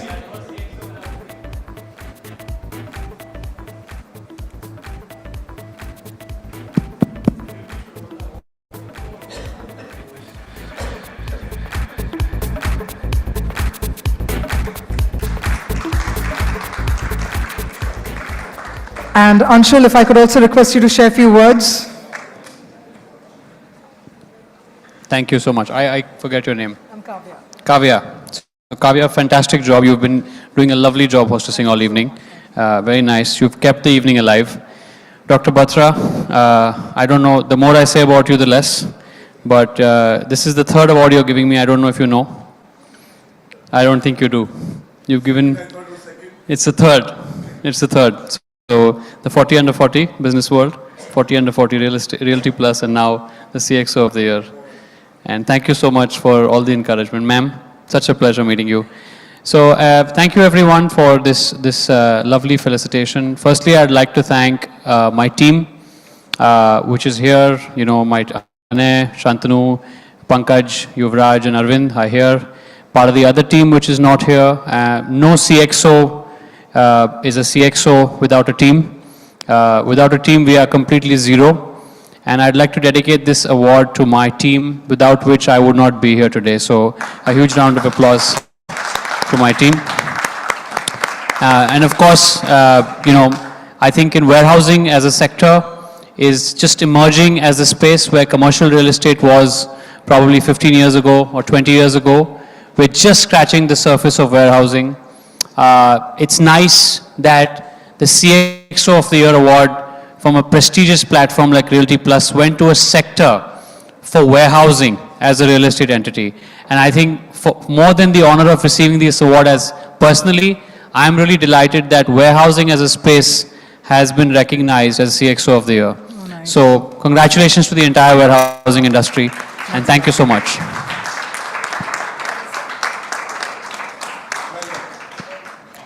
Congratulations again. Very well said indeed.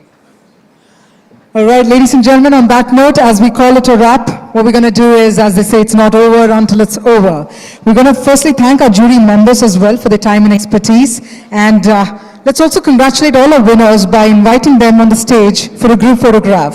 So if I could invite all the winners of the 14th Realty Plus Excellence Awards 2022 West to please come on stage for a group photograph. And I'm also going to request the award presenters and the winners to please come on stage. Let's have one final group photograph together.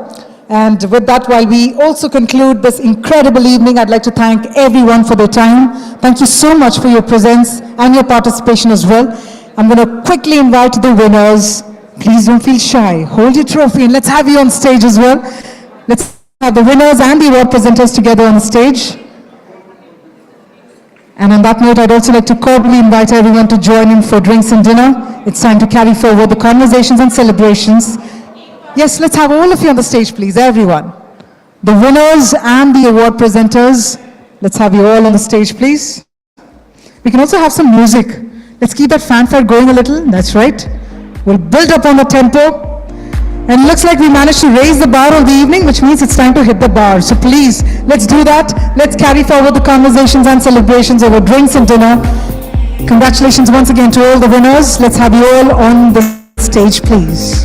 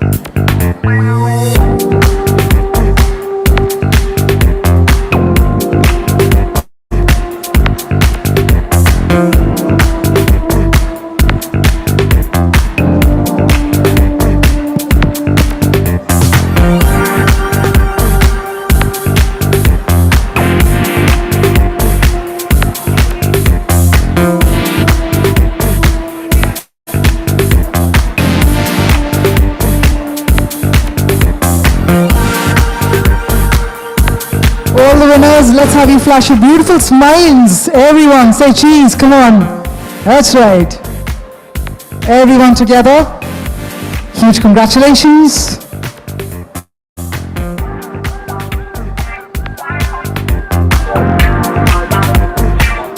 Thank you so much. And with that, as we conclude the 14th edition of Realty Plus Excellence Awards 2022, thank you so much again for being part of this incredible evening. We'd like to thank all our jury members, all our presenters, and thank you all, the winners. Thank you so much, and let's have you all join in for cocktails and dinner. This is Kavya signing off. Thank you. Take care.